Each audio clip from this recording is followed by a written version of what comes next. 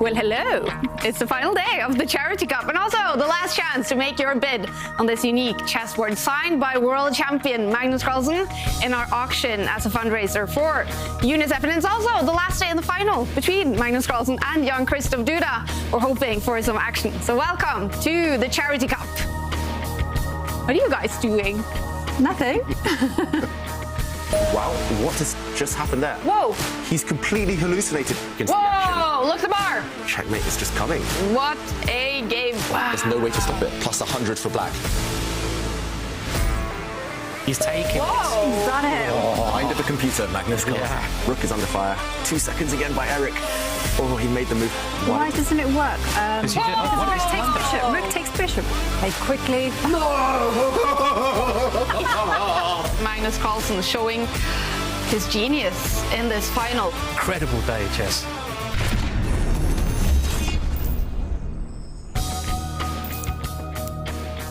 And Magnus Carlsen showed his genius again yesterday. First match in the final. He won 2 games to win that first match against Jan-Krzysztof. And to guide us through now the final day of the Charity Cup, as always, International Master Jan-Krzysztof and Grandmaster David Howell.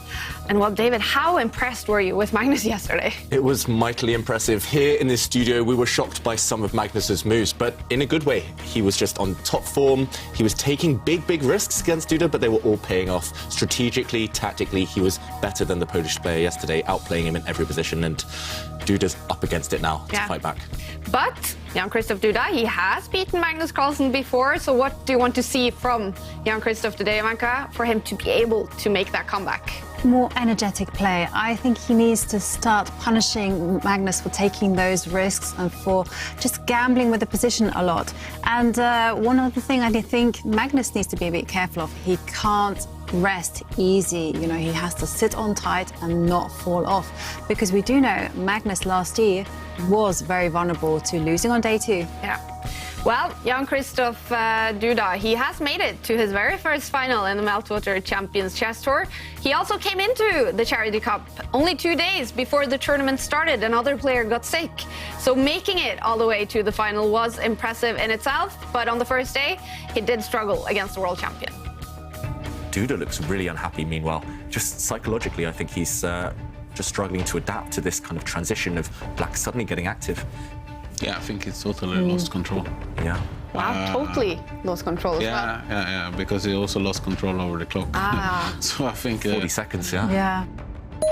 Okay, he brings his bishop forward. Oh, no. There we go. I mean, it's just expected because of the clock, because he's lost control on the position, and that's when blunders happen. They don't just occur out of nothing. Magnus grabs another pawn. He's actually 3 pawns up, and have we just seen Duda resign? I think we have. Magnus takes the win. Oh, wow, okay, Magnus really committing. I'm surprised about this one. He does block things up. I said that strategically, that is risky for white. And there we go, the evaluation bar slightly in black's favor now. Everything is falling suddenly in black's camp. And look at the black queen, meanwhile, offside, not participating. 3 seconds, 2 seconds, he has to make a move. For the bishop. Okay, he goes active, but this is not going to end well. It's not going to work. He's trying for some checkmate. And Magnus doesn't even allow it. Look at that, such control. Magnus shuts the door on any entry for the black rook. And now black really has to get rid of that white bishop. The white bishop's about to take a pawn and win the game, and Duda doesn't even continue. He doesn't try to save it, he resigns. Heartbreak for Jan-Krzysztof Duda. He loses the first match in the final. The last 2 games were exceptionally interesting from a strategic point of view. Unfortunately, neither of us really had enough time to grasp all the subtleties at the critical moment. But nevertheless, it was fascinating. Definitely was a fascinating match. Magnus Carlsen, he won games 2 and 3, and after only 3 games in the first match, he was the winner. And today, second day in the final, will be another best out of 4 rapid games. Jan-Krzysztof Duda, he has to win this match to take it to tie breaks. If Magnus Carlsen wins the 2 first games, it's actually going to be over. He will be the winner of the Charity Cup, but I mean, anything can happen. What do you expect from this last day of the tournament, David? Anything can happen. I do expect Magnus to try really hard in the first couple of games to try and end the day early. But if Duda strikes first, Duda with the white pieces, if he gets the first win, then it is really anyone's game. Yeah. And it'll just depend on whose nerves hold out for the rest of the day. But I think it is essential for Duda. This first game that we will see shortly, he needs to win this one. Otherwise, he's going to face an uphill struggle the rest of the day. Yeah. I mean, Ivanka, last season, the format was a little different. Both quarterfinals, semifinals, and the final were 2-day matches, like the final is this season. And so many times, we actually did see Magnus win the first day Easily. and lose the second day to go to tiebreaks. Yeah, it's almost like he just relaxed and just let his eye off the ball for a second. And he could be feeling the same type of emotions, or maybe even the same type of nerves as he did, you know, just taking it way too easy. Because yesterday he won very, very convincingly. You know, it was, I mean, to be honest, Jan-Krzysztof Duda didn't have a chance. So he'll be feeling very, very confident. And of course, this can be a weakness. And this is why I agree with David. I do think Jan-Krzysztof Duda has to put the world champion under a bit of pressure. Also in the first game with the white pieces. Ooh, it's going to be interesting, you guys. And this, the Charity Cup, is actually the last tournament in the Meltwater Champions Chess Tour before the season's first major, and only the top 8 players on the standings make it to that major, and that starts on April 22nd. We are planning to actually have all 8 players on site in Oslo. Now, you can see that 3 players on the top 8 are Russian players. Obviously, we have no idea what the world looks like in a month. So if they will be able or invited to participate, we don't know. But Jan-Krzysztof Duda, making it to the final, has made it to second place. Magnus Carlsen is on top of the table, and the winner of the final will gain another $10,000. I mean, it's a pretty nice top 8, this.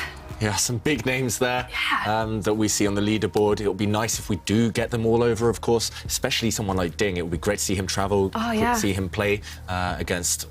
Well, firstly, on site, but against some of the other best players in the world. But it's also nice to see names like Erik Hansen getting a chance. I mean, for him, that's going to be the tournament of a lifetime.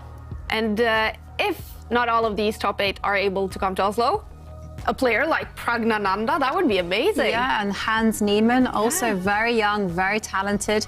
And if more players don't arrive, then it'll be Jordan van Forest. I mean, this will be an incredible lineup of youth against experience. Yeah, that's true. Well, the first major, you guys, in the Meltwater Champions Chess Tour coming up in about a month. Now, this is the Charity Cup. We're, of course, doing charity for UNICEF. This is the last day to donate to the fundraiser for UNICEF. And I got a chance yesterday to talk to James Elder. He's a spokesperson for UNICEF, and he's actually inside Ukraine. In Lviv, western parts of Ukraine, what is it like there now? You know, it's tense. There was an air raid siren again a couple of minutes ago, but as you can see behind me, there's also kids who are not in bunkers, which is great news. This has been sort of the last point where people come as they're seeking to flee Ukraine.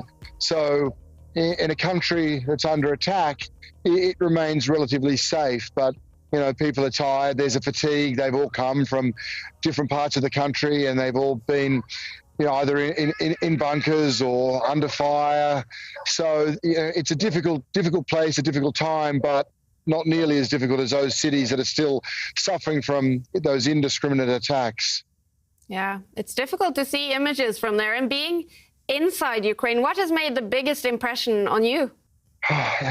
Mothers and children, to be honest, the sea of sorrow when I would either at the border or at the train station, as I'm so constantly watching fathers farewell or husbands farewell wives, this constant sea of sorrow, and fathers sort of get down and crouch and try and explain to their young daughters and sons as to why they're, you know, going to a country they've not heard of and why dad's staying behind.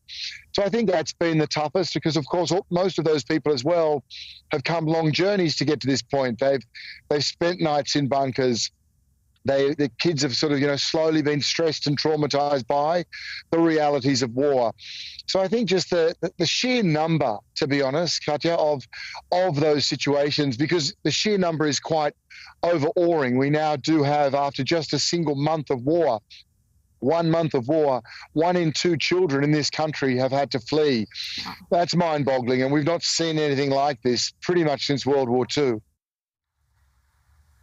Horrible stories from inside Ukraine. We'll hear from James throughout today's show, and we'll keep an eye, as always, on our donation bar for UNICEF. So far, you guys, almost $110,000 thanks to all of you, our viewers around the world, donating to this very important cause. Our goal is $120,000, and we're hoping to make that goal within this last show in the Charity Cup. And how to donate? This is how you donate, you guys. And I really hope people will come together on this final day. Yeah, I do hope so as well. You know, our goal is $120,000 with $10,000 away. And if everyone gets together and one final push, then hopefully we can smash that target and we can give as much help as we can to the people of Ukraine, especially the children. And yeah, you can just go chess24.com/donate. Or use this the QR code. Yeah. And another way to help is maybe to start bidding on our charity chess auctions. Absolutely. We have 2 more items being auctioned out. It's the chessboard signed by world champion Magnus Carlsen. Current bid, $4,000. 3 hours to go to make your bid on this unique historical item. And also there is a signed Earthings device, signed that one as well by Magnus Carlsen. Current bid on that one is $355. Also, 3 hours left to make your bid on that cool item. And the chess community really has come together and shown just fantastic compassion throughout the crisis in Ukraine. And down in the city center of Oslo today, the chess community gathered to fundraise for Ukraine.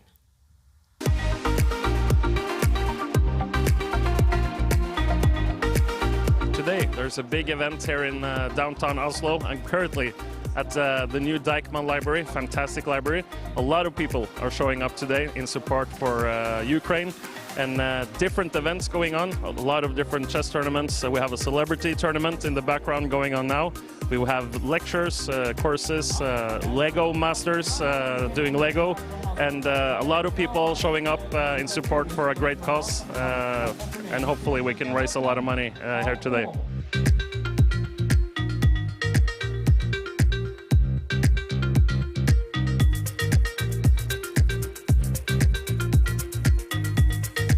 The support has been just fantastic, and we have raised, I heard, 1 million Norwegian kroners, which is really, really great. And yeah, it has been so many people there, just amazing. And tonight in Oslo, Askild is going to be at the Good Night, where this whole party is going to move on to have another chess tournament. And we're going to visit Askild after the first game. Remember, a total of 4 rapid games on this very last day in the tournament to decide the second match in the final. Duda, he has to win the match to take it to tie breaks. And we're also going to have no less than 2 Play Magnus charity challenges today. And as always, we are also asking the viewers to join us on social media. Yeah, absolutely. You know, it's the final day of the Charity Cup, and we want you at home to enjoy the games, enjoy the action. And as always, you can tweet us your move suggestions, your thoughts, and even your selfies. We really like those. Remember to take them in landscape mode. And you can do all this by tweeting us using the hashtag #ChessChamps. All right, yeah, please join in. And the game is about to start, but quickly, I just want to take a look at the tour rating, because that is actually super interesting. Magnus Carlsen has made it to, look at that, 2873. He is so close to 2,900. And just, David, how magical is that 2-9 limit when it comes to rating? That would simply be huge. In classical chess, over-the-board chess, nobody's ever achieved it. Magnus has talked about that as his big goal, and it would feel equally satisfying for Magnus if he can get 2,900 in the tour. Not just that, but opening up a huge gap on everyone else in the world. Wow. For him, for Magnus, that's how he keeps himself motivated with these numbers. More than 100 more rating points than the next one on this list. Jan-Krzysztof Duda, his tour rating is 2747. And on the Fighting Chess Index, Magnus has also shown to play more fighting chess, but that is exactly what Jan-Krzysztof Duda has to do today. He's starting out with the white pieces. So, Jovanka, what do you expect from this first game? I suspect he's going to open with his king's pawn and maybe put Magnus under pressure. But it's difficult to do. Yeah. It is very difficult, but he can only do that by playing kind of main lines and not allowing Magnus to be in his element. And Magnus in his element basically means a slow maneuvering game, which kind of involves some slow pawn pushes where maybe Magnus has the advantage in the long term. I think he has to avoid all that, and he has to be the one that goes forward. And you can just see him nodding there. It seems like he's kind of flexing his muscles. Ooh, this is a good sign. I like this. He's ready for some fighting, some boxing. Mm-hmm. That's a power pose for sure. And Jovanka's right. He needs to be very direct. Yesterday in Magnus's 2 wins that decided the first day of the final, Magnus did just maneuver, and eventually at the right moment he struck. And Duda just seemed a bit lost. He just kind of ran out of ideas. He wasn't able to formulate plans as well as Magnus, and he just couldn't deal with the change of pace of the game. And Jovanka's right, we do open with the king's pawn, 1e4, and that's met by the Sicilian defense by Magnus. Okay, bringing his knight out. This is Magnus's World Championship repertoire from 2018. Okay, the black pawn now pushing forward after white's bishop came I'm not keen on this bishop moving to that square. It's a very viable opening, but I think it falls into Magnus's advantage. He's going to go into some kind of maneuvering game. Maybe he'll get the bishop pair. I don't know. Okay, so this again, one of the most topical openings in chess. All the top players, all the top grandmasters in the world seem to debate this opening with White's bishop coming out. So I understand that Duda's going into something quite fashionable, but as Jovanka mentions, Magnus is not going to be surprised here at all.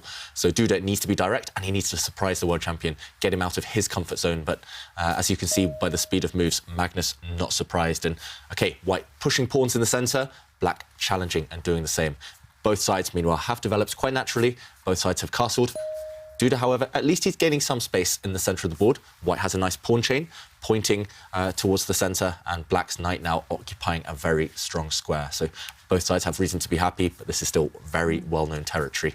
I've seen dozens and dozens of Grandmaster games in this position. White's bishop coming out, just solidifying the centre. White's bishop not so active, just needs to control the central squares. The White pawn chain especially needs to survive if Duda wins this game. And now I'm expecting Magnus to maybe bring his queen out. And a couple of moves here, maybe you can trade a set of pawns first. Yeah, and that trading the pawns is what Magnus played in his game against Fabiano Caruana from Tata Steel 2022, so very recently. And he's confident because he's doing exactly the same. So I like it when grandmasters believe in their opening choices and what they've played earlier. It kind of shows confidence. Now, in that particular game, White actually defended the bishop with the queen by moving it to the square in front of the rook. So it wasn't the main move, though. The main move is actually to play bishop takes knight, which, again, I'm not so sure about because it does fall into Magnus's goal of getting those long-term advantages. Maybe in this one it would be the bishop pair. And we saw yesterday how great he was with the bishop pair, even in close positions. Yeah, actually, you're right there, Jovanka. The 2 wins that Magnus got, both times he obtained the bishop pair. And he's done the same here as well. If you notice, White's light squared bishop now traded itself off for the black knight. And yes, Black has bishops. Currently, the black dark squared bishop a bit blocked in, just staring at a wall of white pawns.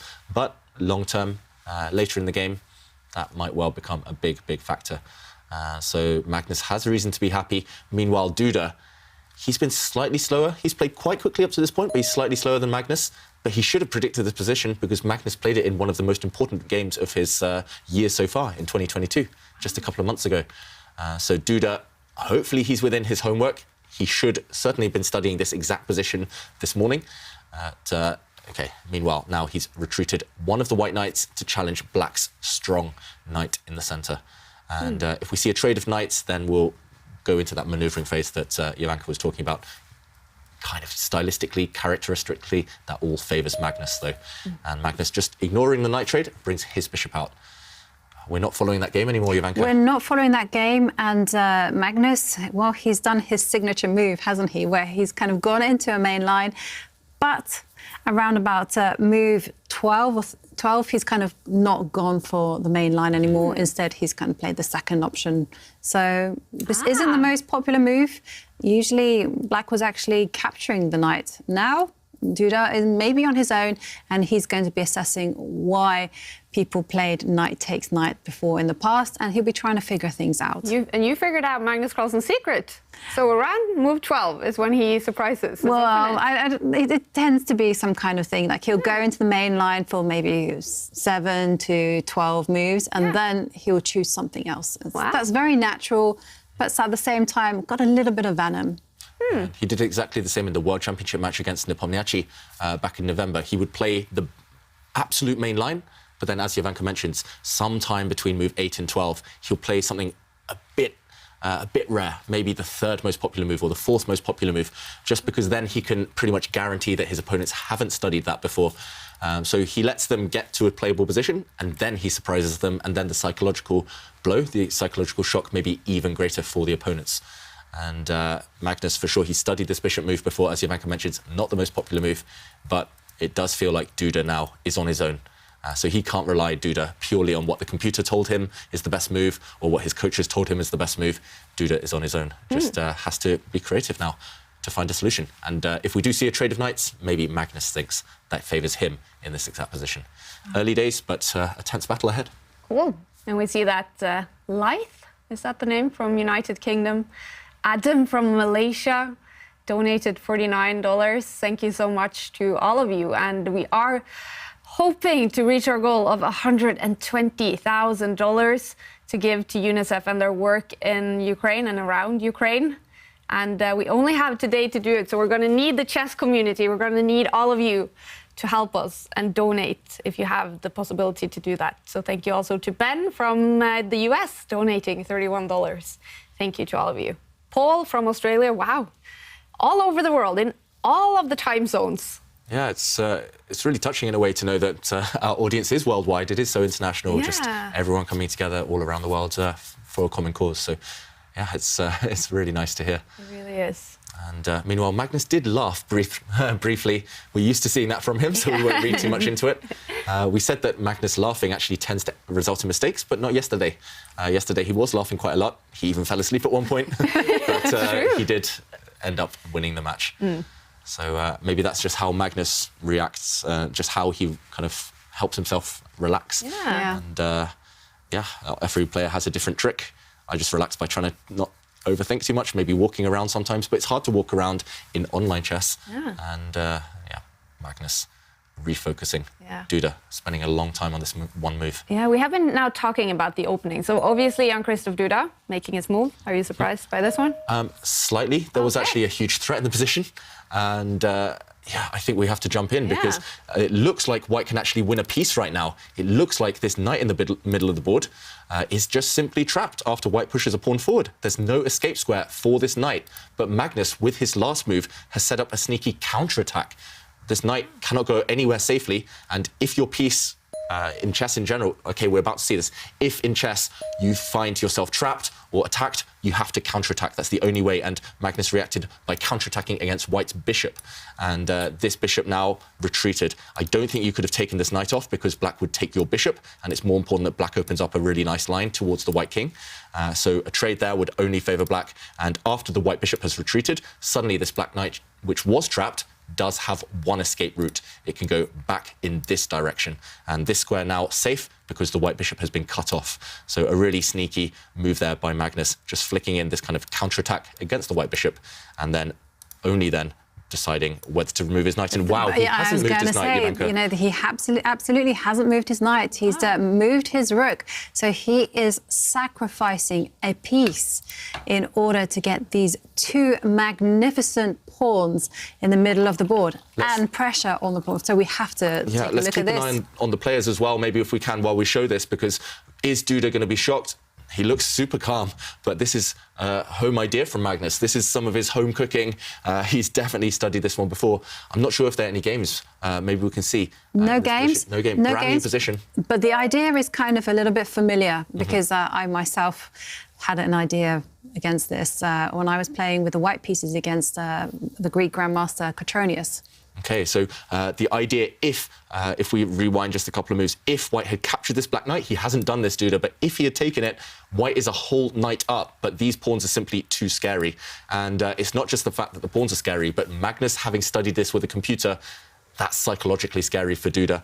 He just felt that these two black pawns were too strong. And instead of capturing immediately, he decides to dodge with his queen, getting out of the eye line of the black rook in case things open up, and now reinstating this threat against the knight. Now the knight is actually threatened 3 times by the pawn and by the white queen and rook. So is it time to retreat now? Or is Magnus going to continue trying to kind of use this piece as bait and trying to lure in Duda to accept it in order to open the position up? The problem is you can't really protect this knight anymore. Maybe you have to take a step back with it.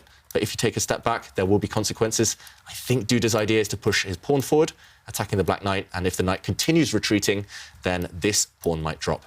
So really interesting struggle right now. Here, black has some compensation for the lost pawn, but is it sufficient? Can Magnus run away with his knight safely, or does he have something else in mind? Can I tell you, I just took a peek at the lines to see whether the computer was recommending that black move the knight, and the answer is no. Wow. The computer is saying, no, it doesn't need to move the knight. Give up the knight. Give it up. And how? And basically he was saying, you know, you can actually develop the dark square bishop, relocate it to a different diagonal in anticipation of white playing pawn takes knight. Another move is maybe to put pressure on white's pawn center by sliding the queen 1 square over to the left. Now? Yeah, no, as an alternative to developing the, manoeuvring the bishop. This position. And finally, another move is actually to basically push the pawn forward on the Alistair A pawn, move her 2 squares, something. But that's not really looked well upon. So instead, the computer says best moves, slide the queen over, or remaneuver the bishop. Okay, and both of these are incredibly difficult to find. That's why Magnus has stopped right now for 2 minutes. His first real think of the game. He's either going to line his queen up with the white king, which is very mysterious, but after pawn takes knight, black does have options, for example, of capturing this white pawn in the centre, because this pawn in the middle is pinned. Remember, it cannot move due to this queen's eye line against the white king, and therefore the pawn can be up for grabs. And this gets really, really complicated. I'm not sure exactly what the idea is, to be honest. It looks very inhuman to me. It's the type of thing computers suggest. This one looks very tempting, but it depends on the follow-up. White's about to capture the black knight, and the question is whether black can continue taking in the centre and maybe just going for some attack very shortly against the white king, just trying to target the white monarch here. I guess the idea maybe is that if white takes this pawn, white is a whole piece up, then black will just block, threatening the white queen, and when the queen retreats, the attack continues. And this is going to be just fireworks on the board if it happens. If Magnus keeps his knight in the centre, it's just going to explode into life, this game.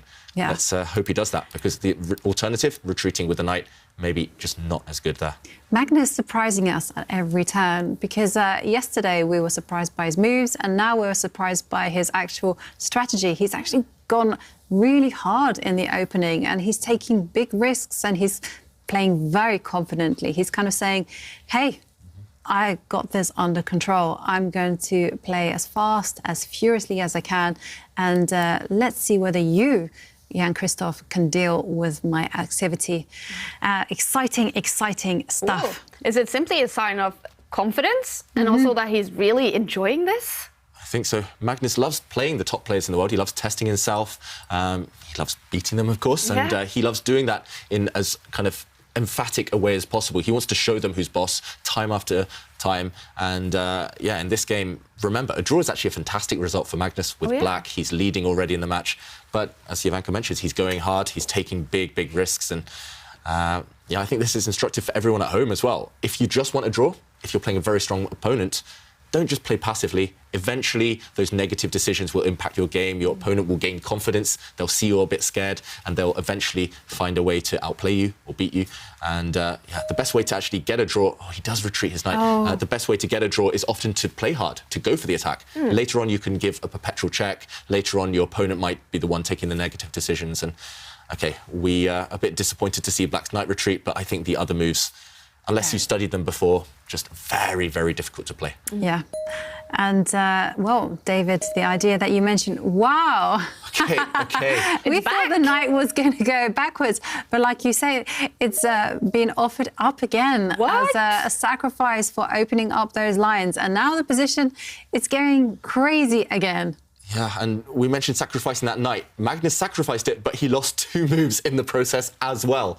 And he did that simply to force white to push the white h-pawn forward 2 squares, hoping that the white king is maybe more loose now, lacks pawn shelter.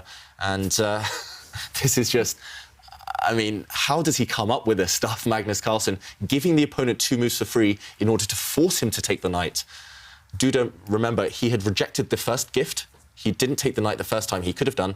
And now Magnus has really forced him to. If that knight wasn't captured on the last turn, the knight would have jumped towards the white king. So, okay, really interesting. And now Duda's problem is if the white queen steps up 2 squares and captures this black pawn in the middle of the board, black's light squared bishop will come and block, forcing the queen away, and then black's remaining pawn will start advancing towards the king. And actually, the white king has no protection around it, no pieces. The white knights are on the wrong side of the board. Yeah, totally. I mean, just look at those pieces on the left, you know, in the words of Mikhail Tal, sleeping. Yeah. So they are not awakened, and whilst you can do that, you should strike while the iron is hot. So an insane game already. And whilst we're waiting for Jan-Krzysztof to think about what he's going to play, we have a few selfies that I'd love to share with you. And one from Abhishek, who said yesterday was this His son's a five-year-old guy's first day at school. I promised to play chess with him every day and post his selfie too, and only then did he agree to go to school. Today's kids know all the tricks. That is true. They know it on and off the chessboard. I have to say that. So a nice picture. And those are some very cool sunglasses, I have to say. They are very cool, yeah. And Jon Frederick Torp sends us greetings from Mexico, and he's rooting for Magnus Carlsen, of course. Ooh, but he should have used the burrito emoji. Oh, did it? I think, wow, look at the evaluation bar, just shot up in Black's favour. Duda could not stand the tension. He took this pawn. We literally just said he couldn't do this. And Duda's shaking his head. He's realising this is a huge mistake because Black, I think, has got a winning attack. And Magnus just instantly blocking this threat of the queen trade with his bishop. We have to jump into the position. Let's keep an eye because we might see a huge reaction. The Black bishop actually jumped in the way. Black could have also pushed a pawn, but Black's bishop has jumped in the way, and now the queen retreats. It's all about this guy. This guy is going to be a battering ram, opening up the white king. Magnus is surely going to throw this pawn forward, and how is this king ever going to survive? I don't think it will. For example, this pawn is actually threatening to move down the board with another check, hitting the white king, hitting the white rook. You have to stop its advance. You either trade it off. OK, Magnus has played this move. You have to trade it off, but then allowing the black rook into your position, attacking the white queen, and when the white queen moves, this is going to be a deadly check. I think this just ends in checkmate. White's king is doomed. The only one I can think of to survive here, Jovanka, is using the white bishop to stop the advance of this pawn. But then after a simple pawn takes pawn, now the black rook is indeed coming in. It's going to slide down and across and round, and it's going to trap this white king. This white king simply has no defenders. And, I mean, it looks like a very simple plan here, but it does take 3 moves. So Duda, his last remaining hope is to bring his knights across to the defence. It's not looking easy. Even if you bring your knight across to stop the black rook using the square, the black queen can attack maybe. She can slide across, coming in, threatening checkmate. It just looks hopeless. This black pawn is just paralysing the white king and looks already winning for the world champion. Wow. Yeah, it does look really, really bad. But OK, we have to be really concrete about this because, you know, if White is able to kind of plan some kind of defence, you know, the king can sit there in the corner, sing Gloria Gaynor's famous tune, I Will Survive. I was inspired by David's The King Will Survive. And, you know, OK, so, I mean, it really is on a threat-by-threat basis. So, like David's highlighted in that particular position, the queen is coming in, so you have to defend that. That's the only move that you can make, so you have to step back with the bishop. And it is horrible and... just to cover the square. It is terrible position. It looks so scary. And all Magnus has to do is just carry on building, unfortunately. Yeah, I mean, he can bring his queen into the attack. He can maybe lift his rook forward, line up the other rook behind it. And, yeah, this bishop in the centre of the board is just a monster. We talked earlier about giving the bishop pair to Magnus. This bishop is just the key piece. It keeps an eye on all the light squares, keeps this pawn alive forever. And I don't think Duda's really going to survive, as Jovanka mentions there, because it just looks too scary. And he's also shaking his head, Duda, hand over his face right now. That's always a bad sign, body language-wise. If a chess player's got their hand over their head like that, it means they hate their position. They don't even want to look at the board. And in the current position, it does feel that way. Duda, lower on the clock as well. He's in huge trouble right now. It's a I major have a question crisis for you about this particular... So you played at this position. Say, let's pretend that we're all Jan-Krzysztof Duda. Would you be angry with yourself or would you be furious? I mean, what I meant is, like, would you be sad? I got the question right. Would you be sad? Sad or furious is what I wanted to ask. But I ended up saying... I would just be shocked. I mean, how often... are you lost with White in 20 moves? Yeah. As a world-class player, that's just... Because it's down to Magnus Carlsen's just... Genius. Would you call it genius, yeah? Yeah. I mean, we'll show it again a bit later on in action replay, but that knight sacrifice... OK, White, meanwhile, bring the bishop across to stop the advance of this black pawn, but that knight sacrifice, maybe we can show it now just because it was just so incredible. We saw White attacking this black knight. It retreated, the white pawn stepped forward, and now this knight simply came back to the centre of the board. Magnus just losing 2 moves, but the whole reason is now he has a safe square for the knight, therefore the knight cannot be allowed to live, and after pawn takes pawn, as we showed, this is the game. Duda here blundering by taking this pawn. It was a very natural blunder, we can't blame him for it, but just that psychological shock, he's not recovering. Actually, I think Magnus could have won on the spot by pushing this pawn forward even stronger, but OK, this bishop move, and if we fast forward to the current position, this one, Magnus, all he needs to do, as we showed, is play pawn takes pawn, and big attack. He could maybe even start with this queen move first. Just trying to use the queen on this diagonal also looks pretty good. Actually, that looks really good. I mean, the whole position just looks very good for Magnus right now. A few very tempting options, bringing the queen into the attack or capturing this pawn, maybe even alternatives there as well. And yeah, let's go back to the players. Duda, he's on the brink. This final might be a very short one, unless he can miraculously save this game now. Yeah, because Magnus just seems unconfident as well. It doesn't seem like he will make a blunder at any point. No, not when he's playing like this. Yeah. Okay.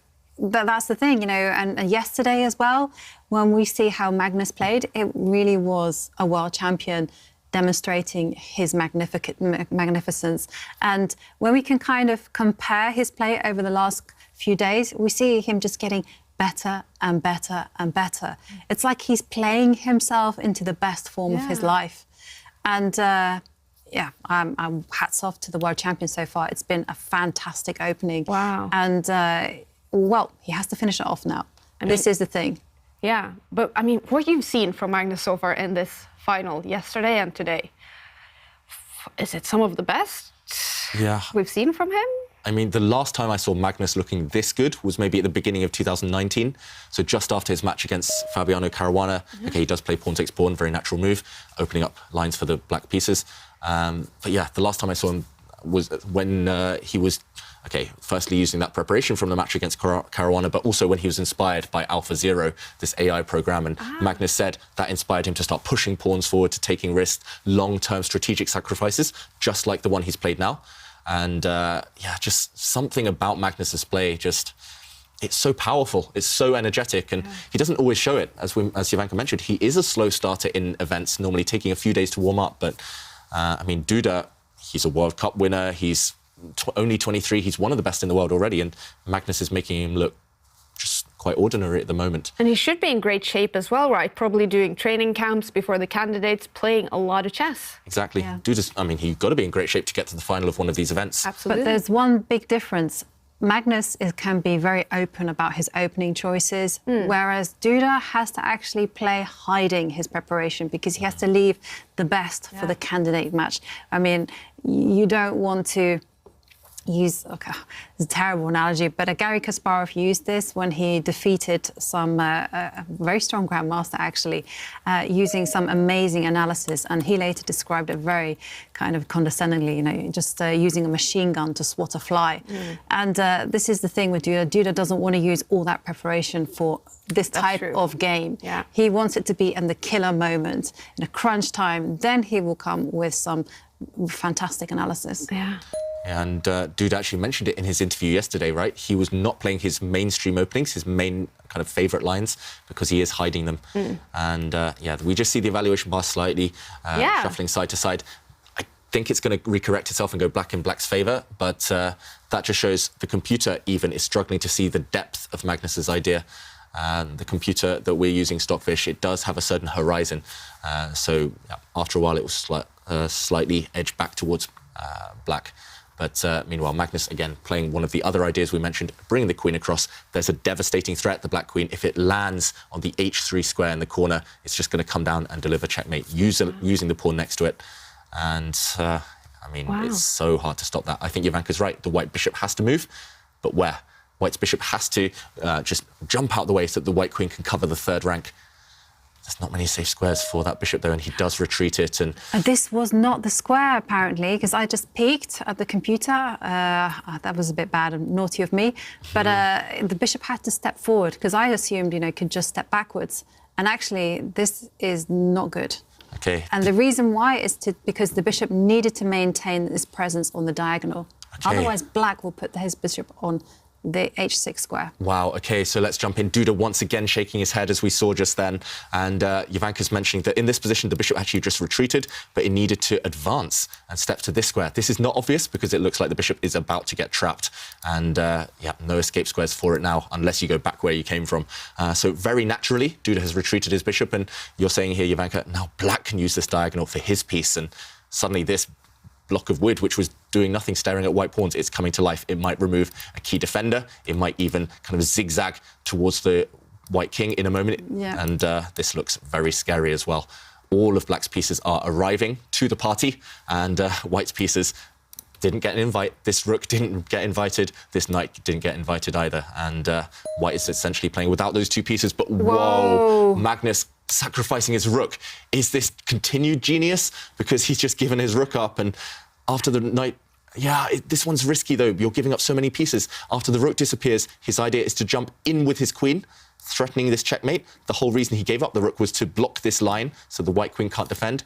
But can you run away? Can you move your bishop out the way in order to create an escape square for the white king? This one is really tense. From Duda's body language, he thinks he's losing. Magnus thinks he's winning, but the evaluation bar says no. The computer making a mockery of us all. Maybe the white bishop can move. I'm trying to decide where. You have to go this way or this way. I'm not sure which one. Maybe this way. And yes, you give up your bishop, but you do create an escape square for your king. Magnus is a rook and a knight down. So if he survives, Duda, then he has a material advantage. I think Magnus just trying to be too flashy there. I like Jovanka's simple approach. Just bring another piece into the game. Later, the attack for sure will work. You just got to time it correctly. Instead, Magnus going for the attack now, but it might rebound. It might backfire. The knight can safely take this rook. And after the black queen jumps in, the white bishop is going to move. And whoa, okay, Duda panicking. He gives up his queen, but this is not going to save the game. After the queen is captured, he's a whole queen down, and he's facing a withering attack. This is going to threaten checkmate, and the black queen attacking the white knight. This one is just going to be game over. The white knight has to retreat now and block. But Jovanka, it's time for your maneuver. Yeah. Bring the bishop in. Bring the bishop in, and it's going. That's really deadly. There's nothing to be done, actually. A queen is always better than no queen. And here, Magnus has the queen and the attack. Let's go back to the players. Magnus about to win.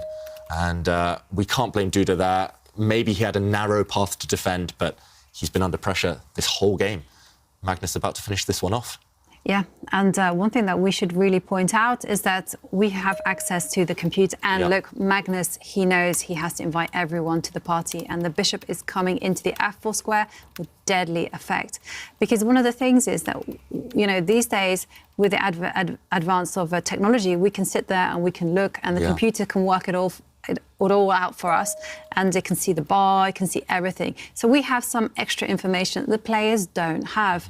And the position was wild, and what to say, I agree. I mean, it's very easy to panic in these type of situations. And Magnus, he's relentless. Look at him, you know, he's determined to put that bishop on the killer f4 square. And that black rook was the only piece not attacking. Now it is attacking, not just bringing the bishop in, also black's rook trying to get rid of white's bishop. White's king is overworked, defending two pieces. Yeah, like Jovanka said, just having access even just to the evaluation bar is essential for us. We saw that black's attack was very strong, but then just for one move, Duda could have survived, but he doesn't know that. He would have been feeling that black's attack was strong the whole time, and that's why he's been shaking his head. He didn't look for the resources, the defensive resources, because he didn't know they were there. We knew that they were there because of the evaluation bar, and now, okay, he's bringing his rook across, but he's shaking his head. He knows that this game is pretty much gone. Black has, so many winning moves now. Two of them would include bringing the black bishop in to attack that white knight in the corner, and the other one maybe using the black rook, taking the white bishop off. Take the bishop off. That to me is looks good. Is there anything to... I mean, that looks good as well. I mean, the only thing that I can see is that white could block the rook, block the pawn, is what I want to say. OK, just to show this one, because there are a couple of variations here. The moves we're looking for black, two killer moves here, bring the bishop in, attacking this white knight. And this white knight, remember, cannot move. If it jumps out the way, then this ends in checkmate. So here, you have to get rid of this bishop. White will have to take. But if we do a quick material count, black has a queen for 3 white pieces, for white's knight and bishop. But although 3 pieces is the same value as a queen, white is just doomed here. The white king is just too much of a target, has no pawns around it to protect, and black still has an attack threatening to take this bishop, for example. So this would win for Magnus. He's just working out whether that is simpler than capturing the white bishop. This is another path to victory, because after the king takes, suddenly the knight has no protection, and black is threatening to make another queen with a discover check. White has to block, but again, the king is too open, and we actually have this position on the board now. Among the winning moves would be maybe stepping back with the black queen, just because you have the killer threat of jumping back with a check and with a double attack. White's king cannot save its 2 rooks. It feels like white's position is just too loose here. I think he has actually played this killer threat of queen check, winning the white rook. No way to survive now. If you step back with the rook, for example, the bishop can start coming in, and this is going to be game over soon. Pawns are dropping. It's just too open now, the white king. Magnus on the brink of a victory. Wow. Yeah, incredible game by Magnus, and all due to the opening. Wow. Yeah, and some fantastic play by Magnus Carlsen. Now, if Magnus wins this, he could actually decide the final in the next game if he wins that as well.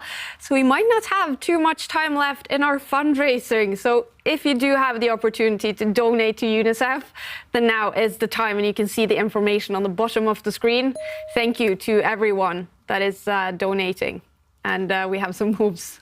Yeah, and what a move. Look at Magnus's full board awareness. He's been attacking the white king the whole time, and then just quietly, suddenly, he switches his attentions to the other side of the board. And look at this black pawn. It's just marching down to dislodge the white knight. White's knight looks like it's an innocent bystander, not doing anything, but it is defending white's central pawns. And, OK, after black's pawn disappears, the black pawn dislodging the knight will end in all of white's pawns now falling off the board. The white knight has to move away, and then black's going to step up with the black queen, capture one pawn with a check. We're going to see this in action, actually. Black's going to take one pawn with check, then black's queen is next after the white king moves, going to grab white's central pawn, and just like dominoes, they're all falling. It's actually virtually level material right now. Black's queen kind of balancing out the two white rooks, but the black queen's so much more powerful than white's pieces, and there we go. Another pawn falls. Black's queen attacking two pawns now. One of those other pawns will fall. It's just kind of a cleaning up job here, as they say. It's still slightly messy, so you just got to clean things up, take off all your opponent's pawns, and slowly but surely it's a win for black. Yeah, and I mean, not only does black have extra material, but also when you judge these type of positions with rooks against queens, then you also have to judge king safety. So if either side has an unsafe king, then it means that you're vulnerable. And take a look at white's king out in the open. Oh, and another pawn fell. Bad news. Yeah. Even bad news for Duda. It keeps coming. I mean, but he is trying, you know. He is also reminding Magnus that black also has an unsafe king if given the opportunity. But Magnus is relentless. He's centralizing the queen. Best square for such a piece. Centre of the board is always good for queens. Just look how many squares this queen controls. White's rooks cannot actually kick her off using the central line because the d2 square that the white rooks both want to use to attack the black queen is actually covered by black's bishop. So this is also a good strategy. A queen on light squares, a bishop on dark squares. Together, they just control the whole board. And white does have one check. White's rook can come up to the top of the board, checking the black king. But the black king is hiding safely behind its own pawns. It'll just move off the back rank and nothing else to do. White has run out of pawns here, simply. It's 5 pawns versus 2. And slowly but surely, as mentioned, black's pawns are going to march down this side, maybe march down the other side of the board. The white rooks eventually will be overstretched. And Duda is looking that far into the future. He sees long-term, he's got no chance. So unless there's a trick now, starting with a check, then he might even throw in the towel and resign this game. Yeah. But OK, that check simply met by a king advance. What else can he try? Maybe the white rook can come down to the 7th rank, try to attack some pawns. But that can be easily defended as well by Magnus. Also running out of time here, Duda. Yeah, running out of time, he improves the white king, but now the white knight is pinned. This is the problem. No matter where you put the white king, there are downsides. The white knight now stuck because black's queen on a nice diagonal, and it's time for Magnus's pawns to start rolling. Maybe he'll improve the black bishop first. Yeah. Spoil for choice. Totally. I mean, I would be tempting just to push my b-pawn, push it up 2 squares, and then threaten to promote Alice into a lovely new queen. Yeah. Looks like on his body language he is getting ready to resign, though, Jan-Krzysztof Duda, and that will be dramatic. Now remember, we also have the auction that will be finished today. This unique signed chessboard by world champion Magnus Carlsen is up for grabs. Current bid $4,000, and well, not a lot of time left to make your bid. And remember, there's also a signed Airthings device by Magnus Carlsen on that auction site, cctauction.com. Current bid on that one, $375. Both of them signed by the player who could be about to win the Charity Cup.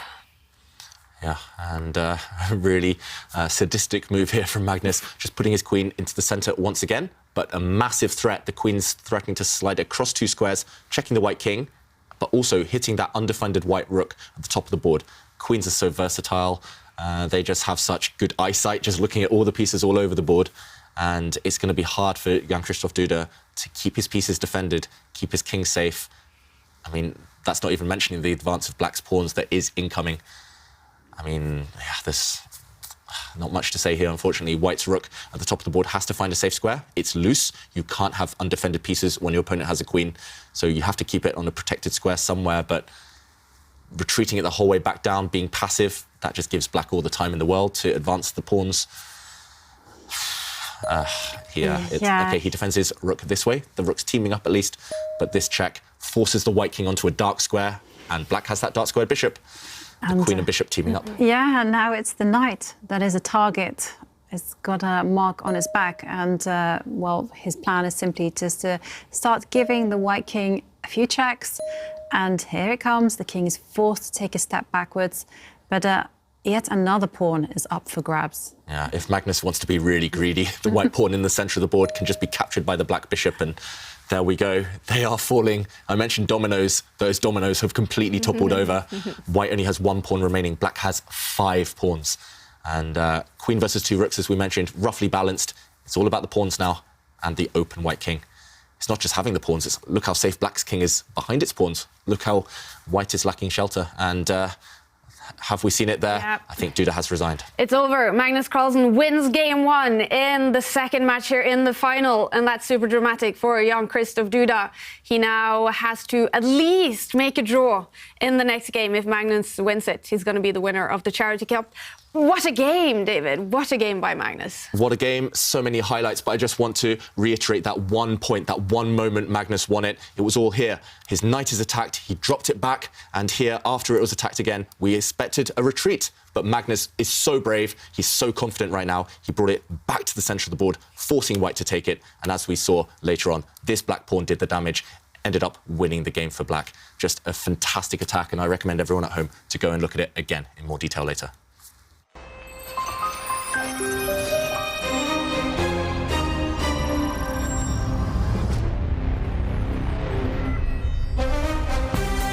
In 14 minutes, Magnus Carlsen can decide the final with the white pieces. If he wins that game, he will be the winner of the Charity Cup. Now, yesterday, we recorded another Play Magnus charity challenge, and let's see how much money our next contestant can raise for UNICEF. We are super excited now because we're going to have another Play Magnus charity challenge. And we're joined by Johan from Julius Baer. Welcome to our chess show. Yes, thank you. Thank you. Good afternoon. Very nice to have you here. And, well, Julius Baer is actually a founding partner of the Meltwater Champions Chess Tour. So why have you decided to partner up and work with chess? Yes, correct. Julius Baer is one of the founding partners of the Champions Chess Tour and the international reference in wealth management. We believe in chess potential to develop skills such as critical thinking, problem solving, and time management. And there are similarities between Julius Baer and Chess24. Both are adapting to trends that will shape our future. Definitely. And Johan, it's great to have you here with us. Can I ask, what's your experience with chess, and do you have any goals in today's challenge? Yes, my experience, I'm a club player. I have a ranking 2100 Elo. I love online chess playing, and especially Blitz and Bullet.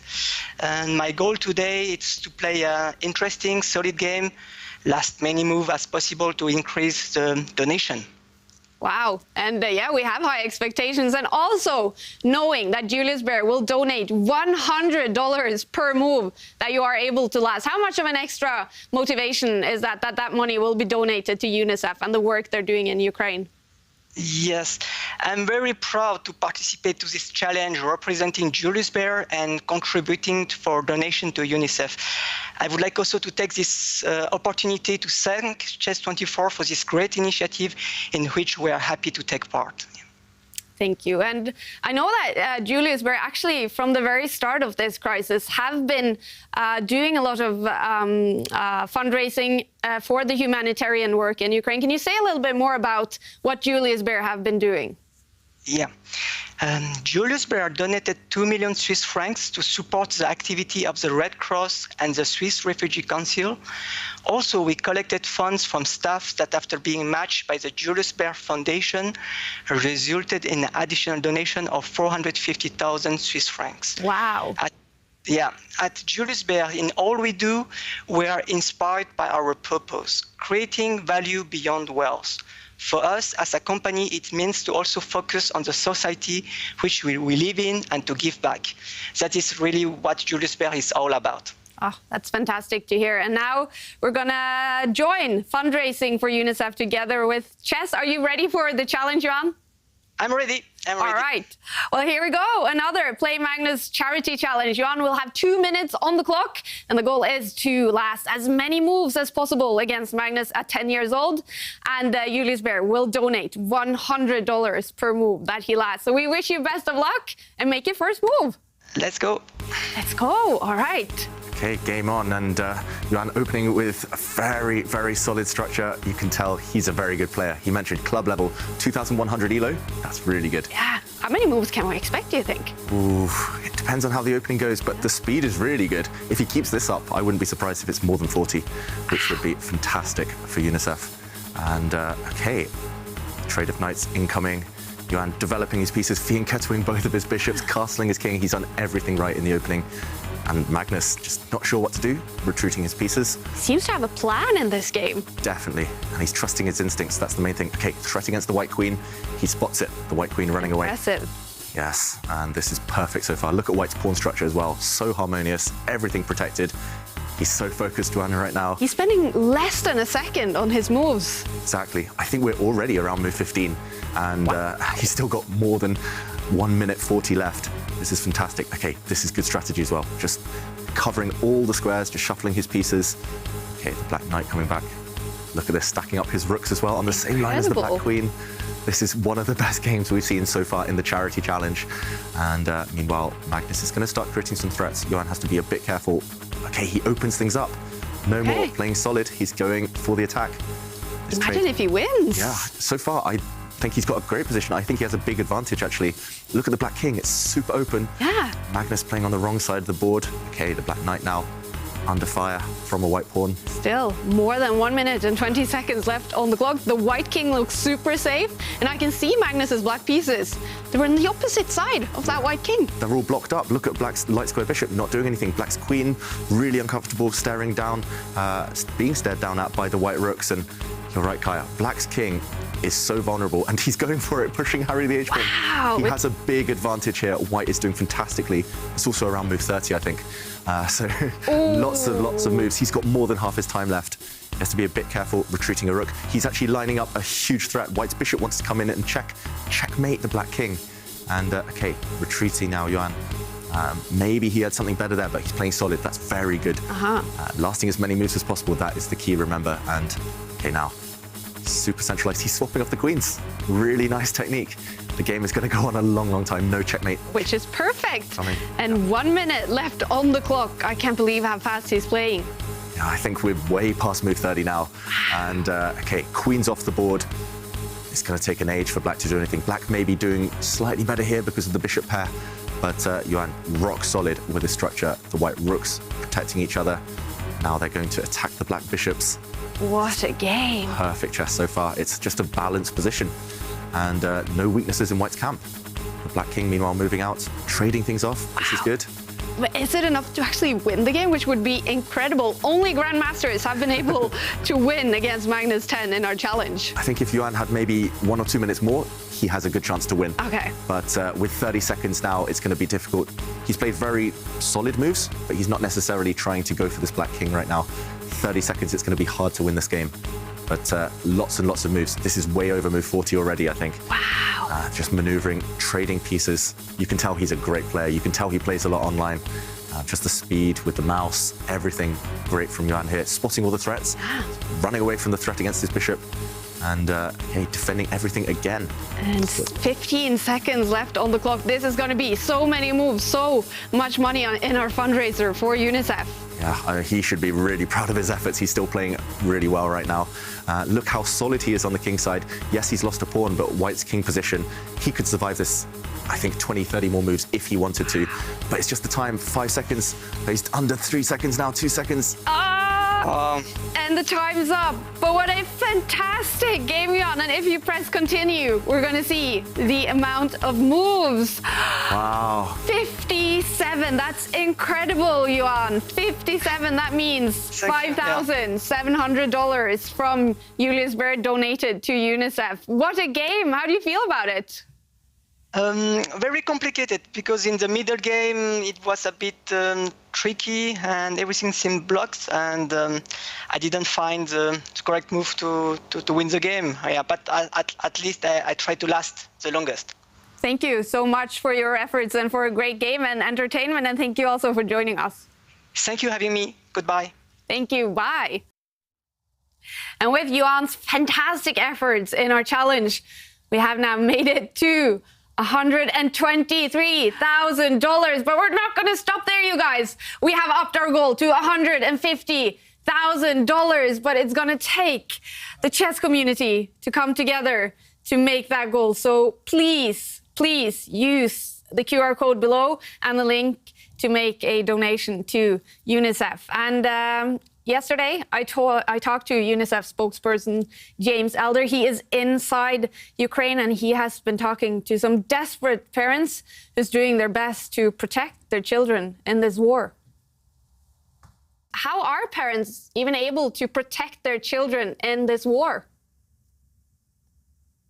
Well, exactly. I mean, I've spoken to mothers who have lay across their children in a bunker to try and add almost another layer of protection, because the shelling has been so close, and sometimes windows will shatter and they think that they lie across them. I mean, it's madness when it comes to that. Bunkers, of course, but a lot of bunkers are really basements. Some of them are underground car parks. So, and a lot of them, unfortunately, parents are deciding the only way to protect their children is to leave the country.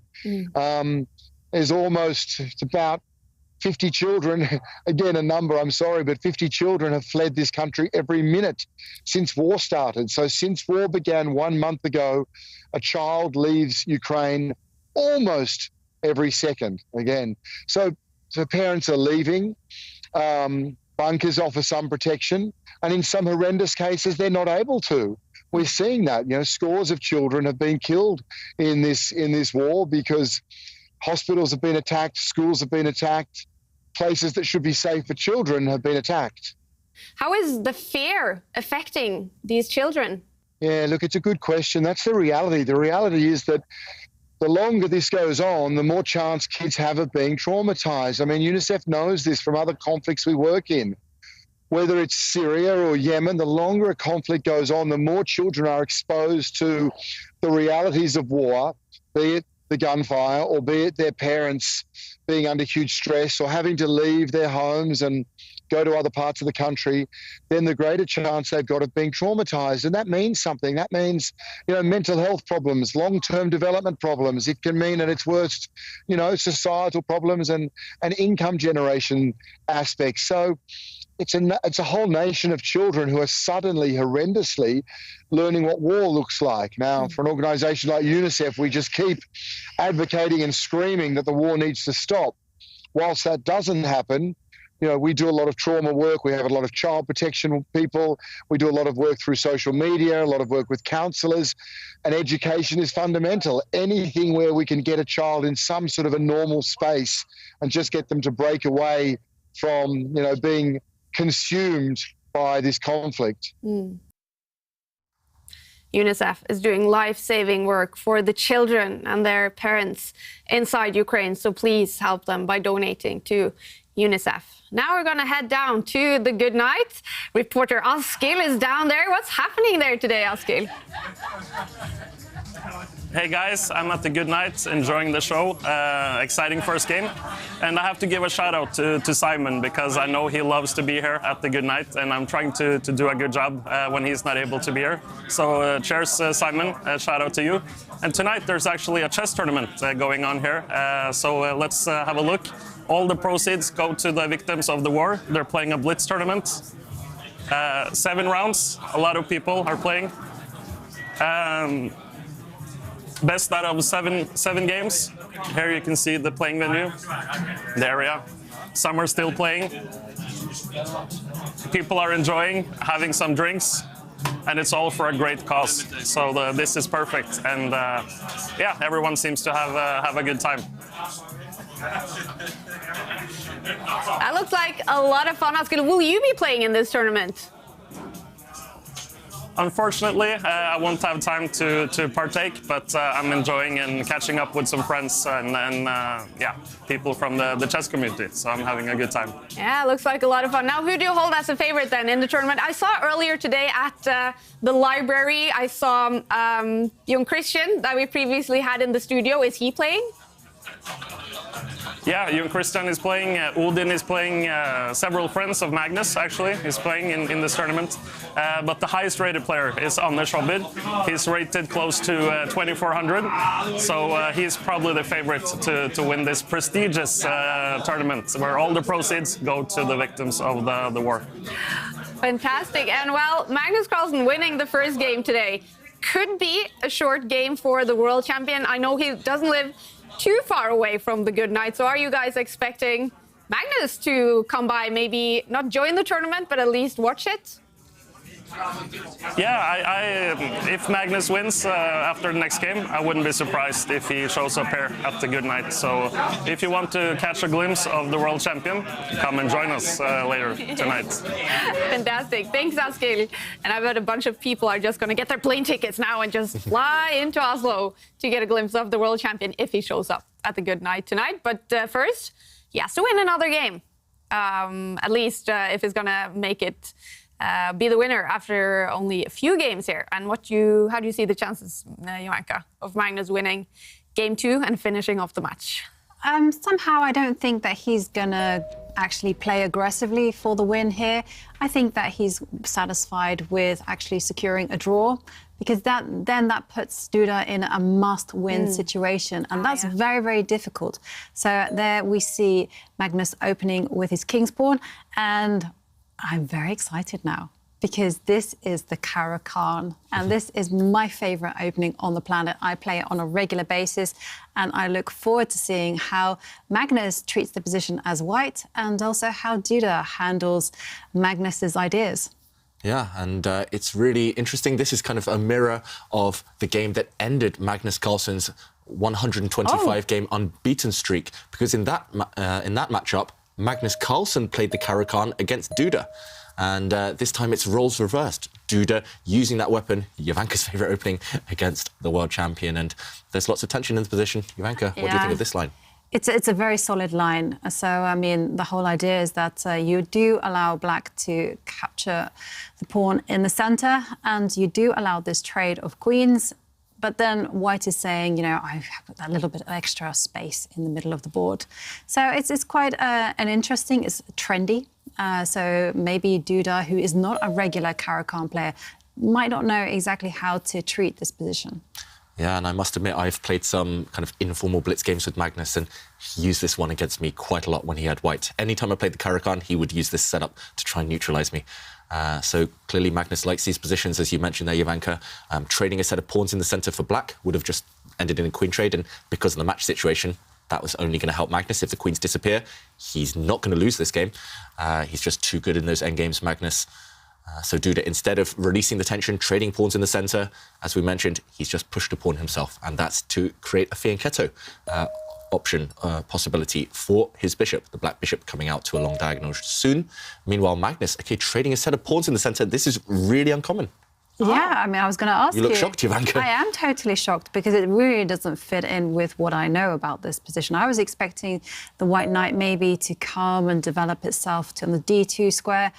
That's just losing time. Yeah. And interesting. Did he do this to you?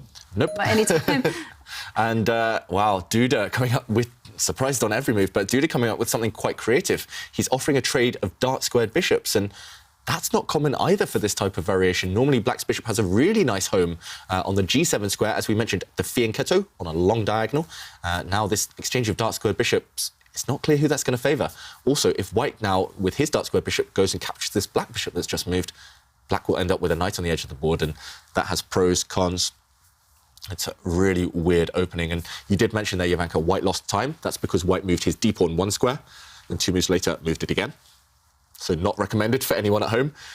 Not recommended at any level, actually, unless you're the world champion and you can get away with things. But yeah, very, very surprising. Normally, White's main move by far is to actually step forward with the other pawn in the centre of the board earlier, once Black prepares the fianchetto. So yeah, Magnus now, the computer likes his position, says +1, but slightly over-enthusiastic, it feels like, because this is still relatively standard, just with a weird move order to reach this position.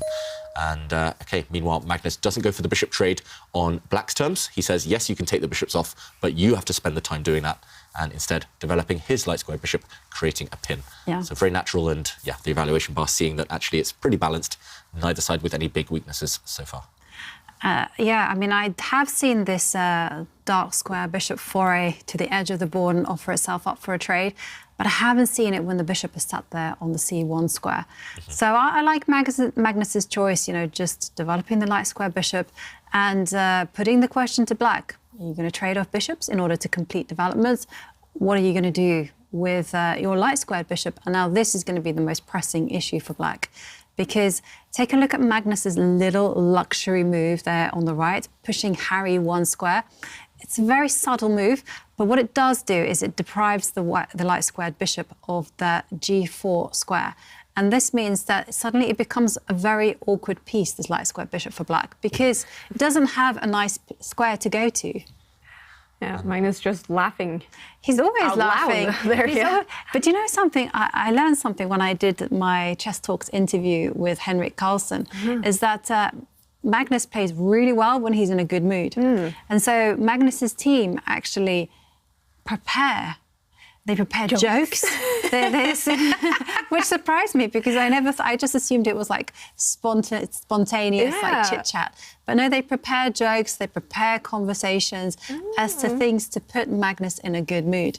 And it was also really interesting that they said that Magnus last year became an uncle, and Magnus's little nephew joined them in the World Championship match. And he said that it was really lovely to have an infant there because this infant, you know, brings such innocence and enthusiasm. So whenever it was a difficult game for Magnus, he could just play with this little kid, and his shoulders would sink down, and he could relax. Yeah, that's nice. All right, well, in this game, it's a must-not-lose situation for Jan-Krzysztof Duda. And if Magnus wins it, it's over. He will be the winner of the Charity Cup. At this position, though, does it, you know, often become winning for White or Black? It can do, but that happens much later on. So this type of opening, it just, to me, it shows that Magnus wants to just survive the opening, not allow Jan-Krzysztof any activity. Now, if you look at Black's pieces, half of them are still asleep. Black's king's still in the centre, and it's just hard to open up lines as well. No matter which pawn pushes in the centre Black goes for, we'll just see some trades, and that definitely isn't what Duda wants. So, OK, meanwhile, Duda attacking White's light squared bishop, a bit of a committal decision, but to me it says, OK, it's a bit slow. This pawn push, ignoring piece development, Magnus now can trade off his bishop for a black knight. Not what he likes to do. Remember, we talked about the bishop pair earlier. Magnus preferring bishops over knights, usually. But White gains a lot of time if he does just capture this black knight. Then White has another move to maybe plant the white knight in the centre of the board, bring White's rook opposite the black king. Lots of tempting moves here for Magnus. And, yeah, either way, it's still very early days, but it looks like Magnus has got a very safe, stable, harmonious position, and it is becoming about manoeuvring. We mentioned that favours the world champion. At least it did yesterday. And Duda just unable to get the type of active, chaotic, kind of imbalanced position where he really thrives. So, yeah, it looks like decent strategy, decent choice in a situation where Magnus is happy with a draw. Would love to get a win, of course, but not losing is the key for Magnus. I think he's chosen well in the opening. Duda, meanwhile, you can tell on his body language, okay, Magnus choosing to keep his bishops, very characteristic of him, but you can tell on Duda's body language, he's not that excited by his position. He knows it's okay. Black is not losing, Black's not in any trouble yet, but it's just not his type of style, really. And look at that, Uda from Studio Oslo, our graphics operator, donated $16. Thank you, Uda. Uda is also the one making sure we have all this graphics up on the screen. So thank you for that as well, Uda. And if this is the last game, well, then we don't have a lot of time to make our $150,000 goal. So if you as well have the possibility to donate to UNICEF's life-saving work in Ukraine, then please do so. And look at that, Stefan from the US donated $205. Thank you so much. I got very excited. Yeah, I got a little excited. I see the bar going up, our donation bar. It's incredible, you guys. So thank you for the chess community just coming together in this crisis. And it's going to be exciting now to follow that donation bar throughout the rest of today, however long it will be. We do have another move. We do have another move, and Duda not really dealing with the problem of the Black King.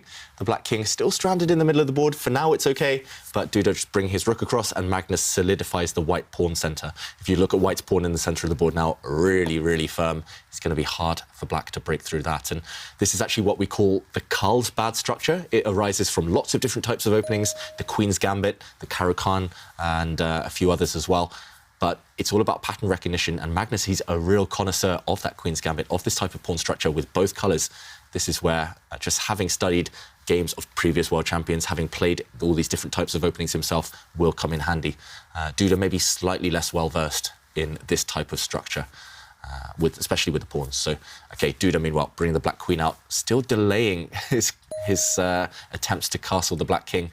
But, it's getting risky for him. It is getting risky. I have to say, I don't really like the way Duda has handled this position. Seems a bit uncertain. Definitely, because the more he delays taking a decision with his dark square bishop, the more white has just improved the position. You know, the rook is now opposite the king, danger, and I don't see what the Black Queen is doing and the Black Rook is doing. Maybe it didn't even want to be there. I mean, I think it's just way too soon to take those type of decisions. King safety is what matters. And yeah, it's just, I don't know. I'm a big Caro-Kann fan, but I don't think this is the way to play it. Yeah. I'm such a big fan of the Caro-Kann. I went and I bought myself a Caro-Kann jumper from the Chess24 shop. Ah, that's cool. And I was standing outside in my hotel during the show.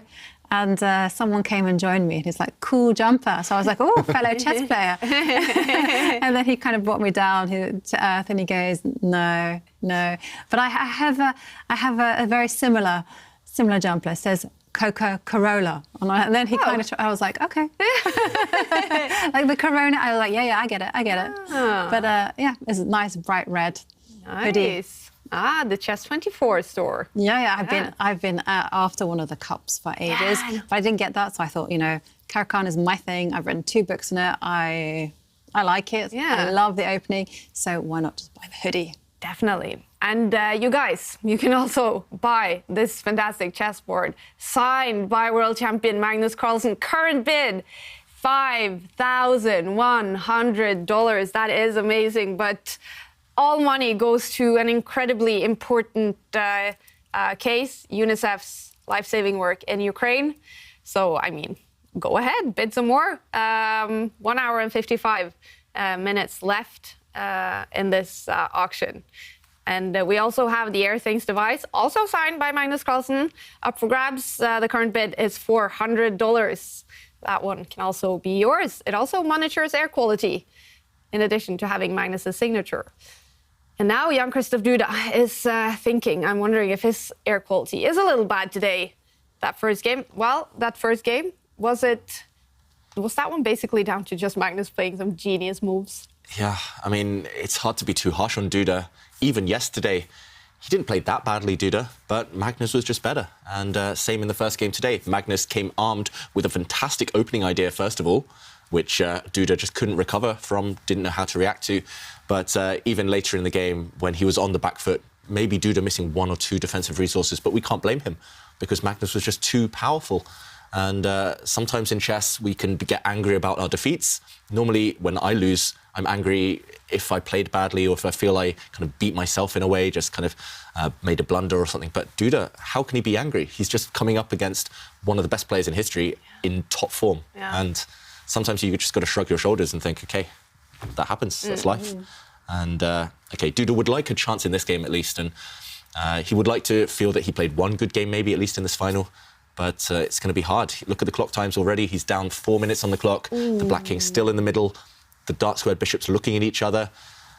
Maybe we have to jump in to show why he's thinking so long and why 2 Kairakhan opening players here, myself and Jovanka, are maybe biased towards white, which doesn't feel right. It's all because of this Black King. It's still stuck in the middle. As Jovanka mentioned, eyed up by the white rook indirectly. It's going to be feeling a bit uncomfortable there, but it is this tension between the 2 bishops. I mentioned putting the bishop on this square, putting Black's bishop out here is quite creative. It's imaginative, but the problem is, if you don't capture the white bishop, then what's it doing here? It means that the Black knight is stuck defending it at the top of the board. If you do trade, however, then the downside is after you do finally develop your knight, wanting to castle your king, of course, then White's queen can get aggressive. You've actually helped White's queen improve herself because look at this diagonal. She completely dominates the dark squares now and she can actually jump into the black position using the squares that the black bishop has vacated. And there are so many weaknesses. She's going to sneak in, attack this rook maybe. The Black King cannot castle now. You cannot castle through check. The White Queen covers the square next to the Black King, and this only helps White. So Duda trying to delay this decision. He's hoping that White is the one to capture the bishops on Black's terms, and actually he's just pushed his pawn forward. But this loses a lot more time, and also, how is this bishop feeling about this last pawn move? The bishop trapped behind the white squared pawns. And yeah, he's hoping Magnus trades these bishops because now the Black Knight might actually... the Black Knight might jump into the centre. It actually finds active squares, but Magnus isn't going to allow that. Exactly what he's done. Magnus is going to continue delaying that decision, and in the current position, he just brings his knight out. Black brings the knight out too, now that this diagonal is blocked, but Magnus is going to start gravitating his pieces maybe towards the king side, towards the right side of the board. OK, he actually goes in the other direction with this knight at least, but this tension opened up once more. If you trade as Black, then this White Queen is going to sneak into all the dark squares. You cannot trade. That means you must lose more time. And I'm expecting Duda to just go back and admit he lost a move with this whole maneuver. He came out, but then he has to retreat now back to this square. You have to keep the dark squares defended. And one of the plans that White often utilizes is actually to stick a knight in the middle of the board. And I'm thinking, could the white knights jump there and then maybe even put itself one square back and do some zigzag motion just so it can get itself over to the e5 square. And then once a knight arrives on the e5 square, it's normally a launch pad for even more attacks on the right side. Yeah, and it's not just that, Jovanka, I love your move because you support the white bishop coming out. You defend this square with the knight and you gain even more time against the Black Queen. We mentioned Duda maybe not familiar with this opening, or at least this setup, because he's put his bishop, OK, he retreated it now, but he put his bishop out on a square, then he had to step it back. He lost time. He lost one move there. He put his queen on a square where she's about to get hit maybe by the bishop. He's going to have to lose more time with the queen. Also, this rook, what's it doing here? Yes, it's a semi-open file, but it's staring at its own pieces. He lost time there, and also he's put his bishop behind his own pawns, and that is not good strategy in general. So Magnus now, he's got this really nice option of dropping his knight back. He doesn't need to start with that. Maybe he could bring his bishop out. Lots of options. You could even make an argument for pushing pawns. That's Magnus, very type of thematic move from him. He always goes for these types of pawn pushes. It's just really pleasant for white. The evaluation bar says plus 1.6. That feels slightly, slightly too much, overestimating white's chances, but it's just that pleasant for white. Black has no active ideas. You can't push pawns really on this side of the board. It's just too slow, and pushing in the center would only get captured. And OK, Magnus instead using this square for his bishop, just opening up the white rook on this line, and it's very one-sided traffic. We're about to see Magnus maybe even launch this pawn out the board, going for the Black King. It just looks like the worst possible version of this opening for Black. And let's go back to the players, because Duda, with the clock situation as well, still facing that uphill struggle. Maybe he's just trying to surprise Magnus with all these weird piece placements. trying to get Magnus out of his kind of opening book, especially wanting to win now, Duda, to equalise today's score. But it feels like he's just been a bit too creative. And as mentioned, all of those small, tiny factors, they build up, they add up into a solid, safe advantage for White. Yeah, very safe. And yeah, we really don't like this position. And I love your suggestion of stepping forward with Harry and beginning everything, beginning the attack. And what is Black going to do? I mean, Black's traditional plan in all this is basically to hold the right side of the board. You want to be as defensive as you can over there. And once you've traded off a few of the attackers, then you kind of want to concentrate on opening a line on the left side of the board. But you can't trade attackers. This is the big problem. And instead, Black is just sitting there with no space. Black is in danger of getting suffocated here. Yeah, and look at this. Duda's lost another move. His rook moved across to the square it previously sat on. That was a few moves ago. And it's moved again. Oh, I just think he doesn't know where the pieces belong. And this shows maybe a lack of experience in this type of pawn structure. But it also just shows maybe he's nervous or just frustrated by the fact that today has not gone well for him. Yesterday did not go well for him. So Duda losing tempi with his bishop and with his rook, and Magnus trading off Black's seemingly bad bishop, but he's getting the bishop pair. Yeah, I was going to say, what do you think about this decision to trade the bad bishop? I kind of liked it, actually, because, like you say, get the bishop pair, and you always have that idea of just softening up the right side by pushing Harry a little bit, and you can also maximise the dark square bishop. That's going to get developed at any time soon. Yeah, very, very nice play by Magnus, and Magnus stepping forward with his queen. And in fact, Magnus doesn't even need to play ambitiously either, because this is a solid position, and a draw is also good enough, because it forces Duda in a must-win situation. And to me, I'm looking at the cameras, I'm just thinking that Duda looks a little bit sad. Yeah. And I had an interesting chat this morning over at breakfast with Swedish Grandmaster Pontus Carlsen, and we were discussing emotions in chess. And we kind of agreed that if you feel angry during the game because you've made a blunder, that is actually an emotion that could potentially help you. It could give you a bit of fire. But if you feel sadness, chances are it will never help. You'll just feel more and more despondent about your position, and you will begin just to crack. Yeah, you do begin to crack, and it does feel like that way for Duda. Also, I mean, he hasn't had to make any big decisions. He hasn't had to calculate a single variation, really, in this whole game so far, up to move 17. But he has spent 10 minutes on the clock, under 5 minutes. And the only questions he's had to answer are where to put the black pieces. And he's done OK. Yes, he lost a bit of time in the process. I was critical there. But it's just the clock times. It shows how sad he is, how despondent, how he's lost faith, I think, Duda. He doesn't believe he can beat Magnus, at least in this match. And that's not a good sign, as Jovanka mentions. And White has a very clear-cut plan. Firstly, White is rock solid. It's hard to break through for Black or do anything productive as Black. But White's plan of marching the H-pawn forward towards the Black king, softening up there, I mean, that is very one-sided. And just as I say it, White does advance that pawn forward. This is just typical. I mean, Jovanka mentioned it, I mentioned it. This is pattern recognition. This idea happens all the time for White in other different openings as well. Meanwhile, Duda struggling to come up with ideas as Black. He has, however, played his rook across one square, moving his rook for the 4th time this game already. 4 out of his first 18 moves were with this Black rook. But he does have an idea. And now he wants to explode open the centre. He wants to push the Black e-pawn forward. So finally, Duda stumbles across a plan, but it took him a long, long time. Magnus now has one question to answer, and that's what to do against this pawn push. If Black had waited any longer, then White simply, as mentioned, going to step forward with this pawn, maybe even, say, we give a move to Black, going to push this pawn forward and step forward with the White king, bring the rook over and go for checkmate on this line. But at least Duda is hinting at doing something. And it's quite thematic as well. It's quite typical. If your opponent plays on the wing, you should counter in the centre. So Black now preparing, and Magnus does play on the wing. He pushes this pawn forward. I think Duda has to break out with the pawn in the middle before it's too late, either now or on the next turn. At least if you push forward in the centre, you can try and exchange some pieces off, maybe exchange some knights, maybe even exchange a set of rooks later on. And if pieces disappear, White's attack on this side is going to be far less scary. So, OK, I at least like Duda's plan now. At least his last move, bringing the black rook across, makes a lot of sense because he's about to open up the position and his piece is suddenly not that badly placed. And there we go, the pawn does push. Yeah, good decision by Duda. And it's nice to see him finally with an active plan. And I'm expecting after the knight captures the pawn, I'm expecting Magnus to finally develop the dark squared bishop. The rooks do need to be connected.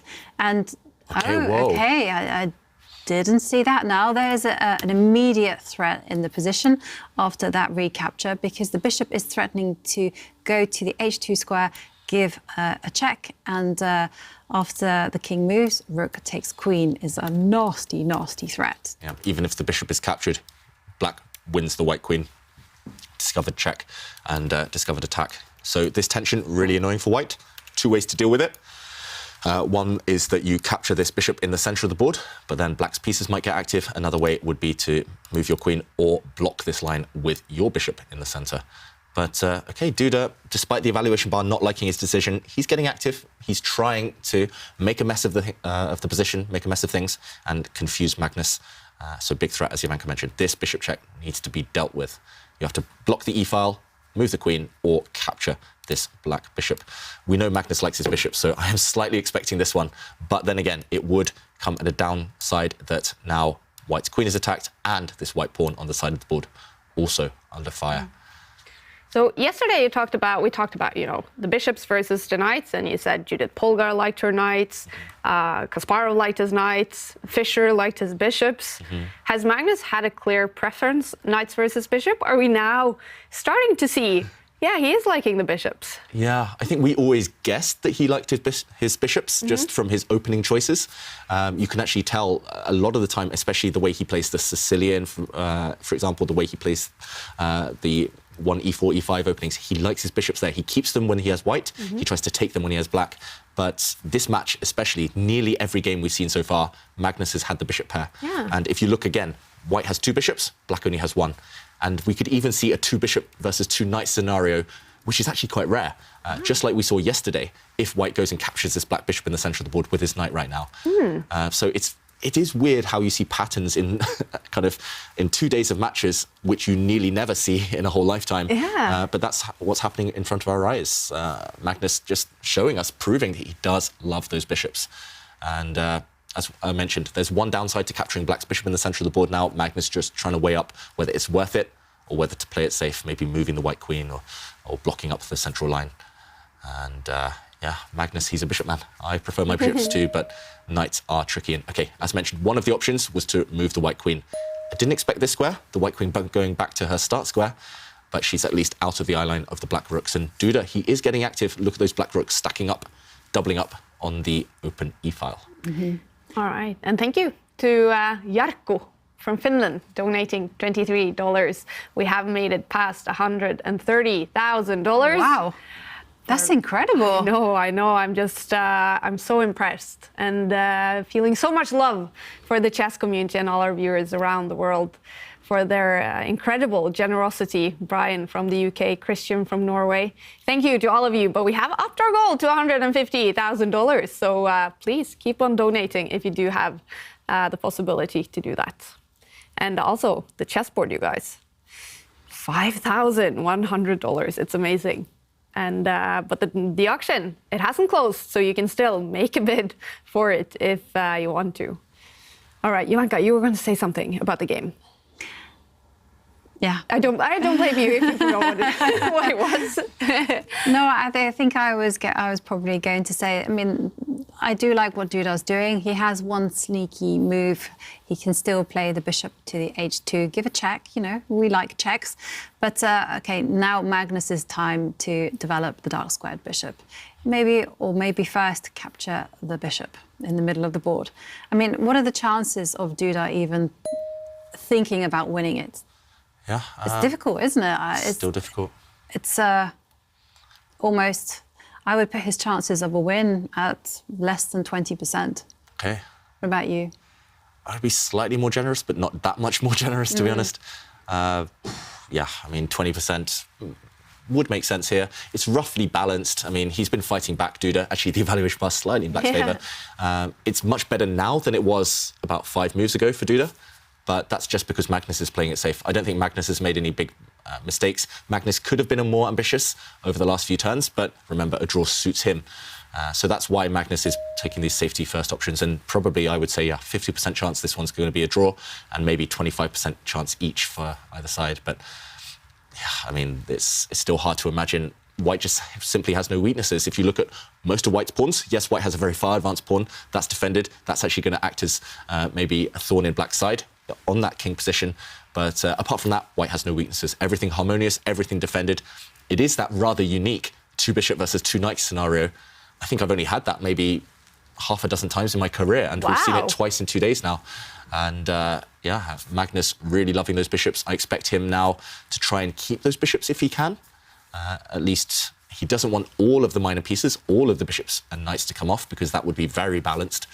But yeah, it's at least Duda trying things. That's what we want. That's what he needs to do. He's trying to imbalance things, and those black knights are slightly more active than the white bishops, maybe for now, for this next move or two. Yeah, I was going to say, you know, I was going to actually eat my words and say I think I'm going to take it back, because there's 2 knights, like you say, they're a lot more active than I visualised, and also there's a few nasty tactical ideas in the air. You know, a move that White would like to play was actually to move the dark square bishop out of the way. You spotted it. Yeah, you know exactly what I was going to say. You would love to, yeah, for example, attack the rook, take control of the dark squares. But this kind of thing isn't really possible, because the knight will actually come to the f3 square, give itself away, and suddenly there will be questions asked about the rook on e1, and it's just loose. And so the dark square bishop can't move. And also, yeah, this is a very painful position for White. And also, there are other pieces that are tied down. For instance, the white queen. She can't go off on a foray, so maybe she could try and step herself forward and try to connect the 2 rooks. Well, she could do that, but then maybe there are ideas of the knight coming to the g4 square, and suddenly, if the other knight on d6 moves, well, we have dangerous mating ideas, potentially. Yeah, the queen and knight. We always talk actually about queen and knights in general being the ideal attacking combo, the ideal attacking duo. But here, there are even 2 black knights attacking. And if they can combine with their queen, that would be very dangerous for Magnus. So I wasn't expecting a queen move. I wasn't expecting Magnus's move either. This rook seemingly active, but as Jovanka pointed out, it's a tactical weakness. It's a target for the black knights. Magnus just pushed it back where it came from. Both sides losing so much time in this game. What do you think of that one, Jovanka? It's surprising, I mean, but it's a really radical solution to White's problems. You know, he clearly wants to activate his dark square bishop, which is what I was just gunning to do as well, you know, but it wasn't viable to move that piece. So this is why he's played this rather odd move. The only thing that I don't like about this is that Magnus is wasting time. Well, he's using too much time with his rook, putting his rook in the open line, putting it back again. And this is kind of a flag for Duda to actually step forward with one of his knights. This is the time now to play an active move. And I fully expect him to jump with his knight. I can't figure out which one is the most attractive square. It could be to jump to the c4 square, attacking a pawn, or even jump into the middle of the board. Yeah, it definitely looks like one of the black knights should jump somewhere right now. Magnus did slightly shake his head. The first time we've seen Magnus maybe a bit hesitant. Also, his time advantage has disappeared mostly. So yeah, Magnus, I don't know how he comes up with some moves. Sometimes I said that in the last game. He came up with some crazy, imaginative attacking moves. Now he just lost a move himself, brought his rook back where it came from. First, White retreated the queen to the start square. Now he moved his rook back to where it stood about 10 moves ago. So both sides just coming up with some crazy, strange, kind of bizarre waiting moves. But that's purely because they want to avoid direct tricks, direct tactics that we pointed out on the last go. So, yeah, one of the black knights is likely to move. Duda just trying to figure out. He's spoiled for choice here. He has a lot of options, but only 2 minutes to make this decision. Yeah, I think he has to jump forward with the knight, and if I were to give it myself a kind of a guess or force myself to make a choice, I think I would choose to put my knight on the c4 square, attack the bishop, attack the pawn. That looks very logical. Duda hesitating, he needs to speed up. He spent more than half his remaining time on this one move, but it's not going to change the game. It's not going to, it's not a critical moment. There's no tricks, there's no direct attacks, there's no captures, threats, checks, as we always talk about. So he needs to move. It feels like he's frozen. Maybe it's just the nerves, and maybe it's the lack of confidence after suffering a few defeats against Magnus. There's also been a change in the position. Before he was just defending, and he looked like he was going to suffer and be just suffering for the long haul. Okay, he decides to centralize his knight. This is good. This is really good. But he could have taken that decision a bit quicker. Yeah. And I'm just worried about that. This change in momentum. It means that maybe he's going to take a little bit of time on the clock to shift, and he doesn't have that luxury. He just has over 1 minute and a half to make moves, and that's not a lot of time. Yes, especially with the critical moments still ahead. At some point, things will get a bit more lively. It's still that fight between bishops and knights. White doesn't want to go and capture one of the black knights with the white light-squared bishop, because the bishops, once they're separated, they lose in power. White needs to keep both the bishops alive, ideally. Because right now, White's kind of major pieces, the queens and rooks, are inferior to Black's. Black's rooks, fantastic, doubling up. That's good strategy in general. Black's queen is quite flexible. As you mentioned, there's some variations where she can actually join an attack against the White king along a dark square diagonal. There's sometimes the Black queen could slide off to maybe attack White's pawns on the left flank as well. But White needs to improve those pieces. So that's why I expect Magnus to maybe move his queen right now, or maybe... what can you do with the white rooks? That's a big question. I do think maybe Magnus struggling for moves as well. I like Duda's kind of last choice the more I look at it. That bishop retreat as well. Keeping the bishops alive, preventing any trades. Black not being able to capture either of them right now, but Magnus's maneuvers have been very, very slow, very time-consuming. He's retreated his queen, his rook, and his bishop now on the last few turns. Not ideal for White. Duda actually... the momentum's on his side on the board, not on the clock. And this one, it's as if it's reaching boiling point finally. We've been just watching this position bubble. And now, boiling point. He has to move Duda. He's spending more time again.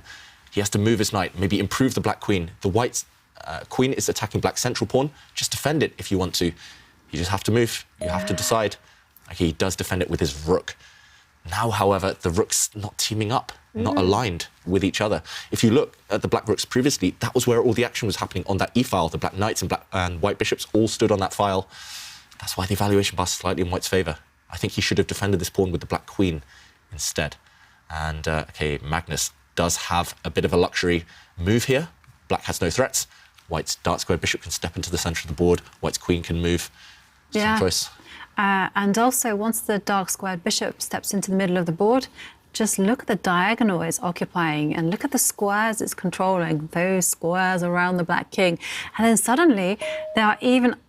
OK, he does it with the queen. Surprising to me, because you can guess what I was itching to do once I had centralised that bishop. Push some pawns and push them as far up the board as possible and open those lines. But OK, Magnus instead deciding to... just improve the queen, and finally the rooks are connected, and wow, it seems like Duda is the one reading my mind. But I don't know about this one. What do you? I think it's a little bit too bold. Pawns don't move backwards, remember, so black's pawn pushes leave so many weaknesses behind. Look at the black king suddenly. It's on some open diagonals. And what does White have? White has those bishops on the diagonals. OK, first Magnus brings his rooks closer to the centre. That's where the action is kind of focused right now. And if the white bishops, especially if White's light-squared bishop suddenly lines up with the black king, that's just game over. OK, one of the black knights stepping back away from its nice central post, attacking the white queen. White's queen will just slide one square back, most likely. And even if the white queen continues getting harassed by black's knights, remember, White, for Magnus, a draw is fine. It's an OK result. OK, Magnus doesn't just retreat the queen, allowing maybe a repetition. Magnus gesturing there, shaking his head. Has he isn't just this- blundered a pawn? Oh, Yeah, no. he has blundered a pawn. Couldn't there be a trade of queens? And then suddenly, ooh, look, there's a loose bishop on e2. But Duda played Wow. instantly. Okay, maybe this is... Missed chance. Yeah, I'm struggling to understand. I'm trying to do some quick calculation, but it looks like both sides just, for that one moment, missed something. And I would love to jump in because Duda may be missing a huge opportunity in this position. Magnus offered a trade of queens, but why can't you just trade the queens off and then now notice loose pieces drop off? That's one phrase that all chess players know. This is a loose piece, white's light squared bishop. It's going to drop off after black's knight jumps out the way, for example, taking a pawn in the process. After white recaptures, whoops, this bishop drops. And what has black done? Black has won a pawn. Also, this rook, super strong. Duda, we saw the evaluation bar shoot up in black's favour just for one move. This is very elementary. This is really basic. He could have won a pawn. Maybe he didn't want to head for the endgame. Maybe he thought Magnus could hold the draw here, but wow. Instead, Duda not going for the queen trade. He brought his queen to the centre.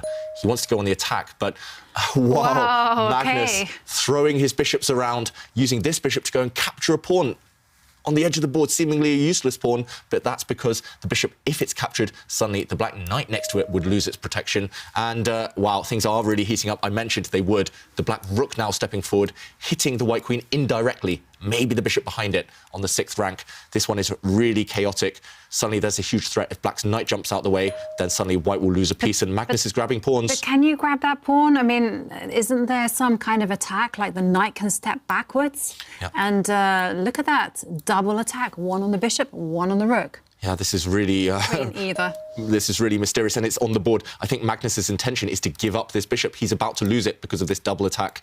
I think he's going to take this pawn and just accept the fact that, OK, he's lost his bishop, but he's got 3 pawns in return.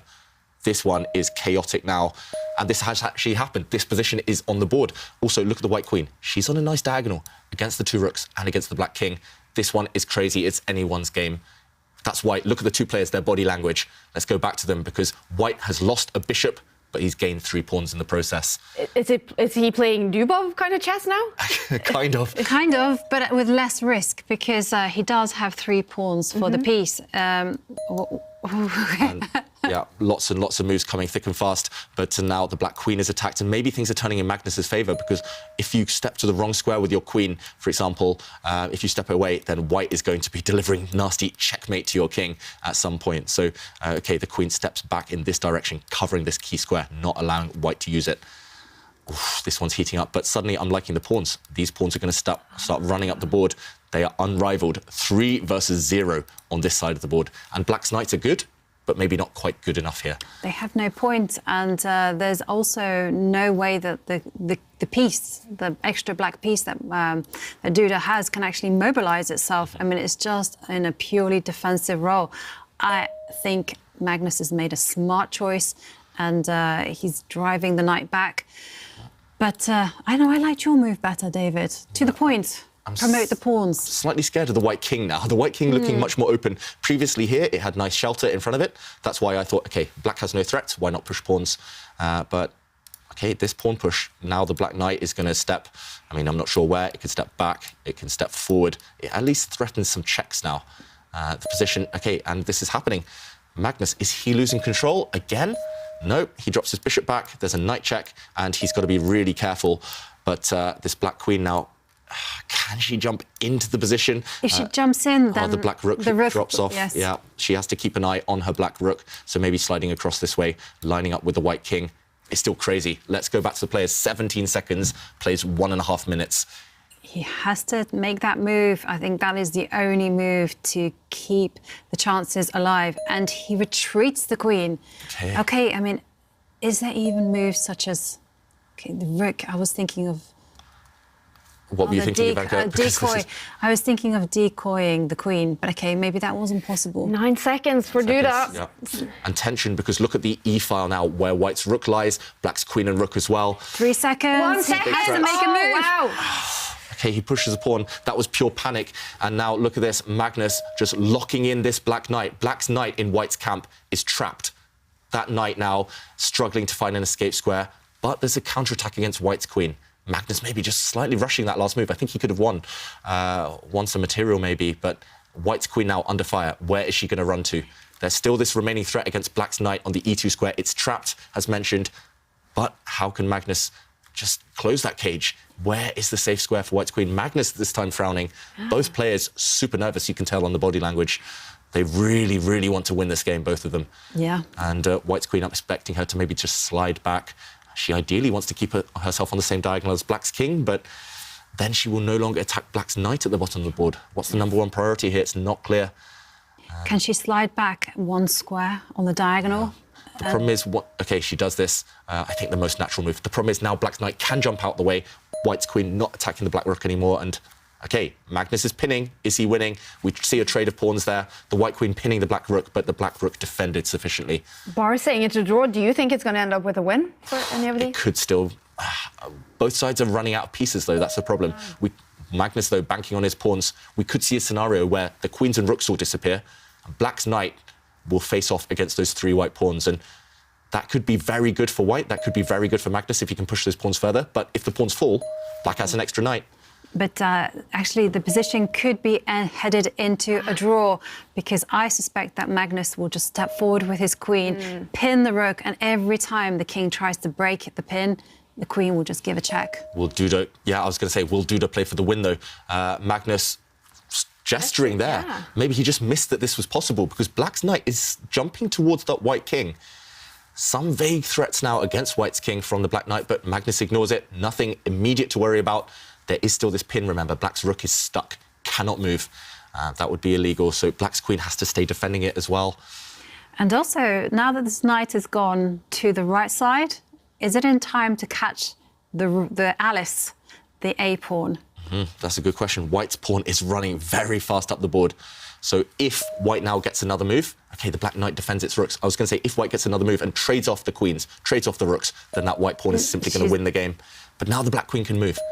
And she does that. And there's a big threat on the board. Oh! It's going to be checkmate. Magnus shaking his head. Black's queen wants to go on the diagonal in front of the white king. That's checkmate in one move. Dude has turned it around. Magnus is on the brink of defeat suddenly. The queen coming to the f2 square in front of the white king. That's checkmate. How do you stop that threat? You can only do that maybe by trading queens. But black has an extra knight at the end of that. Magnus, he's blown it. White's pawn as well, the A pawn about to fall. White's pawn there, it ran too far up the board. Alice is lost. And was it maybe the game? Magnus, despondent. It turned around in one move. Look at that reaction, and Jan-Krzysztof Duda could be about to make a comeback in this second match in the final. If he wins this one, they're going to be tied in this second match. And if he wins another one, well, they could be heading to tie breaks. Wow. Magnus simply forgot that this is checkmate in one, threatened. He thought here that he could play rook takes rook. If white captures the black rook with his rook, black looks like he's forced to recapture with the knight and white can trade queens. White actually wins there. Maybe Magnus thought he was winning. He simply forgot that if white captures the black rook, black doesn't need to recapture. The black queen swoops down, checkmate. Look at that black pawn on the g3 square. It supports a mating net, as we call it. And, OK, Magnus is forced to trade queens, but now the black rook is going to slide across, stop that white pawn, and it's just a clean-up job, as we said in the last game. The pawns are falling. There goes one. It's now only 2 pawns for white against that black knight. It's not enough. Black's knight is actually going to become a very strong piece shortly. And white needs to activate the king. It's an endgame after all. Yeah. But black can even consider trading rooks here, possibly. Black can bring the rook across with a check, swap those rooks off, and maybe that's winning for black. It's still a bit of calculation to be done. Duda can also improve the black knight if he's unsure. Yeah. Duda is winning. It's his to lose.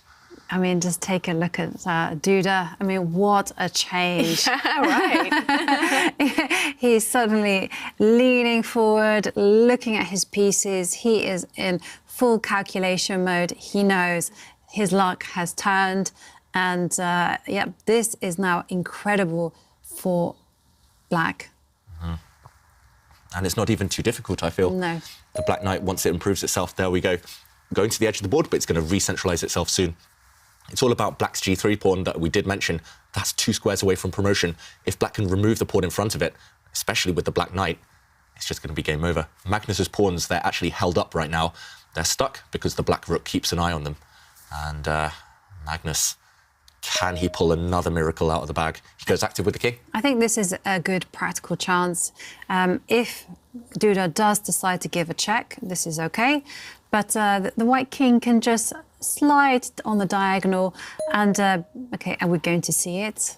Yeah, the problem is I think you can safely take this pawn in the next move, no matter where white goes. Yeah, because Now there's going to be a check. There's always going to be a check. Knights are so tricky. That white pawn now is going to drop. Black's knight can simply feast on it on the g2 square, attacking the white rook. Okay, instead, Duda offers a trade of rooks. Yeah. If the rooks disappear, Black's knight is simply going to gobble up that pawn and win the game. Yeah, and also Black's king, notice, if the rooks get traded off, Black's king is easily in time to stop White's pawns, whereas White's king now too far away to stop Black's pawns. So Duda really sensitive to the moment, and he understands where the kings belong. So Magnus will not, he does not want to trade off the rooks. He has to run away. He has to keep his pawn guarded. Look how sad this rook feels right now, guarding just a mere pawn in front of it. Now the black rook can even come down and attack that pawn, reinforce the threat there. That looks very strong. Black's king could also start just meandering across towards the white pawns just to stop them ever advancing. Too much choice. Black could also give a check with his rook. Actually, maybe that's just very strong, giving a check with the black rook now. White's king, no matter where it goes, the black knight can jump in. Black can even be a bit flashy and think about giving up his rook. Got to be a bit careful, but jumping in with the knight is And we're safe. seeing exactly that. And Now just go and capture a pawn. Looks very safe. And, all the pawns dropping. White can't even get enthusiastic and try to say, hey, I'm going to pin your knight, because the knight can just take a step backwards.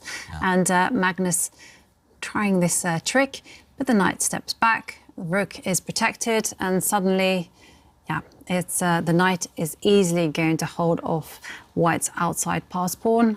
Meanwhile, it is going to be the pawn on g3 is going to win the game for Duda, and it's going to be a big comeback. Wow. Just when it seemed like Magnus had banked it, actually. You know, he's playing a great game. And then it got wild, and Magnus was the one that blundered last. Was he too confident at some point there, Magnus? I think so. And for the first time, really, in this whole match yesterday and today, Magnus was quite low on time in a wild position. It's that key word, wild. Wild favours Duda. If it's a controlled position, just manoeuvring, slow, steady, that favours Magnus. So, OK, here we go. Duda's king just making its move over to this left side to stop White's pawn. And as Jovanka mentions, Black's knight eventually is going to go back the other way towards the right side of the board and pick off the remaining white pawns there. Once Duda has dealt with this left side of the board, that one remaining hope. And, OK, well, he doesn't even do that. He just steps forward with the black king. And, oh, wow, actually, Magnus doesn't even try to save this game. He resigns in a hopeless endgame. Yeah. And a big reaction from the world champion there. He loses game 2. Jan-Krzysztof Duda is making a comeback here. They are now tied in this second match in the final. Jan-Krzysztof Duda, he still needs to win another game to take it to tiebreaks, but he's going to feel confident after this. And David, wow, what happened? Yeah, just one move and it all turned around. Duda did a great job of making it messy, making it complicated. And it was in this position. Magnus stepped forward with his pawn. The black knight stepped back. A really sneaky idea from Duda, defending his rook, and Magnus blundered now. The safe option would be maybe moving the rook up the board. Maybe you can even swap rooks if you want to. But Magnus pushed his pawn too far. He forgot that after the black queen swung across, this threat of checkmate in front of the white king was just winning for Duda. There was nothing else to do. No way to prevent this queen checkmate without trading queens yourself. And Magnus maybe thought he could play rook takes rook and go for a winning endgame with a queen trade. This would win for white. But the problem is, after rook takes rook, remember, checkmate ends the game. And with this, after a queen trade, we saw Duda slowly but surely pick up the white pawns with his rook. And this was the beginning of the end. Duda turned it around.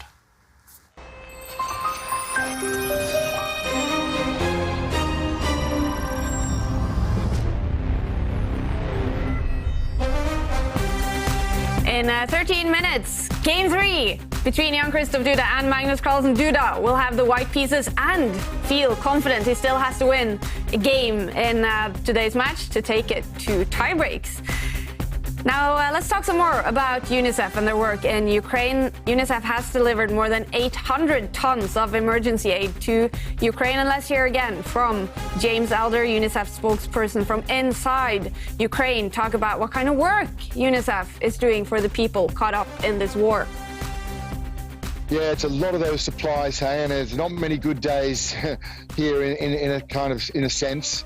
but seeing those supplies really is. So all those things I mentioned around trauma and child protection are fundamental. It's a large part of our work.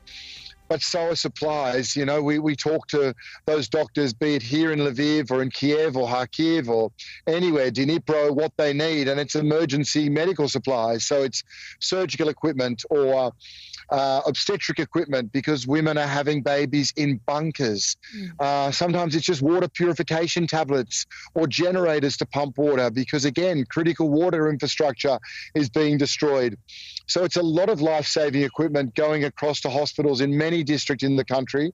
It's blankets, you know, it's early childhood development kits or recreation kits. Again, things to try and give children a sense, a moment to have a break in their parents. So it's a huge number of supplies, Katja, as you say, and a lot of it, probably the bulk, is around that life-saving support that goes to hospitals and clinics. Absolutely. And people watching them, they can help by donating to UNICEF. And how important for the people in Ukraine is that help? Yeah, it's heartwarming. It's critically important. I mean, when I talk of those supplies, when we talk of oxygen cylinders or first aid kits going to hospitals, you know, I wish there was a magic, you know, way that these were funded. It's not. It comes from mums and dads and companies and governments. There's no other way UNICEF is funded. So those life-saving supplies are on those trucks that come in here to where I am in Lviv and then spread out across the country. That's on the back of generosity from donors, from the people who you're associated with, from everyday mums and dads and companies. That's the sort of support that right now makes the world of difference, not just because of medical supplies, but that they are life-saving. But also, I think it's so important the people of Ukraine keep feeling this support, keep knowing that even though we're now a month into this war, the world's attention is still with them. So important, the work that UNICEF is doing in Ukraine. And now we're going to do some more fundraising. We're going to play the Play Magnus Charity Challenge together with Alan from Airthings. But first, Alan, Airthings is a partner for the Meltwater Champions Chess. So can you first tell us why you have decided to partner up with chess? So Airthings is a tech company making indoor air quality solutions to both optimize and monitor indoor air quality, to help people really take actions to improve their indoor air quality. And an important part of that is to raise awareness, right? We do use fitness trackers, So but we know very little about the air we breathe, right? So we breathe 10 kilos of air every day, and we really want to raise the awareness around how important indoor air quality is. Absolutely. And we've seen some examples of that in the Champions Chess Tour. I mean, even now in the last game, I did actually see that Magnus had a little bit bad air quality, and he did lose that game. Yep. Super important to have great air quality. And now you're going to play against Magnus Carlsen at 10 years old. So first, what is your chess experience in your chess level? I don't know my chess level. I try to open the chess app at least weekly. So I have a small game. Good. But my ranking or my ranking? Rating. Yeah, rating, exactly, is like, I don't know, 1,200, 1,300 or something. All right, but you play some chess, basically. Exactly. And Airthings is going to donate $100 per move that you're able to last against Magnus 10. First of all, how much of an extra motivation is that for you to last as many moves as possible? I mean, first of all, it's going to be a super hard game because it's going to be short on time. But I'm going to do my very best. See if I can last for at least 20, 30 moves. Yeah, very nice, very nice. And of course, is the air quality good enough? You're the expert. What does this say? The air quality is amazing in here. Perfect. So you have nothing to complain about then. No excuses, right? All right. Well, are you feeling ready, Alan? I'm ready. All right. So, Alan, he's going to have 2 minutes on the clock. The goal is to last as many moves as possible against Magnus Carlsen at 10 years old. And Airthings will donate $100 per move that he is able to last within those 2 minutes. Are you ready? More than ready. All right. Well, go ahead and make your first move. And here we go. Here we go. Good start to the game, occupying the center here, Erlen, bringing his bishop out now. Very sensible. Magnus copying, doing the same. Yep. It's time to castle the king, get pieces. It definitely is. Okay, solid, defending the central pawn. Ivanka, this is great so far. I like it, and very defensive, and the bishop is under attack, and Erlen moves the bishop. Excellent. Oh, seeing all the threats. He definitely is. Sees the threat again, and also this is very good. Keeping up the speed, Erlen here. He's going to hit his target of 20 to 30 moves if he keeps this up, and castling, never a bad idea. Nice one. Oh, okay, maybe a mouse slip there. Yeah, it had to happen. Yeah. Mouse slips happen. King just moving one square across, but no, it's not possible to castle anymore.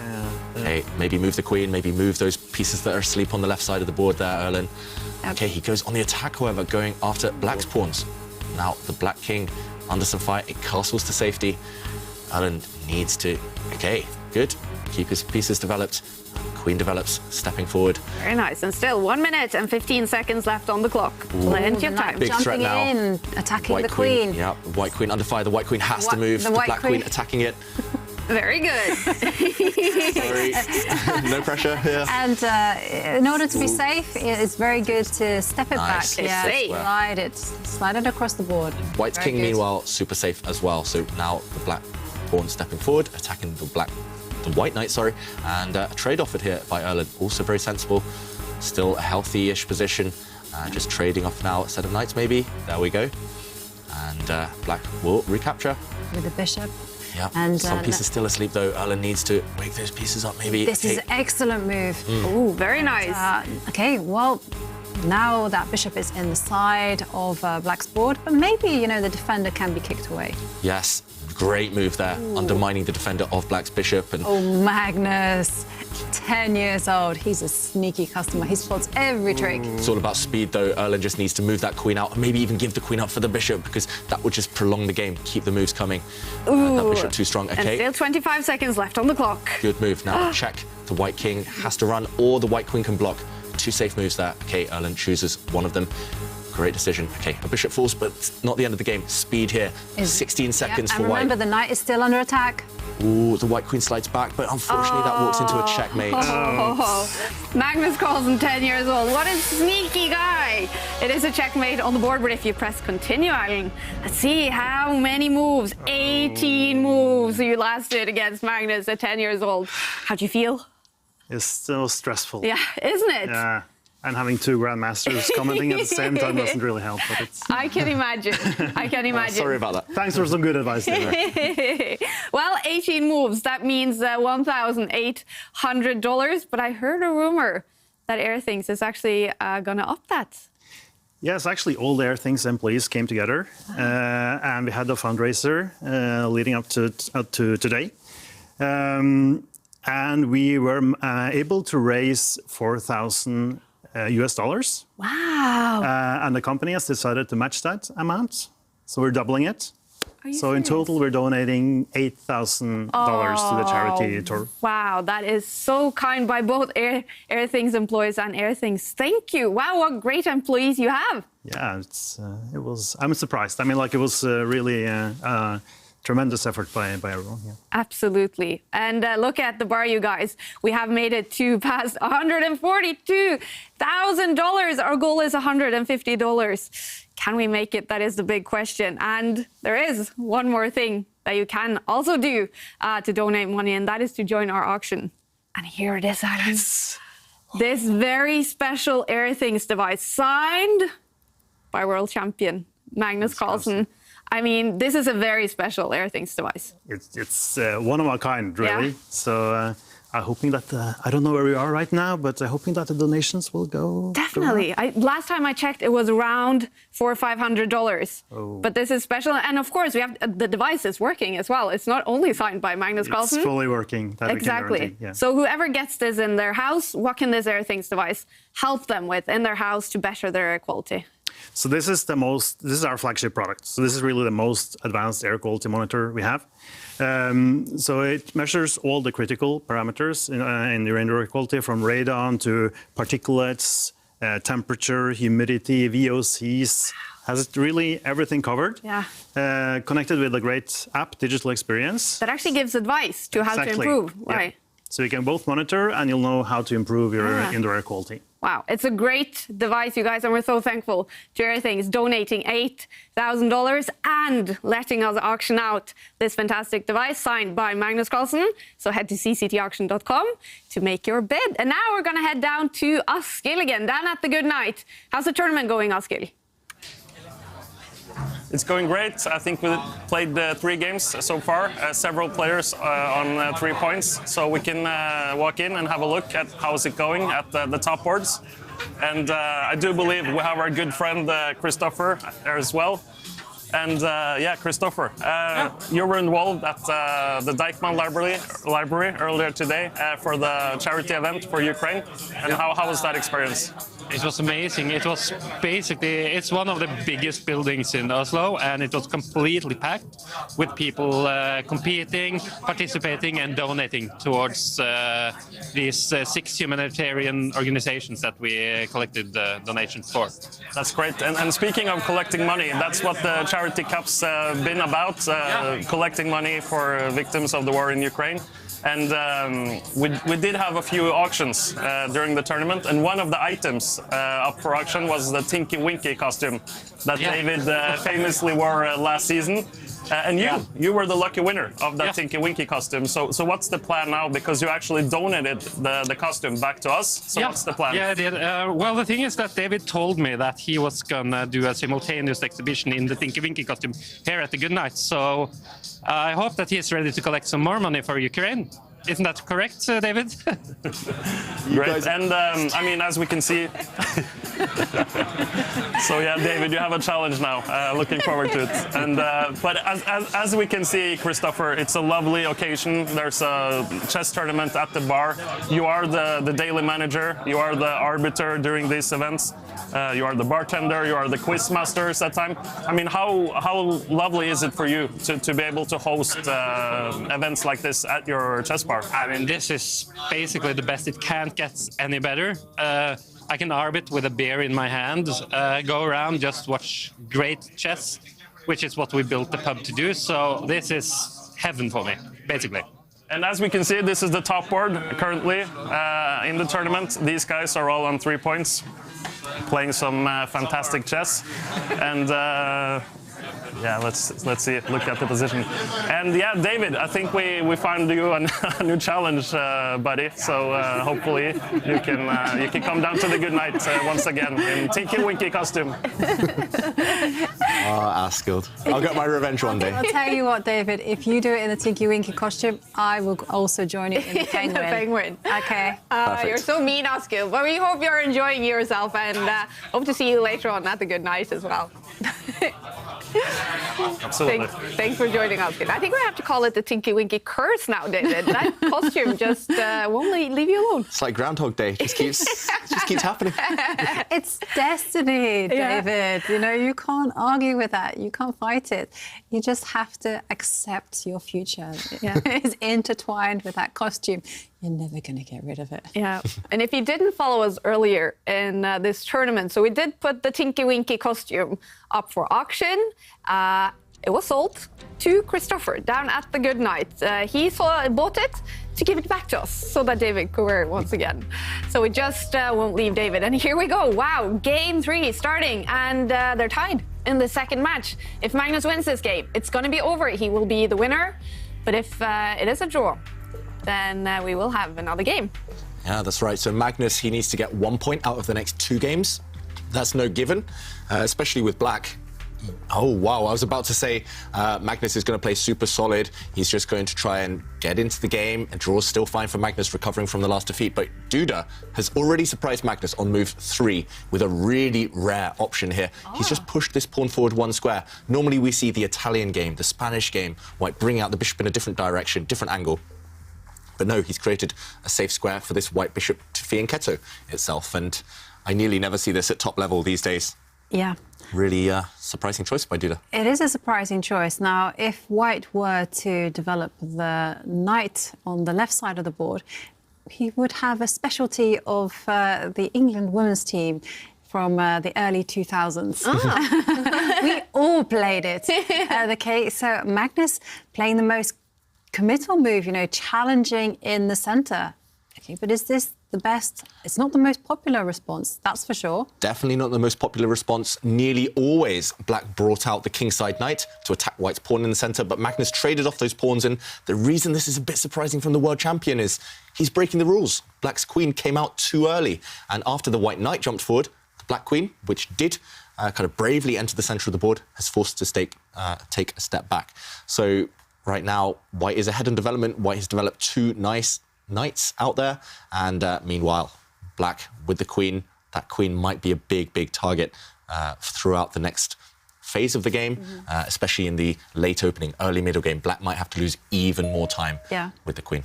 And I'm just checking the database here, and I can actually see that Magnus has played this position with the white pieces. You know, he seems to be like the most universal player there is. He's always got a game with white or black in the database in these particular lines. And here I'm just looking at it. He played with the white pieces against Levon Aronian in the London Classic 2019, and it was a game that Magnus lost. So I think that, you know, maybe that game made an impression on him, and he's attempting to use Levon Aronian's ideas against Jan-Krzysztof Duda. Okay, and is the game still following that one? Definitely. And that game continued by actually white attacking the bishop by advancing the pawn one square, the g-pawn. Okay, so just forcing black's light square bishop to lose even more time, and also breaking this really annoying pin that bishop on the edge of the board is creating towards white's knight and towards the white queen. Look at that black bishop, very powerful piece. It does make a lot of logical sense here to kick it away, but then again, it's committal. If white pushes pawns to push that bishop back, then white's king will not feel entirely safe castling on the right side. So Duda does not make that commitment. He pushes this pawn forward one square instead. And actually, this kind of opening of the queen coming out, retreating, it's very popular nowadays with colours reversed. And maybe Magnus just accepting the fact black is one tempo down, but white's setup with this fianchetto now less effective, maybe against what black is doing. And okay, black backing up his centre, creating a nice little pawn chain there, also creating an escape square for black's light square bishop. This is actually a new move. I mean, wow. There's not too many games in the database as it is, only two. And in both those games, black took the much more ambitious approach of pushing that f-pawn one square further. So this is a very interesting approach from Magnus. And, well, this is my favourite thing, and it's happening on the board. So the white king went to the right, the black king went to the left, and that means both sides are gearing up for an attack. And it's going to be all about who opens up those lines first, who is the one that gets the first strike in, and it's really spicy stuff because white has a lot of trumps and so does black. So white's kind of plan is going to be attacking, but probably along the light squares on account of white's amazing long bishop on the long diagonal. Yeah, and meanwhile, black will just throw pawns towards the white king. Black might play maybe a central strategy as well, because if you look in the centre of the board, black has a very far advanced pawn, controlling a lot of squares. White's pawn structure a bit more timid at the moment, not controlling as many squares. So strategically here, black is doing quite well, but black's king, for now, maybe more of a target than its counterpart. White's king, pretty safe, especially due to that bishop that Jovanka mentioned, parked in front of it. So, yeah, it's like parking the bus, this white bishop in front of the king. This is the structure that I love when I'm trying not to lose. But then again, Duda, remember, he's in almost a must-win situation. He's not just happy to park the bus and kind of keep the white king super safe. He wants to throw pawns towards the black king, and I wouldn't be surprised if he starts doing that now. He took the words right out of my mouth, Duda. He's thrown this pawn forward, and this is actually a pawn sacrifice. But if the pawn is captured, Magnus really will be playing with fire. We have to jump in and show this because Duda, he has shown he's no longer afraid. He's confident once again after winning the last game, and evaluation bar isn't so sure, but from a human point of view, this pawn push, a very strong one. And it's obviously ideally designed to push forward again and kick away the black knight from its nice defensive square. But if you capture this pawn, if you stop it from advancing, for example, with the black queen or with the black knight, then white will just take a timeout, for example, just defend its knight. And next move, this white rook has got an open file towards the black king. And yes, white is a pawn down, but pawns are irrelevant here. It's all about energy, all about dynamism, and it's all about having those active pieces. So, for example, if black continues developing, just brings a knight out, a very sensible move, white has a ready-made attack. The rook slides across, the black queen moves, and the white knight might jump forward, the white queen might slide across, create this attack on the open line. It looks very scary for black. Meanwhile, as I mentioned, the white king has a safe haven, and wow, Magnus is saying, okay, I don't trust you. He's getting greedy, and he's snapped off this pawn. Black is a pawn up, but as mentioned, the attack's incoming. Magnus is going to have to defend like a lion if he wants to save this game, because next move, white is threatening to kick the black queen away and use this open file. This black king is already feeling super sweaty, super nervous about what is about to happen. I'm really shocked at Magnus's decision, actually. That pawn for me was like persona non grata. I would not have touched it at all. Because, you know, yes, you want a pawn, fantastic. But as David mentioned, you know, opening those lines, and remember, when you want to attack, when you want to hunt the king, you gotta open those lines for the minor pieces to come in. I mean, think of Lord of the Rings scenario, you know, when they're trying to break through, you know, they are trying to find a way into the castle. They're trying to get into that path so that the troops can all just stream into the fortress. No, I don't like this at all. And look at him. Magnus got fearless. What can I say? You know, he retreats his queen, but not to a square that I was expecting, far away from the gaze of the dark square bishop. He's just like, yep, whatever, I'm maintaining everything. And, well, the computer likes it. For black. For black.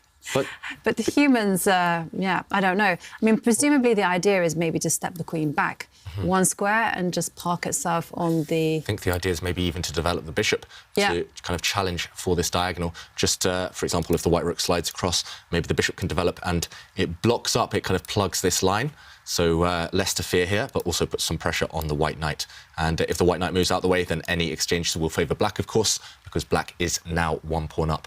But just to me, in this current position, you mentioned the computer likes it, but when I study chess, when I try to analyse whether pawn sacrifice is good or not, I always look, OK, if the computer says roughly 0.0, and if I'm a pawn down, that means that it's actually quite good from a human point of view. It's quite practical.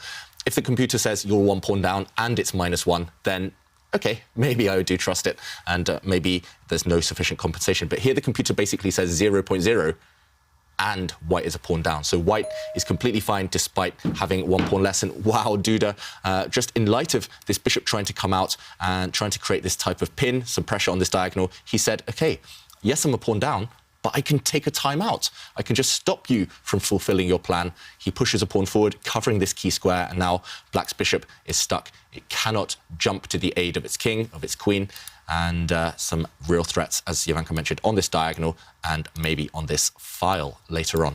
And one thing I should mention to viewers at home, do not get greedy here as Magnus and capture a second pawn, because if you take the second pawn with your bishop, you just walk into what we call a self-pin. And this is not going to end well. For example, white could even just win a piece immediately by jumping back with the knight, double attack, attacking the queen and attacking this bishop.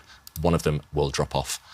So Magnus, instead of capturing that second pawn, he's just developed his knight. It's now definitely time for Duda to start bringing his pieces to the party, maybe starting with the rook, or maybe starting by leaping forward to the centre with his knight, gaining more time against this black queen. This black queen has already moved 4 times. She's about to lose even more time for Magnus. So already in move 13, this is becoming quite wild then. Definitely with the kings on opposite sides as well. Yeah, this one, I'm going to say it now, this one's not ending in a draw. It's going to go one way or the other. And, if it ends in a draw, it will be after some fireworks. Yeah, so. Yes, yeah, definitely we are expecting fireworks on the board. And whilst the players are pausing for thought, well, I wanted to share with you some selfies. And Johnny Slaw is watching the chess and also at the same time making an airplane model. Very, very, very sophisticated, working with little bits. So we hope you're enjoying the show, Johnny. And Polly says that she is enjoying the show by watching with wine and chess, just the way I like it. And she sends us a big hello from Sweden. And hello to you too. Yeah, and Celatin Cara says, showtime. It certainly is. Yes. And yeah, that is the perfect word, actually, for what is happening in this match. Who could have predicted? I was expecting Magnus to actually come into the day with a very solid mentality, you know, just hold the fort, just do his usual stuff. I could not have predicted this. Yeah, and I know Magnus has lots of fans. Duda, of course, has the whole of Poland behind him, lots of fans too. But for the neutral viewer, this is exactly what the match needed. Duda to win, and suddenly both players kind of loosened up completely. No more kind of safety first chess, just throwing pieces at each other, taking big risks. And that leads to showtime. So White's rook there just slightly improving itself. I'm slightly surprised White didn't take kind of a timeout to improve his other rook, but this also a decent move for now. The evaluation bar, not 100% sure. Maybe this rook move improving White's position less than other pieces. Maybe not the kind of #1 priority. But Magnus frowning, he's unsure what to do because the attack against the Black King, it's going to slowly start building. And once it starts, it's going to accelerate. So he knows he's got 2 or 3 moves here before Duda builds up a huge kind of initiative, momentum against that Black King. It just seems like Magnus just lost momentum after that move in the previous game, where he lost that game. And now, you know, his body language is still sort of like he's annoyed with himself for making that move. I don't know what it is. Yeah, you can tell, right? Yeah. The top players are perfectionists. So even if Magnus now goes on to win the final, he'll look back at that one game. He'll think, I could have had a whitewash. I could have just completely won every single game, just knocked out Duda and just kind of asserted his authority. But suddenly it's really in the balance, this match now. Yeah, I mean, you and I were discussing the second game during the break, and we kind of found a way to win, and I'm sure Magnus is thinking about that. For Magnus, yeah. And so I'm sure Magnus is actually thinking about that and just think, oh, if I had just slowed down, if I played this, we wouldn't even be playing game 3. But, you know, you have to adapt to the circumstances. And that is something that Magnus is able to do. We've seen him do it time and time again. You know, he's knocked down, but he's like the Terminator. He gets back up again, reassembles himself. And I love that song. I get knocked down, but I get up again. Is that 1998 or 97? Or? Oh, is that what I think it's earlier than that, right? Maybe, yeah. Oh, I mean, it was the 1998 World Cup. That's when it was like the anthem. But yeah, maybe earlier than that, the song. And France won. France 98, yeah. And yeah, for sure. I mean, Magnus missing that. Actually, he could have won in one move. It was quite a simple one, just in hindsight. And yeah, he'll be kicking himself. Maybe now thinking for a couple of minutes, Magnus, is he just focusing on the game? He's quite good at bouncing back in general, just focusing on the present moment, just kind of living in the current position. But if it were me, if it were most humans, we would be thinking, oh, I could have won in one move. I could be down at the Good Night pub right now, celebrating. And yeah, Magnus needs to just kind of refocus somehow, re-energize himself. And it's not looking that easy. If you look at Black's pieces as well, how are you going to ever go towards the White King? There's just a barricade. There's like a White's Knight near the King, White's Bishop on the light squares, super safe. And if you can't go in and attack as Black, you purely have to defend. And yeah, I talked about parking the bus for White. I think Magnus needs to do that for Black. He needs to somehow curl up into a ball. As we see, Black's Bishop now abandoning all thoughts of a pin. Black's Bishop was actually on a decent diagonal, but it's going back to the defence. It's going to try and cover some light squares in Black's camp. And yeah, I'm not so sure I'm a fan of that one. I think Magnus could have delayed this decision, but either way, he needs to do this type of thing at some point. He needs to start retreating, just curling up, defending everything. I agree with you. I'm not a fan of this bishop move for the simple fact that, you know, I would have actually liked it if White had stepped forward with a pawn and driven that bishop back. Force White to spend time persuading you to play the move you actually want to play anyway. Exactly, yeah. And I think I would have been, you know, I'm a kind of a little bit of a chicken by nature, and I don't quite like the fact that the queen is being eyed up by the dark square bishop. So I was kind of looking at moves such as dropping the queen back one square, or and okay, maybe let's see what Magnus has in store, because it's not entirely clear how Duda is going to carry on his attack. Yep. So one option we mentioned would be Duda's knight on the left side, just jumping out the way, creating that threat that Ivanka alluded to. OK, there we go. Just as I said it, he plays it. This is probably the most natural move in the position. I was also going to say White's queen could maybe slid across 2 squares or kind of centralised herself. The White knight does park itself in the middle of the board, the most natural move. OK, I was going to say the computer didn't like it, but it's just kind of changed its mind there. There is a threat, however. Black's queen now attacked by white's dark squared bishop. So black's queen, I'm also, like you, expecting it to slide back, but just which direction? Maybe step up one square, step down one square, another decent option. And at least here you blockade white's pawns. White's pawns will not kind of continue their journey and fly up the board towards the black king. She doesn't have too many squares, though. Yeah, you've got to be really careful that black queen doesn't get trapped. And sometimes we talk about the Scandinavian defense, the Scandinavian opening, and that is actually very similar to this type of scenario where the queen comes out really early for black. And quite often, if she gets greedy, grabs a pawn, she ends up getting trapped on these few squares. So, OK, how can maybe Duda start bringing the white knights back towards the black queen? How can white bring the rooks towards the black queen, maybe? So the first move that kind of comes to mind is basically just attack the queen. Jump forward with the knight, see where she goes. And, you know, if she's stepping on the B line, well, you know. Wow. Jovanka, sorry, just to look at Stockfish here. Stockfish gives white a huge advantage, and it's the move you mentioned, Jovanka. Okay. What could the idea be? So you said it's the most natural, right? Yeah. I agree. And my idea was just simple. I don't know whether this is a Stockfish, but... the queen is completely trapped here, apart from one square. I'll say that first. The queen, if you look at it, it cannot go to any of the squares across this rank. It's all of these squares are covered by white. Wow. And that is really frustrating, first of all. The queen can't go back. This is covered by the white bishop. The queen can't go back here. It's covered by the white knight, so it only has one safe square. That's to go to this one. But what have we been talking about the whole time? It's this open line. So maybe it's something to do with this. I'm trying to work it out myself. Jovanka, is it a knight sacrifice? Is the knight going to break open black's king position? Yeah, that feels a bit too brave because there's no backup for white's pieces. The remaining white pieces, they're not quite ready to attack. It must be something... Oh, my God, David, I just took a look. OK. And it's something incredible. It is something incredible. I'm not sure how human it is. OK. It is actually sacrificing a knight that you wouldn't even expect it. It is to jump... this knight? Yes, you jump that knight into the centre. And take this pawn? Yes. Whoa, OK. This is, like, incredible stuff. OK, so... he's played the first move, Duda, but the first move was obvious. It's the follow-up. And he doesn't find the follow-up. Doesn't find the follow-up. And just to explain why this was so strong, this knight is sacrificed itself in order to open up this bishop. It was a sleeping giant. We talk about the fianchettoed bishop all the time, but this bishop on its diagonal is just going to be unleashed and become super strong. Duda shaking his head. Maybe he spotted that he could have opened up this piece. It does come at the cost of your knight, though, and if this knight is captured, which I think it would be, then... I think it's just to maybe...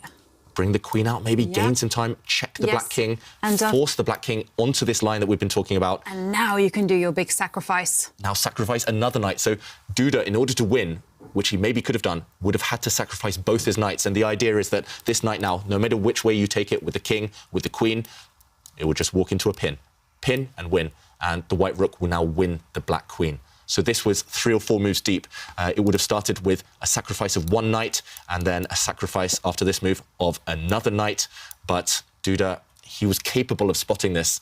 That's where we talk about the evaluation bar. If Duda had seen the evaluation bar, he would have looked for something. He would have realised a win existed and he would have found it. But it's so hard when you're playing the world champion to kind of realise that they have made a mistake. And this one, opening up lines towards the black king, was the key, even at the cost of 2 knights. But instead, the move he makes, moving his bishop, makes the bar go over to Magnus's side. Yeah, and it's just too slow. And also, look at this bishop. He's actually blocked the path of its own rook. The rook wants to use this file, but now it's got its own bishop standing in the way. And it's also given Magnus one move to defend. And the only thing I can think of here is moving this knight out of the way. You've got to be really, really careful as black, because this queen is actually almost trapped again. White has ideas of pushing the pawn forward and trying to trap this queen. For example, if black is slow, the white pawn might step forward at some point, and now the white knight might even jump back, trying to trap this queen. Something along these lines. But Magnus, he does have this one move, so this might be a threat. He needs to move this knight. For example, I'm trying to find a safe square. This one or this one. Well, he did move it. He did move, but he actually played knight takes bishop first. OK, interesting. He captured this bishop, and now he's moved his knight across. But this is really scary. How many squares does this queen have? Not many. It's only got one safe square there, or it can capture a pawn. So how can white play? Jovanka, every time, now you told me about this move. Every turn, I'm looking for this. Maybe you can sacrifice the knight, though. It's not too late, basically. Maybe not, because now the reason I say the black pawn should capture is if the black knight captures, suddenly the white bishop will swoop in, guarded by its knight, and this looks deadly. The black king just too open now. And if the black pawn takes, now this check, you force the black king towards the corner, and now, again, there's going to be sacrifices maybe on this square. There's going to be knight checks maybe on this square. Yeah, Pawns are stepping forward. You can, spotted something, Ivanka. Yeah, no, you can sacrifice on the for the pawn. Yeah. Yeah, because if the black king takes, then you just step forward with your pawn, right? yeah, suddenly look at this bishop. It's opened up, and the black king is going to die on the light squares. I don't think there's any path to survival. And also, not just the king will die, but the queen is pretty much trapped. If she takes this pawn, remember, pin and win. The rook wins the queen. And maybe, can we check this? Maybe, I think this possibly is quite a strong move in the current position. Knight takes pawn. He's got a second opportunity. He missed it the first time. Yes, it is. It is possible. And the alternative, which is also equally strong, is actually not to capture the knight, but to kind of put the knight up for grabs on the g5 square. But the theme is very much the same. So this is one way for white to actually secure a winning advantage. Another way is just to attack the queen with the pawn, which I think is a lot more human. A lot more natural, yeah. Pushing the pawn, attacking the black queen and forcing her to make a decision. Let's go back to the players. We're expecting white to jump away out of the eye line of his own bishop with his knight, even sacrificing a piece, and that would be spectacular and very, very strong.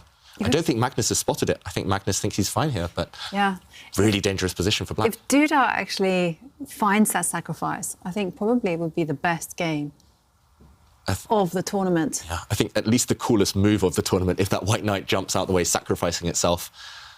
And yeah, if he wins this one, what a final we've got on our hands. Yeah, Magnus frowning. He's either got the best poker face in the world, Magnus, or he just hasn't spotted this idea. And I think in a long game, for sure, Magnus would be on the lookout for all these threats, these checks, these captures, everything. But in rapid, maybe he's just kind of assuming that Duda doesn't have the time to work it all out. Because it's not just working it out. You have to really calculate to the end. Because you're sacrificing at least one knight, maybe two knights, just to go for the black king. Wow.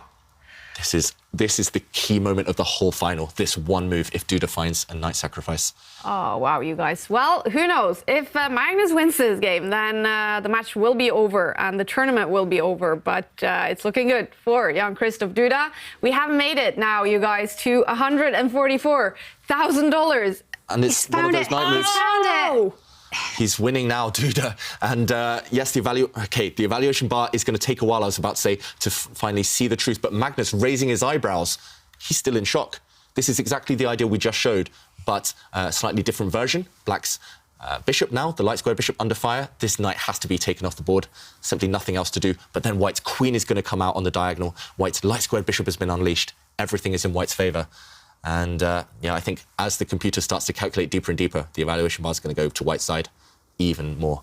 And Duda, genius. He loves these wild positions. We mentioned it. This is a Duda type of position. It's not a Magnus type of position. And Magnus starting to react finally. He's going to start realising it's dangerous for him. Wow. Magnus Carlsen, he lost game 2. Jan-Krzysztof Duda tying this second match. And if Duda wins this match, we're going to head to tie breaks. And there, the bar goes up for Duda, finding that incredible move. He has 4.5 minutes left on his clock. Magnus has more time. Magnus has more time, but he's going to burn that time now, I think, because it's much more difficult in terms of kind of working out how to defend than it is how to attack. Now Duda has... This move was the difficult one. Now he's worked this one out. He's seen 3 or 4 moves into the future. White's ideas are very straightforward. So Duda's going to be able to play quickly. Magnus, on the defensive, he's going to have to spend that time just figuring out how to survive. And just the depth, kind of the deepness of this idea is showed by how long it took the evaluation bar to react in White's favour. It's so complicated, this one still. I'm not writing off Magnus. If Duda is careless for one move, then Duda might just end up a knight down. His sacrifice will not be justified. He needs to continue being energetic. But Ivanka, this idea you mentioned... It's jumping fantastic. out the way with his knight. Absolutely fantastic. I'm not even sure whether it would have entered my radar. I mean, I think I would have spotted it. In a long game, a classical game, maybe? Yeah, maybe in a classical game, maybe if it'd been an exercise in a puzzle book where I knew White had something there. Yeah. But I think my eye would have been drawn to those pawn pushes and I would have picked up the pawn and maybe attacked the queen. I agree. That's also a natural move, and you mentioned also pretty strong. But that's why we say to ourselves, right, always look for checks, captures, threats. White had no checks in the position previously.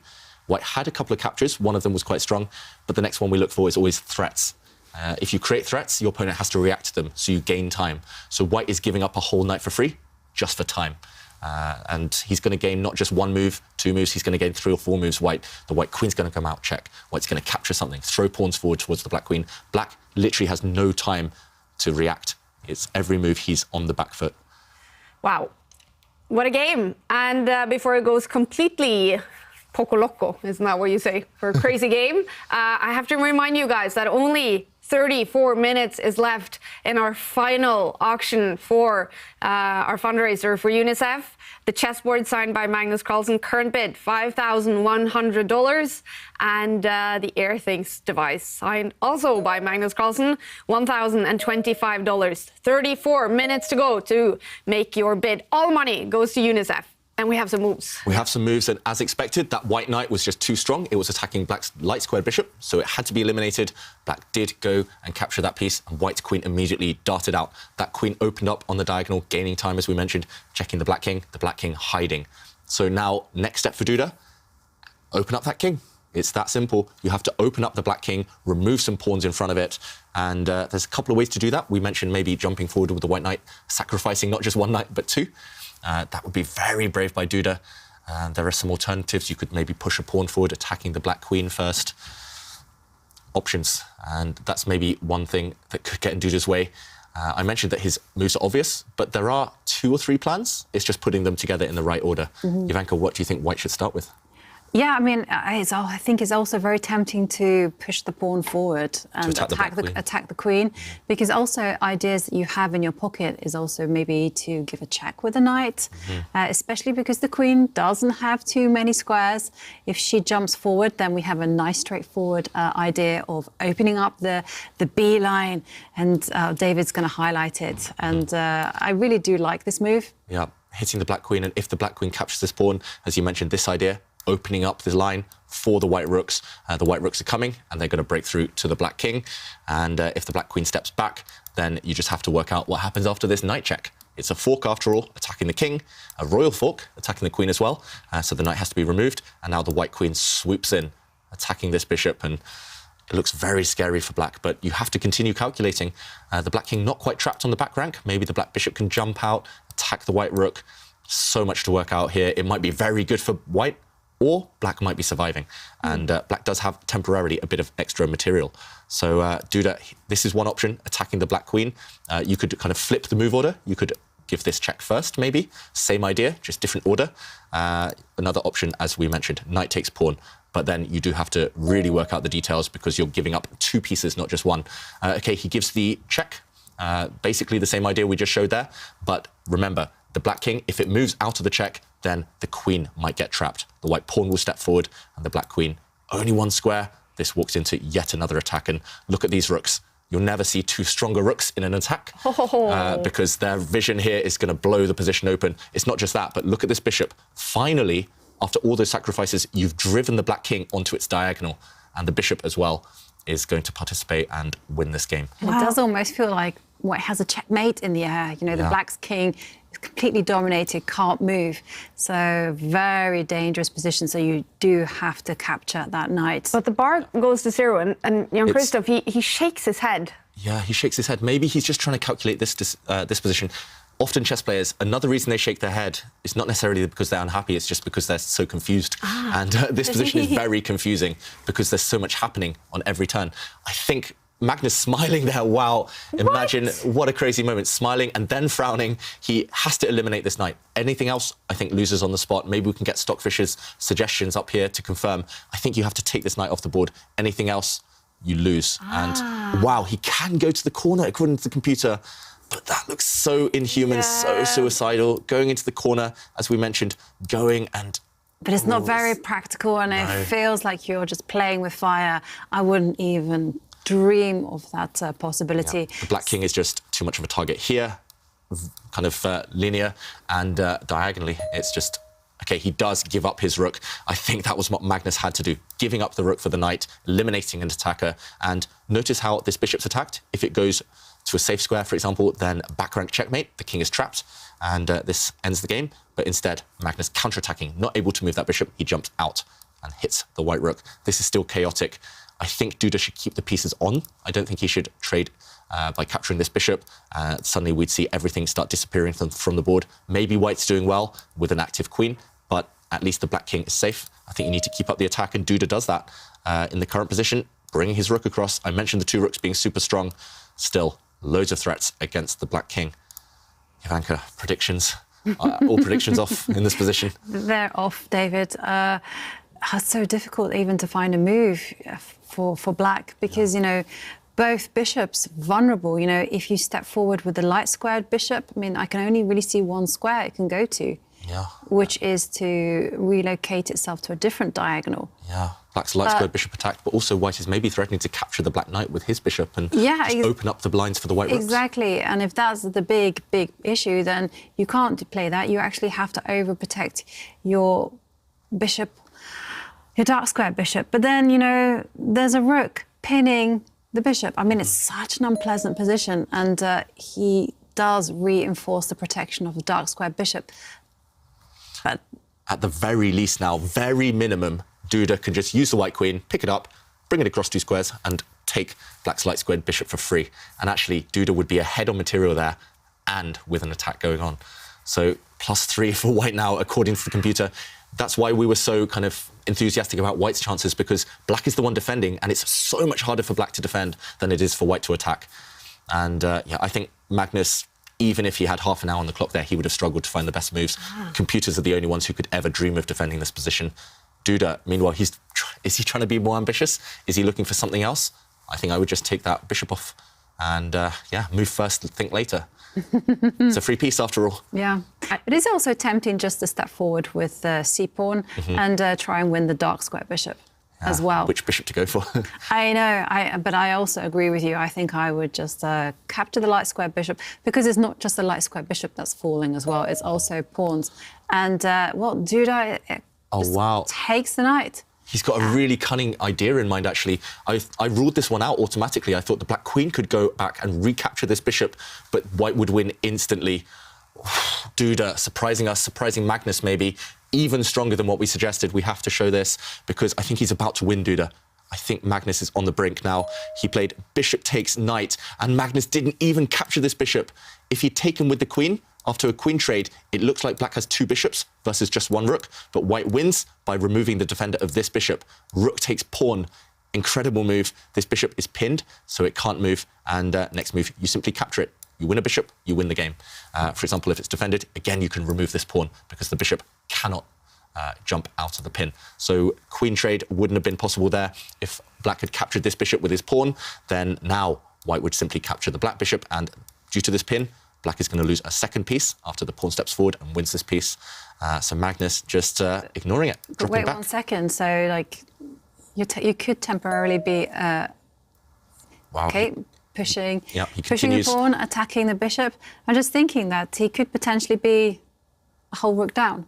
Magnus. Yep. This is. He might be a rook down and being attacked. That is not ideal in anyone's book. So now this bishop is under fire. Notice how this bishop still cannot move. If you move it out of the way, your queen drops behind, and still this pin is just deadly. It's all about the rooks, and black's bishop here under fire. Black's bishop here under fire. I think it's game over. I think Magnus is going to resign any moment. I just can't see a way to survive. Wow. For example, if you move this bishop out the way, as Ivanka mentioned, there's just no good square. If you drop the bishop back, you walk into a nasty check on the back rank. And just no safety here. In the current position, Duda has done everything right. This is a bit of a masterpiece so far from him. Yeah, how impressive. Turnaround. Yeah, totally turnaround. And guess what? Only 24 moves have been played. I mean, how often does Magnus even lose? And in 24 moves. Right. And this is also his second loss in a row. So this is going to upset the world champion. Okay, so he defends his bishop with a rook. But okay, pawn takes bishop on the board, and still the attack is brewing for Duda. And now he's going to go rook down. He's currently a whole rook down, Magnus Carlsen, and with this last move, attacking the black rook, the white queen about to win even more pieces, Magnus just resigns. Game over. Duda striking back, fighting back. He's now in the lead today. Wow, and what a comeback by Jan-Krzysztof Duda. Now winning 2 games in a row. He is in the lead in this second match in the final. We could be heading to tiebreaks, you guys. Magnus Carlsen, if he wins the next game, he will be the winner. Any other result, and we will head to tiebreaks. Jan-Krzysztof Duda is looking over this, not smiling on the outside, but on the inside. There was a micro smile. Did you see that? He just thought, yes, he's done it. And it was in 25 moves, I think. David, can you remember the last time Magnus Carlsen lost a game in 25 moves? No, I'm just thinking back to when Daniel Dubov beat Magnus a couple of times last season on the tour. That took longer, though. That was 30, 40 moves. Yes, it ended in checkmate, but those were kind of wild games. This was very one-sided. Duda, once he got the attack, he was like a dog with a bone, just kept going, sacrificing pieces and crashed through. Magnus, he needs to recover because he's on tilt. The last game, the first game he lost today, wasn't great, just a one-move blunder. This one, though, completely outplayed. And suddenly, I think Duda, I'm not sure he's the favourite, but he's going to fancy his chances. This final is anyone's to take now. Yeah, we definitely have to take it this game. Take a look at it. Jan-Krzysztof Duda playing some fantastic moves. Yeah, and we have to backtrack right to the beginning of the attack. And it was in this position we saw the evaluation bar shoot up. Sometimes we can ignore that. It's just a strategic battle. It's small advantages here and there. But this one was dynamic. This one blew the position right open. And it was because Duda talked to his pieces. He needed to decide which pieces to improve. This bishop wants to open diagonal. This queen also wants to join the attack. And the only way to get those 2 pieces into the game in one go is to sacrifice a piece, give up a knight, invest this knight in return for open files, open diagonals. And he brought his knight forward, attacking the bishop. The knight had to be captured. Suddenly, the white queen pounced with a check. The black king had to move. Suddenly, the white knight jumped in with a check. Black had to remove it, and look how active the queen is compared to just 3 moves ago. Look how active the bishop is also compared to just 3 moves ago, cutting the board in half, going towards the black king. And as we saw after the black bishop captured this pawn, the final touch, the final finesse was just shuffling the rook across and all of white's pieces attacking. The 2 rooks attacking on these lines, the white queen obviously doing a great job in black's camp, and the bishop as well from afar. Just a masterpiece from Duda, talking to his pieces, inviting everyone to the attack and crashing through, beating Magnus Carlsen in great style.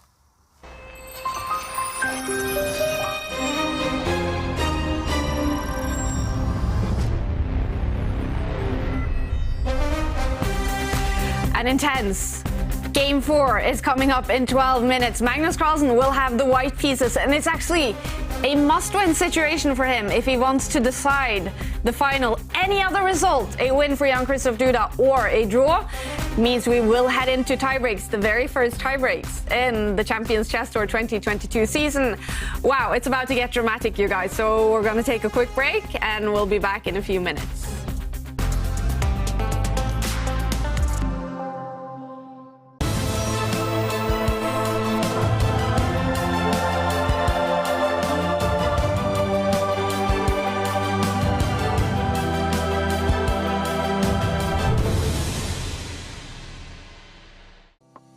Welcome to the new Chess24 playing experience. Play in light mode or dark mode. Choose from a range of time controls or create a custom game and get paired with players from around the world fast. Enjoy a polished playing experience while making moves on a fresh, responsive board to claim your victories. Train and improve with over 80,000 puzzles. And that's not all. Download now and discover what more you can enjoy in our brand new app.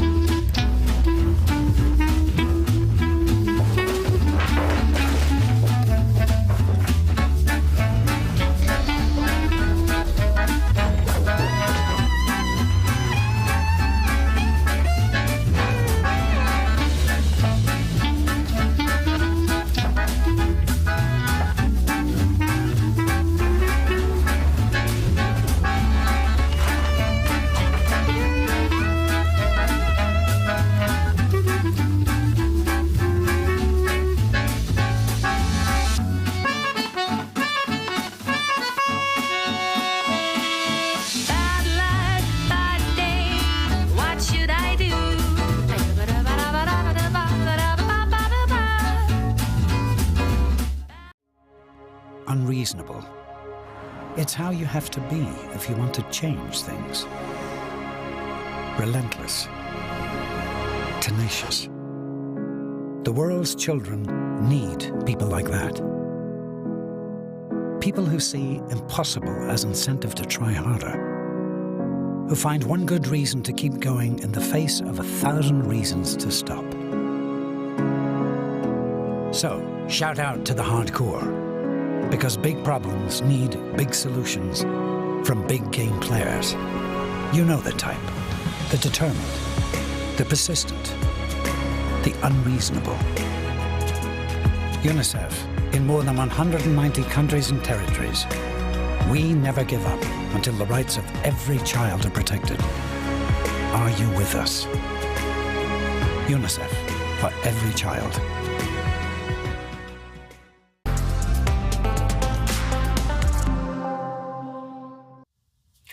We have been so moved by the chess community's kindness throughout this tournament, participating in our fundraiser for UNICEF. And chess is just such a great game. It is something that everyone can play, if you're old, if you're young, girls, boys. And now we're going to head to New York City, where people meet up in the park to play chess.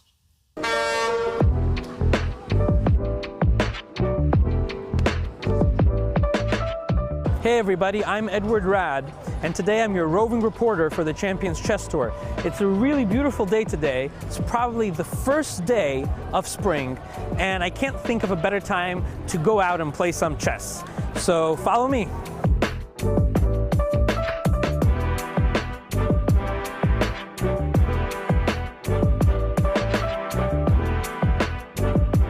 I used to come here to Washington Square in the 80s and play chess here. I was a stewardess in the Israeli Airlines, so I used to come here. So it's kind of a nostalgia for me. Nashan, I'm very curious. So a lot of chess players have a very specific way that they set up the knights. I noticed yours are facing outwards. Is that something that is like deliberate on your part? Not really, but if I want to be deceptive, yeah, I will have them facing this way, both of them facing you. You may see their angle or you may not. If I have it this way, it's just an adjustment to be able to grab it and put it on the square real quick.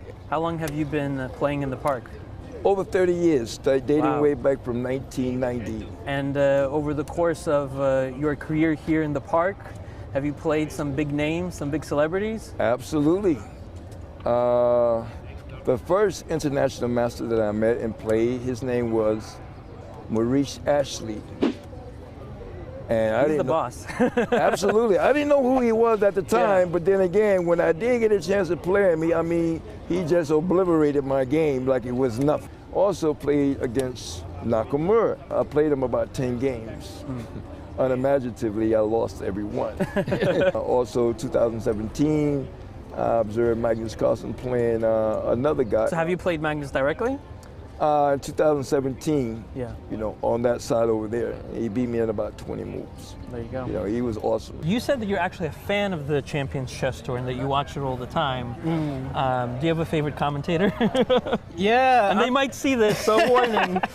Yeah, I mean, well, like, you know, I love, like, the, you know, David Howell, like, has a, I feel like, I can't really actually say any one of them because I think collectively, like, they work so well as a team. Yeah, it's really good chemistry. Yeah, so David Howell obviously is like really doing a lot of dope commentary. Yeah, absolutely. We all love David Howell. What about the park itself, right? The park is steeped in history. You know, back in the day you had Bobby Fischer playing in the Marshall Chess Club, and he would probably come here and play folks as well.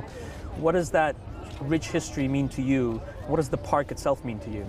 Well, it's just a great idea to know that these things happen and exist, and knowing that Bobby Fischer, United States champion, played here in the 1960s when he was about 13 years old. As a matter of fact, he had his own table embedded over there in the pelmet in front of the table that is in front of the tree. This is actually way more, like, I don't know, easy. It's easier to carry around. I used to have one with like the actual pieces, like the actual, miniature pieces. This is almost like online. Like, this is like you're playing online, but you're playing here. You ready? Yeah. Show me what you got. Ah, there goes the fork. There goes the fork. Yeah. Oh, man. Now, why do you think I keep taking your bishops? Huh? Yeah, you want to get rid of my strong bishops. Yeah, the bishops are very strong. Hold up, I'm realizing that bishop and that knight. This is actually something I gotta think about. Okay, all right, I think I figured it out. Check. Another man down. Check time. Ah, there we go. Okay. All right, I resign this game. Okay. It's a real honor to be beaten by one of the legends in Washington Square Park. Well, I appreciate your compliment and whatnot. It was a real honor playing against you. How great is chess? And I just love seeing that images from New York City with all those people meeting up in Washington Square Park. And while New York City has Washington Square Park, Oslo has the Good Night, where people also meet up to play chess. And Askild, how's the tournament going? It's going well. Currently, they're playing the 6th round, 7 rounds total. And actually, people, before playing the next round, they need to see the pairings of the tournament. So the screens have to show the pairings, but the players have been complaining because they want to follow the broadcast. So that's pretty cool. But let's have a look. Let's go in and check out. This is board number 1 in the tournament. It's our friend Jan-Krzysztof playing Anders Hobbid. And Jan-Krzysztof, how's it going in this game? Little time, big time pressure right now. Not good position. Are you happy, Anders? Yeah, by all means. Well, you should disturb him and not me while we're playing at least. Anders, what's the strategy when you play a tournament like this at a bar, the Good Night bar? Well, say that. I mean, you kind of make it up while you... I think we have some time trouble here as well. Let's see the clock situation. If you go over here and see the clock situation. 6 seconds. 6 seconds for Jan-Krzysztof. Yeah, some very bad positions as well. And these players are leading the tournament at the moment, so this can decide the tournament winner. Very exciting, actually. And it looks like Anders is doing quite well at the moment. Are you happy now, Anders, with the developments? The development, it seems to be going in my favor. He's getting a new queen. Definitely. This might be the tournament winner we see here, with the black pieces. As long as Still some complications, but... complications indeed. Wow, yeah, it's intense. It's definitely intense. Looks good. Looks good for Anders at the moment. And Jan-Krzysztof, our friend, is low on time. So my bet is that Anders is winning this game, Kaja. All right. Well, Jan-Krzysztof then struggling a little bit like Magnus Carlsen. What was the reaction, Askild, in the pub when their fellow Norwegian Magnus lost his 2nd game in a row? I mean, some disappointment because obviously he won the first game. People were thinking, okay, this will be an easy win, short last day of the finals. But I have to praise Jan-Krzysztof Duda for coming back, fighting back with 2 straight wins. And now we might see tiebreaks, which will be very exciting. Definitely. Ooh, it will. And best of luck in the rest of the tournament here, Askild, and everyone you're following. Thanks for joining us. I could see you were analysing there, David. What did you think of that game? It was actually pretty complicated. The both players there looking pretty chilled out, pretty relaxed, even giving Askild a few words during the game. But yeah, very complicated position. Yeah. Oh, well, so much important chess going on all over the world, you guys. But we're now going to follow game 4 between Magnus Carlsen and Jan-Krzysztof Duda.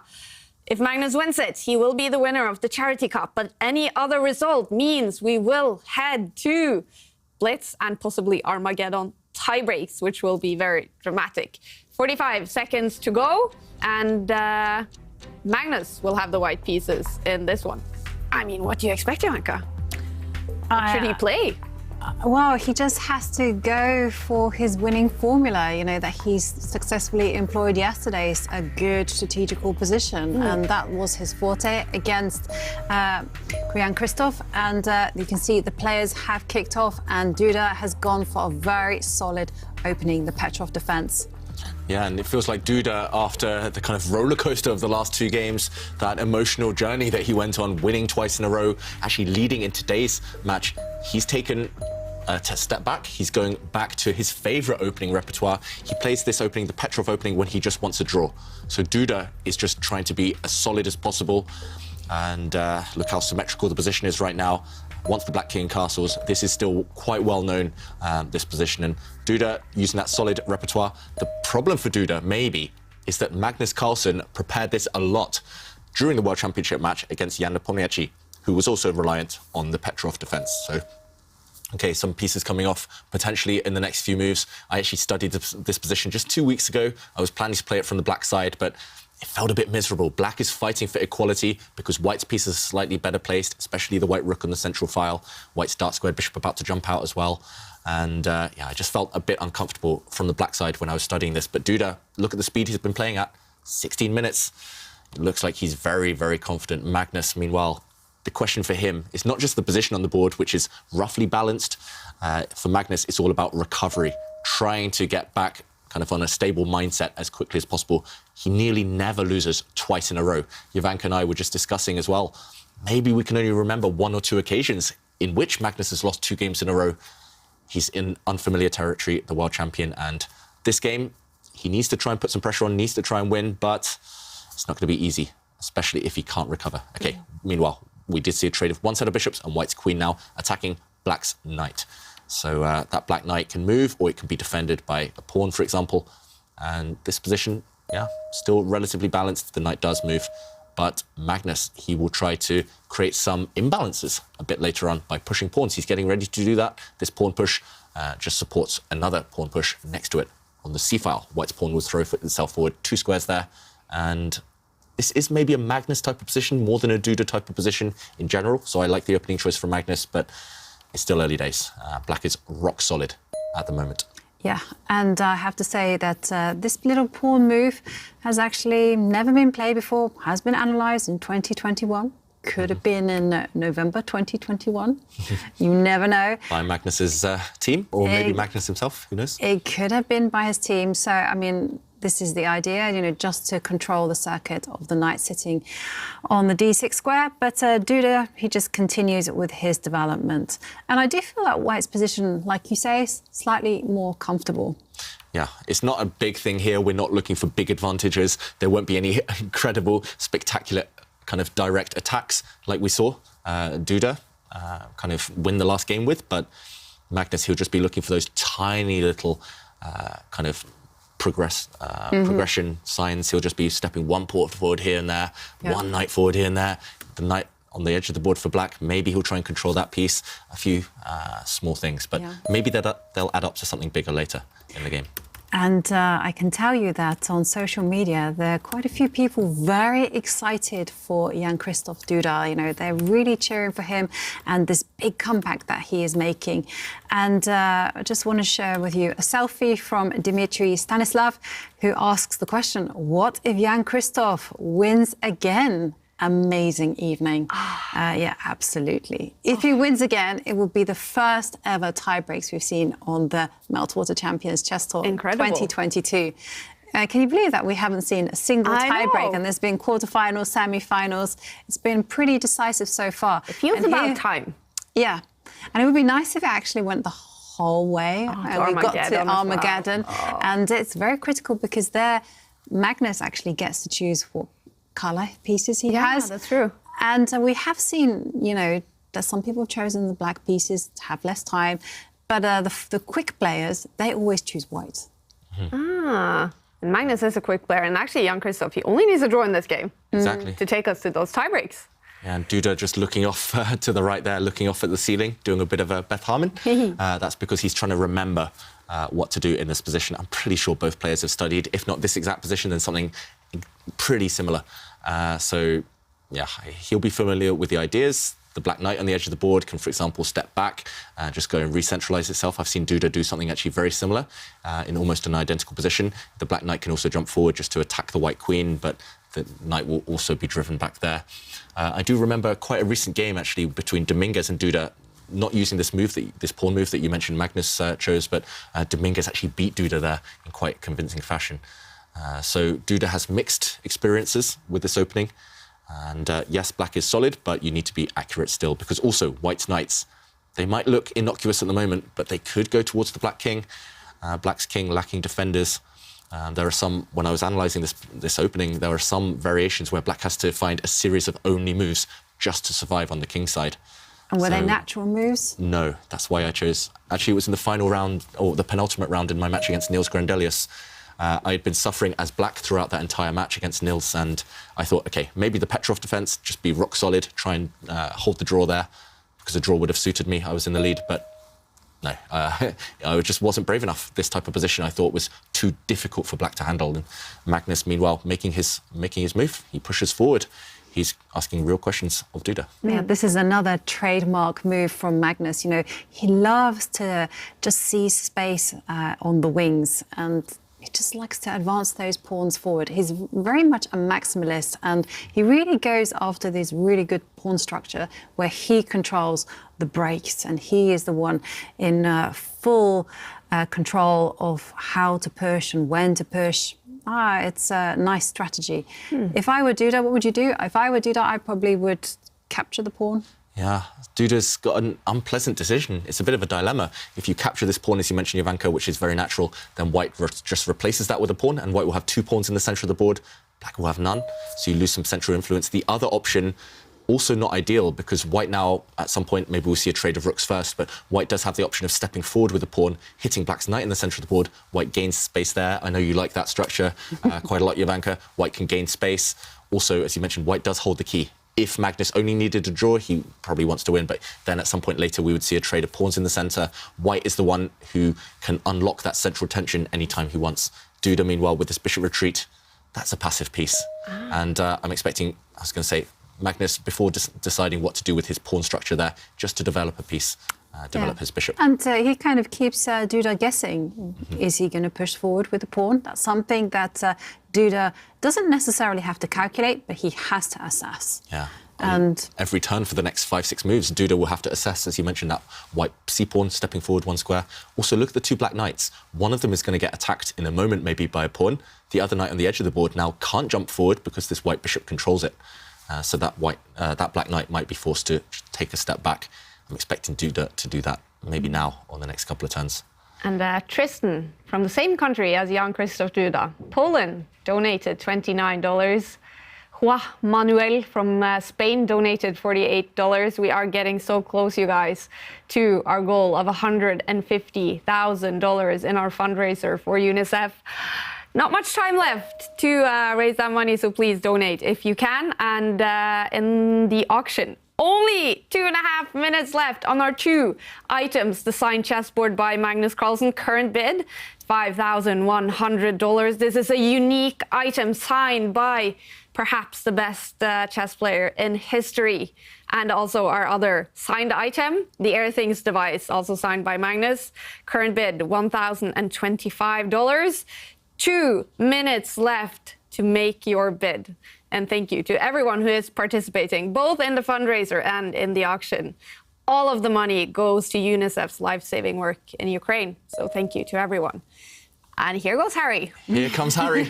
And no, Harry's not meeting Sally this time. Harry's going to meet the Black King. And Magnus is pushing Harry the H-pawn towards that Black King. And first, he's pushing back the Black Knight. Wow, Magnus, you mentioned the word maximalist. Jovanka, he's seizing space on both flanks, both sides of the board. This Black Knight now looks like it has to retreat. It's going to a bit of a sad square now, maybe near the Black King, and then white is going to push on both flanks, both sides of the board. Black is going to be really cramped, and this is the one thing I will mention. Duda, he had a success against Magnus in the last 2 games by playing really dynamic, really kind of firebrand type of chess. But he's gone back to a really solid, passive approach. This opening is designed for black purely to achieve a draw, and it doesn't suit his style. He's got to a decent level in world chess, a very strong level, by kind of playing the Petrov defense, occasionally kind of taking these really passive, negative decisions. But he looks so uncomfortable every time I see him play the Petrov, every time I see him kind of grovel for a draw. It's just not him. He may be feeling a bit more uncomfortable now, maybe regretting his opening choice. It looks very one-sided, and it's a Magnus type of position, as I mentioned, more than a Duda type of position. So, yeah, I'm liking all these pawn pushes. Normally, you know me, Jovanka, I have commitment issues when it comes to pawn pushes. But here, I love the fact Magnus is gaining space on both flanks because Duda will be stretched later. OK, he jumps in, sacrificing a pawn. I was going to say he will be stretched with his defences, guarding both sides. So, wait 1 second. Can you just not grab that pawn? Yeah, maybe there's a trick. There is a trick, isn't it? So we do have to show that, right? So the whole point is that the queen there on d3 isn't protected. Loose pieces drop off, and you might be asking, yeah, but the d-line isn't open, so why is that relevant? But after knight takes knight, pawn takes knight, and if you do capture the pawn, rook takes pawn, then you can play knight takes pawn. Yeah, really nice trick here. This is actually a fork. Whoops, not there. Attacking the queen, attacking the rook, and the pawn cannot obviously capture the black knight because the white queen drops off behind it. So actually, as Jovanka mentioned, once things open up, this pawn in the center is pinned. It's as if it's not there. And the other key detail is that after knight takes pawn, white can give a check. Maybe Magnus was relying on this one, but this check can be met with a knight block. So no time to capture the black knight. And after white brings the rook across, it looks deadly. I think Magnus was relying on this, winning the black knight on the next turn. And the black king doesn't really want to come out of its hiding place as a defender. Maybe what Magnus missed is that the black pawn could step forward here, counterattacking against the white queen, kicking it off the same diagonal as the black king. And Duda just about, it's really scary. It's by the skin of his teeth, but just about safe in this position. So actually backtracking just a few more moves here when we... Well, I was praising pushing Harry the h-pawn forward. Maybe Magnus missed a trick in not pushing this guy forward now. It might have been a bit different. And then only next move, pushing on the h-file. But Duda, yeah, this is why he's got to the top of world chess. He's really tricky. It's very hard to kind of control a game against him because he always finds these small tactics. And yeah, this pawn, maybe it cannot be captured. Maybe you're right, Jovanka, because knight takes knight, as mentioned. Rook takes is met by this really cool move, knight takes pawn. And suddenly, somehow, black is just about okay. Yeah. Nice line there, and very neatly calculated by Duda. And, well, Ben de Groot noticing that Magnus looks much more stressed than Duda right now, and also includes a selfie. And Scott B. Robinson, well, he's still Team Magnus. He says, go Team Norway. And he's actually wearing one of these traditional Norwegian jumpers. But with a chess design. They were actually made after Magnus became world champion. That's actually the Norway chess jumper. Yeah, yeah. And they made one, they make a jumper especially for Norway chess. Yeah. Very, very cool. Very cool. And finally, we do have, while the players are waiting, we do have a meme, this time from Rishabh Shah, who says the tables have turned suddenly. And there you see Duda looking all fierce, and there you see Magnus. Ah! We do like memes. We even don't mind them if you make them of ourselves. Yeah. Isn't that right, David? Yeah. Whether I want them or not, memes. Yeah. We had some fantastic memes after David beat Magnus at 10 years old in our charity challenge. And I also saw some GIFs of that reaction on Facebook. Just incredible stuff. I loved your reaction there. Thank you, Kaja. And maybe we'll see a reaction from one of these two players, whoever wins this match, because it's suddenly really tense. Yeah. They're going to be exploding with joy later on. So, yeah, I mean, Duda, with his last move, he's made me think that we might be headed towards tie breaks. Just a really cunning idea there. And look at Magnus, frustrated. I think Magnus is regretting, as I just mentioned, he could have kind of changed the move order of his last two moves, and he would have taken away this defensive resource from Duda, and Duda would have been purely on the defensive. It would have been quite one-sided. I think Magnus would have had a huge advantage there. But yeah, if you just stop focusing for 1 second against Duda, he will be able to trick you. He will be able to kind of change the momentum. He's very, very good at that in a game. And yeah, maybe he'll be the one exploding with joy if and celebrating if he wins this or holds this game. I can't remember ever seeing Jan-Krzysztof Duda sort of explode with emotions, because mostly I've seen him winning in over-the-board chess, so that could be the reason. But I'm wondering, you know, if he wins this match now, ooh. Yeah, if I would be curious to see how he reacts if he won the whole event. It'd be cool with There'd some be big some reaction. chest thumping, some kind of yes, or would he just kind of give us a little I did it. Yeah. Somehow I suspect that part of his success as a chess player is because he keeps his emotions under check. Because, you know, okay, we have seen a capture of the central pawn, and so now we're expecting Duda to actually just take the pawn with a knight. Yeah, black's knight on the edge of the board. has to improve itself, and not only can it step back, it can take a pawn in the process. And this exact variation, this key line that we showed, this is the acid test of what Duda had planned. And there was so much pressure on the diagonal that you have to drive back the white queen. So that pawn pushed, white's queen has had to retreat. And Magnus does have some hints of an attack maybe against the black king at some point, utilizing this e-file, and that is neutralized by Duda. His knight retreat, really, really nice strategy there. If all the rooks disappear, I think black would be safe. Also, white has an isolated pawn in the middle of the board, so long term, black has decent chances. But Magnus decides, okay, he has to keep at least one set of rooks on the board.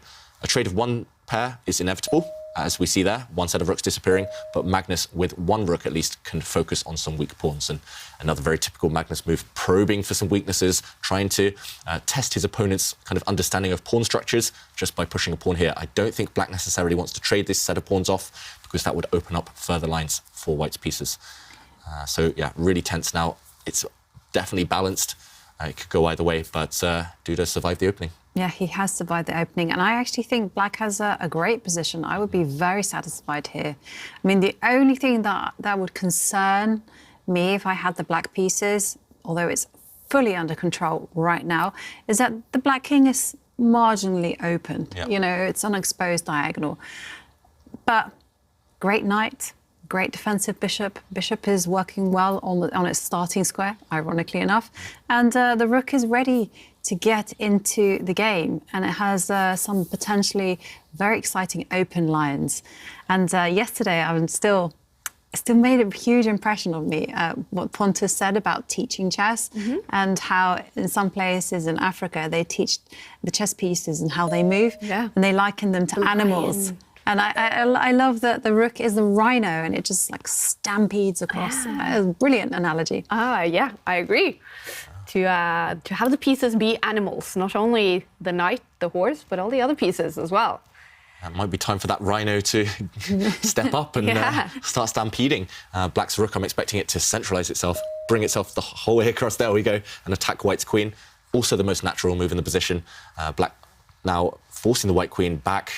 I'm not sure which direction Magnus will choose. I'm assuming it will go back and line itself up with the rook. There we go. And black's rook now rock solid. This rhino holding the position together. And yeah, Magnus is running out of ideas here. Maybe he's created a few threats over the last few turns, but Duda holding everything with his pieces. And the one problem here I see for white, you know me, Jovanka, white's knight is a bit stuck. So at some point, Magnus needs to improve the white knight. Notice how the black f-pawn on the f6 square controls every square the white knight wants to jump into, at least in the black half. So just a very good strategy as well there, Duda, to control white's knight and its energy.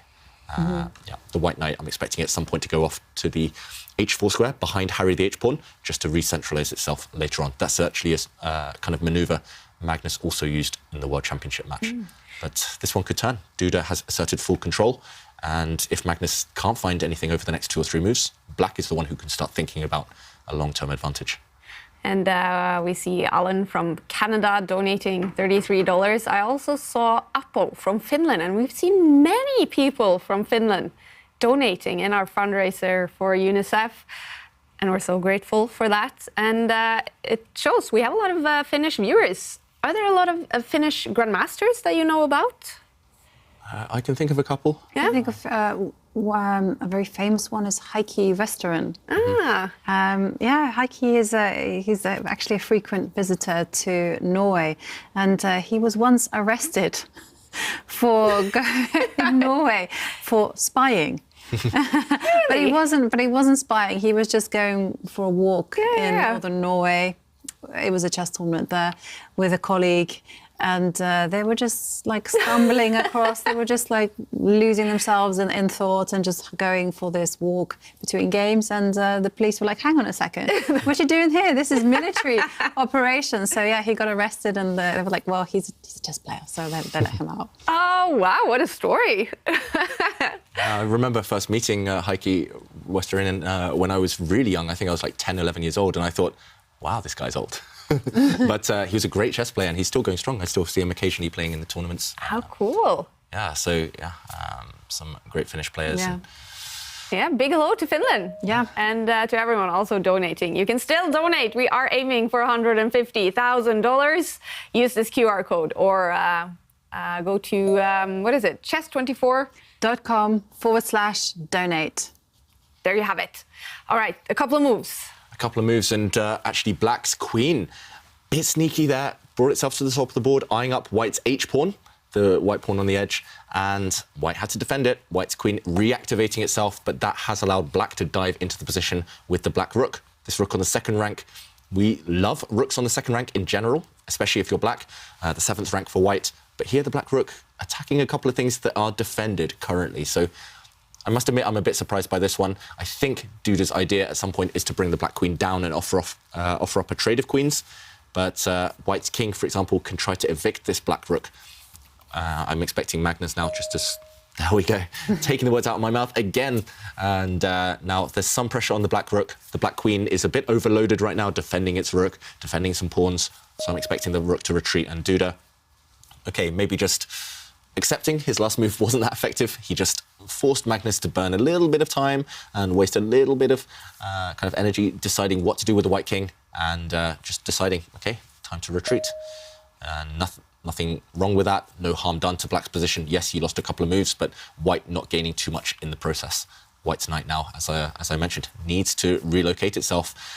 The dance that Magnus did with his knight started with this move, and then it kind of came back to the G2 square and then re-centralized itself. That's what he did against Nepomniachtchi in the same opening, actually, in the Petrov defense from last year's World Championship match. Yeah, so maybe it's a good idea for Duda, you know, just to actually step forward with the rook and attack the dark square bishop. Or is this a little bit problematic? Yeah, it looks definitely possible. Yeah. The Black rook just doing a bit of a yo-yo, just dropping down, then going up, dropping down, then going up. So Black's rook could come down to the second rank now that White's knight has kind of gone away, as you mentioned there, Jovanka, from the defense of its bishop. White's bishop is loose, and as we've seen a couple of times today, loose pieces are big targets. I heard that yo-yos, they come back in out of fashion every 5 years. Okay. Yeah, and I think it's actually correct. I have like a yo-yo hang-up every like 5-ish year. Yeah.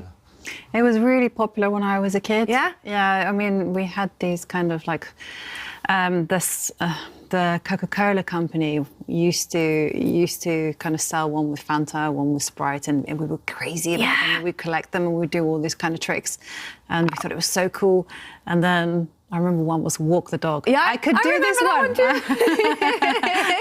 Maybe that should be our next challenge, you guys. Is it the one where you build it and then it just goes in and out of the... No, that's a cool one too. No, you literally just... Yeah, it rolls on the floor basically, Yeah, and then you kind of pick it up. And yeah, anyhow. I will put my money on Jovanka winning our yo-yo challenge. Sounds like you're It's been skilled. a long time since I've done these things, you know. So it comes back, you know, as soon as you Is it get like that riding a yo-yo. bicycle? Yeah. I haven't even ridden a bicycle for a long time. Oh, me too, actually. Do you want to know a secret, guys? My deepest, darkest, dirtiest secret. You don't know how to ride. I don't know how to ride a bicycle. Is that I've so? never sat on a bicycle in my life, apart from at the gym where it's fixed. So one day. Wow. Anyway, oh no, I shouldn't have said. Anyway, that's not going to be a challenge. We're going to go back to the position because we saw a couple of moves. Black's queen sidestepping and White's queen retreating. There was a bit of tension there, some indirect threats against White's queen, and Magnus just trying to maintain control. It's still very cagey, still balanced, but neither side flinching or giving way so far. Well, something that is going completely crazy is the auction for the signed chessboard. Current bid, $8,400. I think there are a couple of people in a big fight to get their hands on this unique, historical chessboard. And all money will go to UNICEF, so it's for a great cause as well. Currently, 4 minutes left. Whenever someone makes a new bid, a little more time is added. But I'm just going to say thank you to the people in that fight to get their hands on that chessboard. Cool. That's insane. Yeah. Thank you. You know, I had to give everyone who's contributed, everyone who's bid on any one of these objects, you know, thank you so much. Thank you for being part of this chess community, to do something noteworthy, to do something amazing for the children and the people of Ukraine. Absolutely. You know, it means so much. Yeah. I really am touched. I agree. It's fantastic. What we've seen from the chess community over the well, basically over the last month after the crisis in Ukraine, $147 is currently what we have been able to fundraise for UNICEF. Our goal is $150,000. And we have a move. Is this still cagey, or you look a little surprised? Yeah, still cagey, but I think Magnus will be happy with the developments over the last move. It hasn't changed the evaluation too much, but I'm surprised to see Duda retreat his knight, and also White's bishop, which was a bit of a, I don't want to say useless piece, but a bit of a limp piece there, not really doing too much. It has some threats. It wants to eliminate the black knight. One thing White would love to do is trade his bishop for the black knight. Black's knight is the key piece. Duda cannot allow that piece to be exchanged. But if we jump in, Magnus has kind of tricked Duda, and it was just because Duda, I think, was at a loss of what to do. Maybe Duda could just sit still. I know his queen just came from the square, but he could retreat the queen, just say, OK, I've built this kind of wall, this barrier, you're not breaking through. And I think Magnus would have run out of ideas, but he stepped back with the knight, maybe trying to attack this pawn. And now Magnus has said, you go backwards, I go forwards. That's something I picked up from Jovanka. And the white bishop has gone forward. Previously, it couldn't do this, and now it's guaranteed to trade itself off. That was White's worst piece. It's going to trade itself off either for Black's very strong knight or the bishop behind it. And the reason this is possible is because if Duda grabs this pawn now, then White's bishop will jump forward, make this exchange, and after a trade, we could see a couple of moves. For example, White can take this pawn, or White can even jump in with his knight first. And suddenly, I think Black would be a bit nervous. The queen has to retreat. She's under fire. And suddenly, some big attacks coming against the Black king. Maybe Black's OK here. Some calculation needed, but Black is really playing with fire. The queen and the knight combined, threatening checkmate. And remember that rhyme, knights on f5 will thrive. It's coming into effect now. And I don't think Duda should grab this pawn. I think he will live to regret his greed if he does take it. I think maybe it's time to start thinking about bringing the knight back to the center. But again, similar problem. We'll see a trade of bishops, and at some point, White's knight will re-enter the fray using this great f5 square. Yeah, I was just thinking about this position, and I agree with you completely. It was the wrong piece to retreat, and I think that Duda just miscalculated. I think somehow in his head he just thought, well, you know, I will capture the pawn, and he totally forgot that bishop takes knight, and his pawn also on c6 is hanging, and the white knight is an amazing piece, especially in conjunction with the queen. So I mean, it's not a great choice. No. And I think this is what happens when you slip up. We see kind of like small inaccuracies, and the opponents have been given a chance to make life uncomfortable. Oh. And we've seen queen takes pawn. Okay. You said he should not do that, David. I mean, maybe he's OK. We'll see over the next few moves. But this one, he's got to walk a tightrope now. He's got to be super accurate on every move. OK, the evaluation was slightly in White's favour, not too much. I think his idea, Duda, is that if the white knight jumps in, he does have one move, maybe, that I underestimated. Instead of the black queen going back the whole way, allowing this type of attack that I mentioned against the black king, maybe his idea is to try and trade queens. And maybe he's safe here. The queen steps back, now offering up this trade, of course. And if White does sidestep, then turn around. The black queen can actually use the corner square to deliver checkmate. So actually, with this idea, Black can force the queens off. And maybe with the queens off, you can survive. It's still a bit scary for Black, to be honest, just because Black has so many weak pawns. And also, White's rook could enter the 7th rank. But maybe you're OK here. As Black, this bishop does defend everything that this white knight will throw at you. Mm-hmm. So, OK, maybe it's fine. And in the current position, this has got to be his idea. Duda stepping back with the queen. Otherwise, I do think he's in big, big trouble. Mm-hmm. He's got to seek solace in the endgame. Yeah. And this is a really, really crazy position. I was actually attracted to just grabbing material and then just kind of saying, yeah, you know what, the queen and knight better than the queen and bishop, simple chess, which was also quite an interesting approach.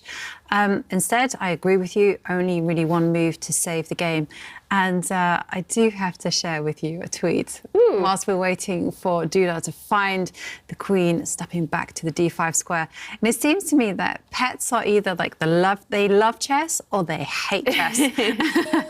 And okay, the queen does step back to a critical square, and Asics Machinen says, his dog is saying, or their dog is saying, please play with me instead of watching chess. That's cute. And it is cute. Yeah. Pets love chess, hate chess. What do you think? I hope most love chess. We do know a few chess players who do love their pets as well. So it's a mutual kind of relationship there. Mm-hmm. But yeah, I'm sorry. I hope that pet isn't feeling too left out. His loss. I'm not sure if either of these two have pets. I don't think Magnus has any pets. No. Duda? I'm not sure. It's difficult for chess players with their lifestyle. Right. Traveling all the time. I mean, you've got to travel across the world regularly, not just for a couple of days. It's 2 weeks at a time, 3 weeks at a time.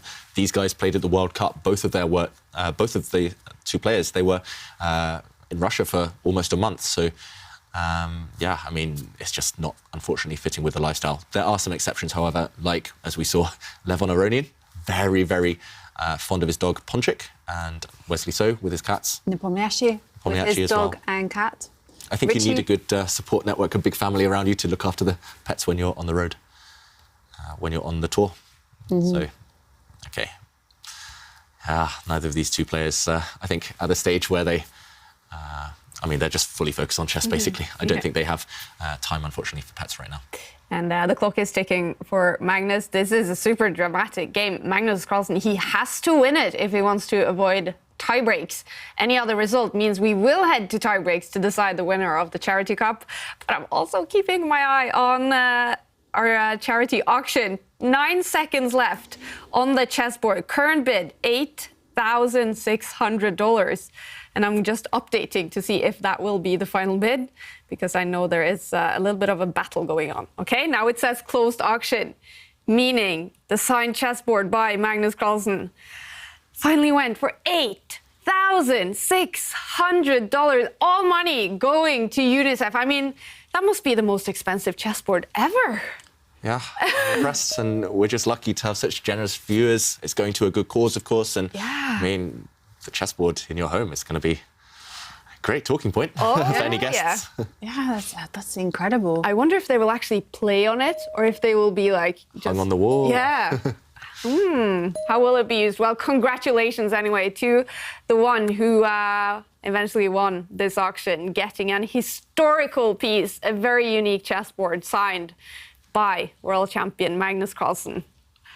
Wow, impressive stuff. All right, we do have a few moves on the board. We do have a few moves. As mentioned, the queens were destined to trade off for each other. There was no way Magnus could have avoided that. As we showed, there was a nasty checkmate if Magnus had run away from a queen trade. And that meant that Black was able to escape in the endgame, and Black is one pawn up temporarily. Magnus can go and win a pawn back with his rook at some point in the near future. First, he has to remove his knight. And remember, Magnus, for him, a draw is the same as a loss, so he might as well keep pieces on the board. Trading his knight off for the black bishop would have just ended in a dead-drawn rook endgame. So Magnus tries to keep his winning chances, his tiny, slim winning chances alive by keeping this knight versus bishop in balance. And what do you think, Jovanka? Knight over bishop, we've talked about that a few times this tournament. Yeah, it's been a common theme, actually. Every single day it's been like, which one is better, the knight or the bishop? In this particular case, I have to say I do quite like the knight, but it's only because, you know, the White's rook is so active, and also White has a very dangerous passed pawn on the edge of the board. And I can see a scenario where this is going to be something that troubles Duda considerably. Yeah. The big question is, should Black get greedy here and temporarily go 2 pawns up? Could Black get greedy and maybe even push the Black B pawn down 1 square? Big decision for Duda, not much time to make it, but let's quickly jump in just to show how both sides are going to try and end this game. Duda wants to trade off these 2 pieces, and then he's safe. Even if Magnus wins his pawn back, as long as it's level number of pawns, if these pieces disappear, Duda will never, ever lose. But it's not easy to do that. If you chase the knight away, bring your bishop in, for example, the white knight can move. You can even maybe flick in an annoying check first. This has happened. I was going to say the other option, push this pawn down, keep it alive just a little bit longer. But again, maybe this pin just too annoying on the 7th rank. And the third option would have been getting greedy and taking this pawn with the black rook, but this was playing with fire, the black rook offside for a few more moves. So Duda decided to indeed challenge this white knight in the center, trade it off to get safe and closer to the draw, but White saying no, the knight jumping forward, and you have to be a bit careful with this black rook right now. You don't want to slide it back 1 square, attacking the knight, because you have to look out for knight forks. Don't keep your pieces too close to your king when a knight is on the board, because a check and a fork wins the black rook. So that being said, Duda has to decide what to do. I was going to say, maybe now is the time to capture this pawn. He says no. He goes and challenges Magnus to defend the f2 point in front of the white king. how to guard this. There's no way to protect it. You have to advance this pawn, and Magnus steps his pawn forward. Now Duda, surely, before this rook gets trapped, it's running out of escape squares. Maybe it's time to go and grab Harry, grab the h5 pawn. At least then, after you do take it, you do have an escape route with the black rook. Yes, the pawns on the other side will fall as a consequence, but I think this bishop, you can find a safe square for it. Maybe just drop it back one square. And yes, the black rook might look a bit clumsy in this type of position, but black is a pawn up. So still very, very tense in the position. Magnus taking big risks to try and win this game. Wow, he wants to avoid tie breaks, actually. But will he be a big favorite in tie breaks with faster time controls? Or is Jan-Krzysztof Duda a player that can, play some nice blitz chess as well? He can definitely play some good blitz chess. I've played him a few times online in blitz, Duda, and he's really dangerous. Yeah. It's so hard to avoid his tactics.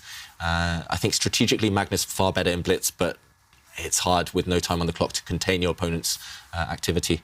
And also remember, these guys kind of fought it out for a World Blitz title a few years ago. Both sides were kind of chasing each other. Magnus was half a point ahead with like 8 games to go, 7 games to go, and then they both won the remaining games. Duda was chasing him the whole way, and Duda got silver at the World Blitz Championship. So one of the best blitz players in the world. It's going to be, especially if he holds this game. The momentum's on Duda's side as well. Absolutely. Wow. Well, we did announce that the chessboard was sold for $8,600. I was wondering, is it the most expensive chessboard in the history? Answer is no, of course. There is a chess set made from 18-karat white gold, insert with more than 500 carats of diamonds and some, bunch of diamonds and stuff, priced at $4 million. So it's a little bit more expensive. But, this one, in a few years, could be worth so much money with the signature of Magnus Carlsen. It might have gold and diamonds, but it's not signed by Magnus. Exactly. And I also Googled the most expensive signed items in history. George Washington's Act of Congress, $9.8 million. A little bit more expensive, but in 10th place, a signed newspaper by John F. Kennedy, $39,000. I mean, we're not too far behind. No, actually not 8,000, not that far behind. 39, and as the chess gets more and more popular, the value of this signature exactly go up. Definitely. Magnus's legacy is just starting. It feels like. He's still got many years at the top. Already one of the greatest players in history. Yeah, huge congratulations to whoever won the auction, and thanks to everyone who participated. A bunch of moves. The big question, can Magnus Carlsen win this game? Any other result? And we will head to tiebreak. He's trying his best. He's doing some really weird and wonderful stuff, Magnus. He's put his knight on the top of the board. Jovanka, you're frowning at me. I don't like it at all. For white. I mean, look at it. Now the rook has come down to the second row. King is cut off. The knight and the rook, not dangerous at all. And I think that it is the white pawn on b3, which I kind of thought, wow, that's going to be an asset one day. And actually, the players are probably going to repeat the draw. We're about to see a result. It is a draw. Magnus on the brink of defeat there, actually. He took the draw, and we are headed to tiebreaks. And Magnus Carlsen, he does not look happy. He won the first game today. He won the match yesterday by Jan-Krzysztof Duda. He's been fantastic today. He's made a huge comeback. He's won the second match, and that means for the first time in the Meltwater Champions Chess Tour 2022 season, we will see tie breaks, and they're going to start in 14 minutes. Oh my, how exciting is that? I know, and I'm going to hold on to the edge of my seat because this is going to be nerve-wracking stuff. I can't wait because the play gets speeded up, everything gets much more dramatic, and the clock is going to start ticking furiously. I can't wait. Oh, wow. It's going to be so exciting, you guys. They do have a little bit of a break before we start, and David, this game, Magnus had to win it. He wasn't able to. What happened? Yeah, he had to win, and maybe if we can just show why he took the draw at the end, why he gave up his last remaining winning chances.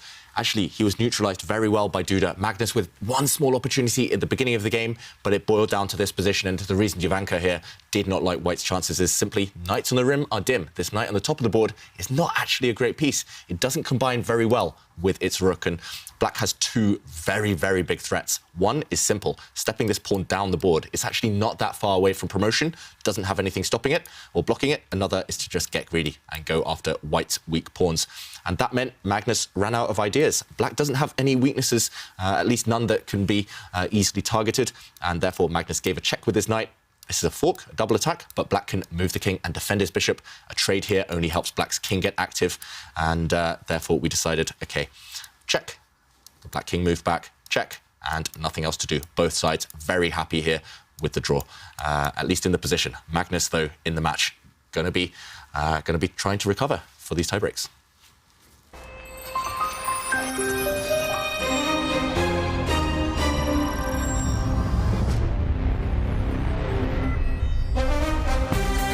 Finally, we get to see tie breaks in the 2022 season. Magnus Carlsen against Jan-Krzysztof Duda. And Magnus, he did score better than Jan-Krzysztof in the preliminaries. He will get to choose colors. So they will face each other in 2 blitz games. And if they're still tied, then we will head to Armageddon. 12 minutes to go before that first blitz game. And I think we need to let David and Jovanka rest their voices because this will get dramatic. So we're going to take a quick break, but we will be back with the drama.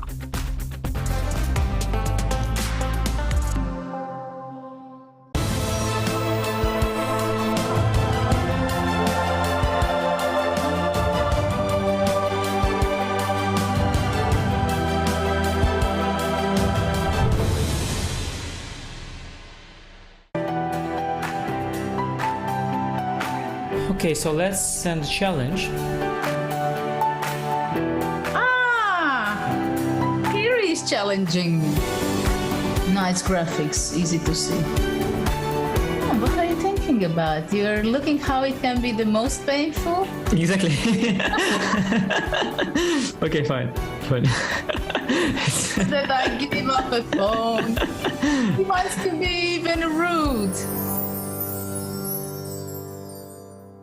It's time to take control of your journey towards chess mastery. Magnus Carlsen introduces Chessable, the definitive solution for studying chess. Move Trainer uses the science of spaced repetition to identify your strengths and eliminate your weaknesses. There's no need to set up a board, remember which page you're on, or keep track of all the moves you miss. Get started now and join our growing community of over 100,000 chess enthusiasts. Chessable. Take control of your journey towards chess mastery.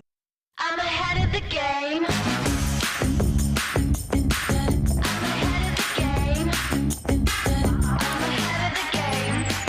Well, the phone is always ringing. I'm caught up on the line. Got a string around my finger. Remember who am I? I'm a boss and I'm honestly off my rocker. But follow me. I'm ahead of the game. I'm ahead of the game. I'm only ever slinging. I'm working overtime. Got the song and I'm the singer. The melody, the vibe. I'm a prodigy. Logically, I'm impossibly wanted. Then they'll remember my name. They'll remember my name.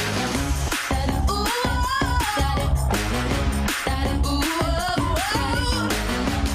well, I'm ahead now. I'm ahead of the game. I'm ahead of the game. Ooh,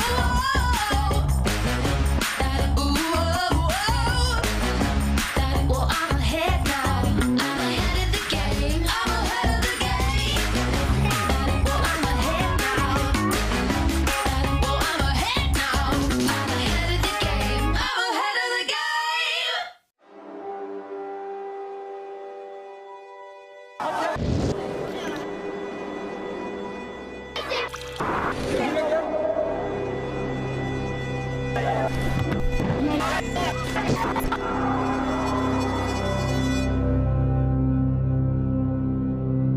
Tomorrow, cities will be home to over 2/3 of the world's children. Are we ready to design the services children need in these cities of the future?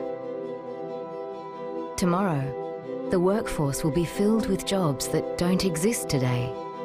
Are we ready to equip young people with the skills they'll need to succeed? More women and girls will be voicing their stand for change. Are we listening to millions of girls about the issues that matter to them and taking action? A free and fair education is the goal, but not guaranteed. Are we ready to provide accessible opportunities for children to learn in new and different ways? Temperatures will continue to rise and ice caps continue to melt, affecting the homes and lives of millions of children. Are we exploring new technologies that can lower pollution levels and deliver clean water? Tomorrow, millions will flee from violence, poverty, and emergencies. Over half will be children. Are we ready to use real-time information to respond and protect them? Tomorrow, threats to the survival and health of children will keep coming. Are we ready for new ways to deliver life-saving assistance? Together, we are developing and applying innovations that address the needs of children everywhere, because each and every child is our tomorrow. Are we ready for tomorrow?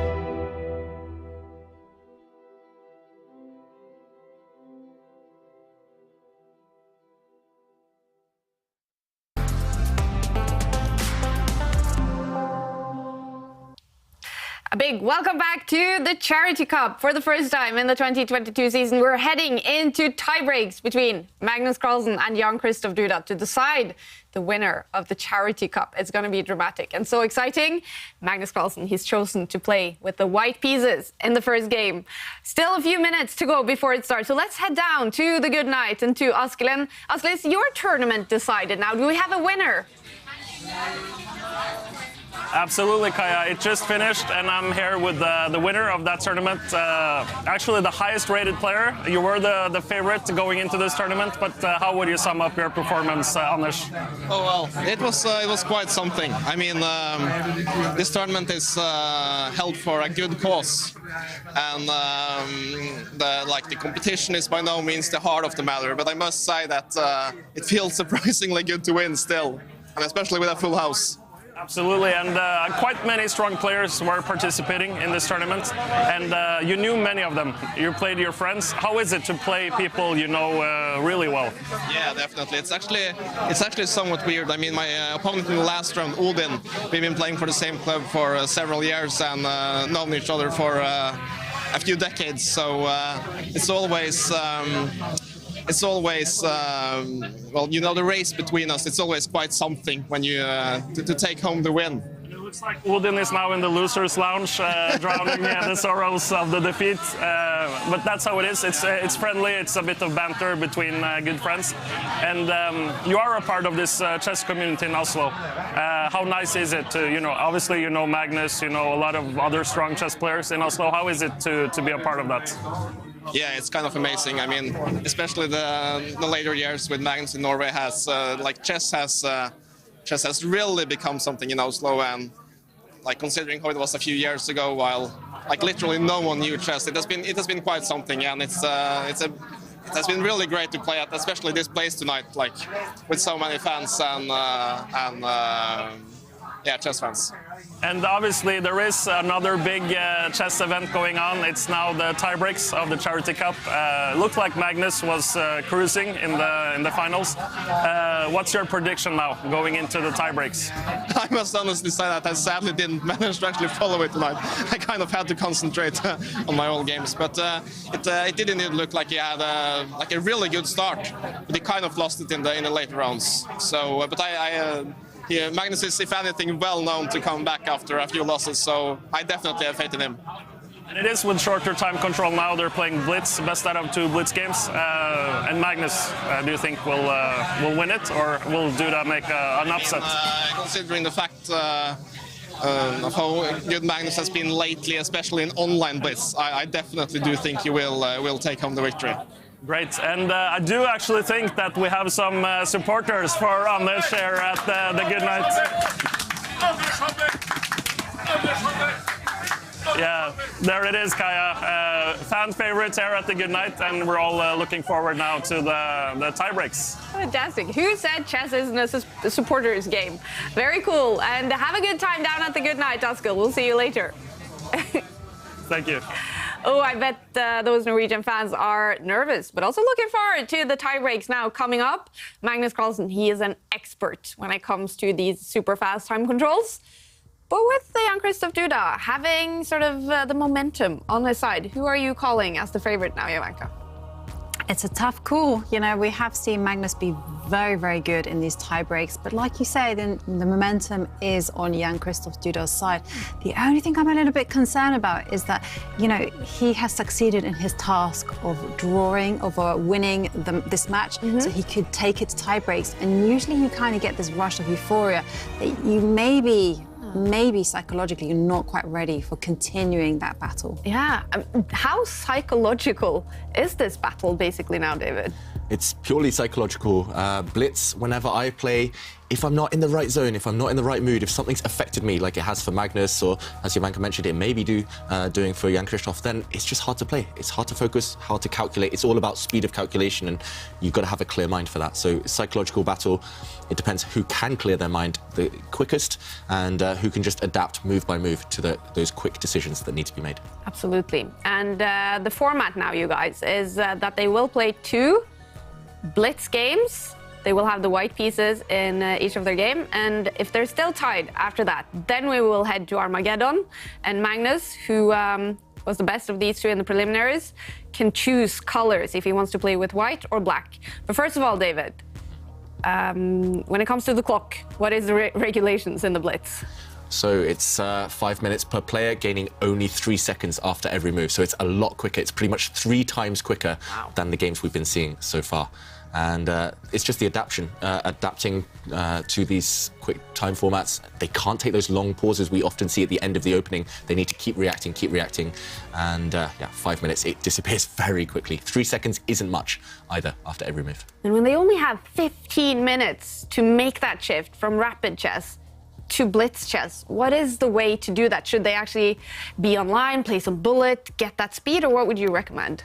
Actually, I would recommend that they change clothes. That seems to be a winning formula for Magnus Carlsen. Oh, that's true. You know, he just suddenly changes into a t-shirt, something into comfortable, so that he is able to react quickly. Yeah. And yeah, I would also just go to the bathroom, splash water in my face, get some fresh air, open some windows, jump up and down, get pumping, and start visualizing yourself winning this match and playing awesome chess. Wow. It's going to be so intense, you guys. And Magnus Carlsen, he is an expert in this format. I'm wondering if it's going to be the first time Jan-Krzysztof Duda plays tie breaks in the Meltwater Champions Chess Tour. Very well, could be. So Magnus, he definitely has experience in this format. He's very good at it. But Jan-Krzysztof Duda, he did finish the rapid portion with huge momentum and positive energy. He is already sitting there ready, preparing for the first game where he will have the black pieces. Ooh, this is going to be interesting. Finally, we're going to see some tie breaks in the Meltwater Champions Chess Tour 2022 to decide the Charity Cup. All right, Jan-Krzysztof Duda, he is in comfortable clothing with a t-shirt.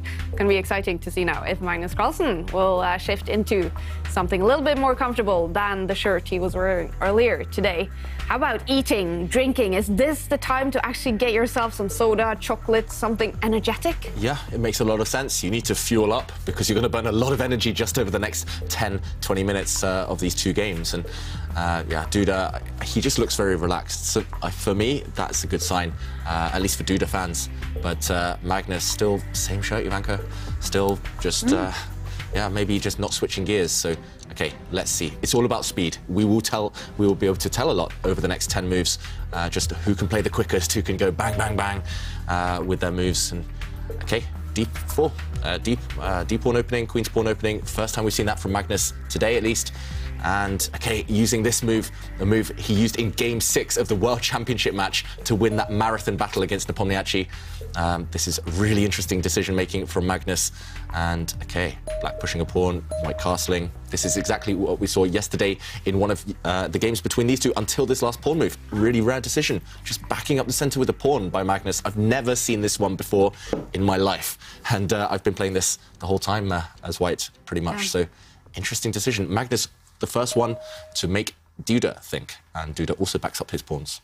And do you think the whole idea is now to start pushing some pawns, challenging black superiority in the centre, or maybe play a longer game? Okay, well, he's gone for immediate action.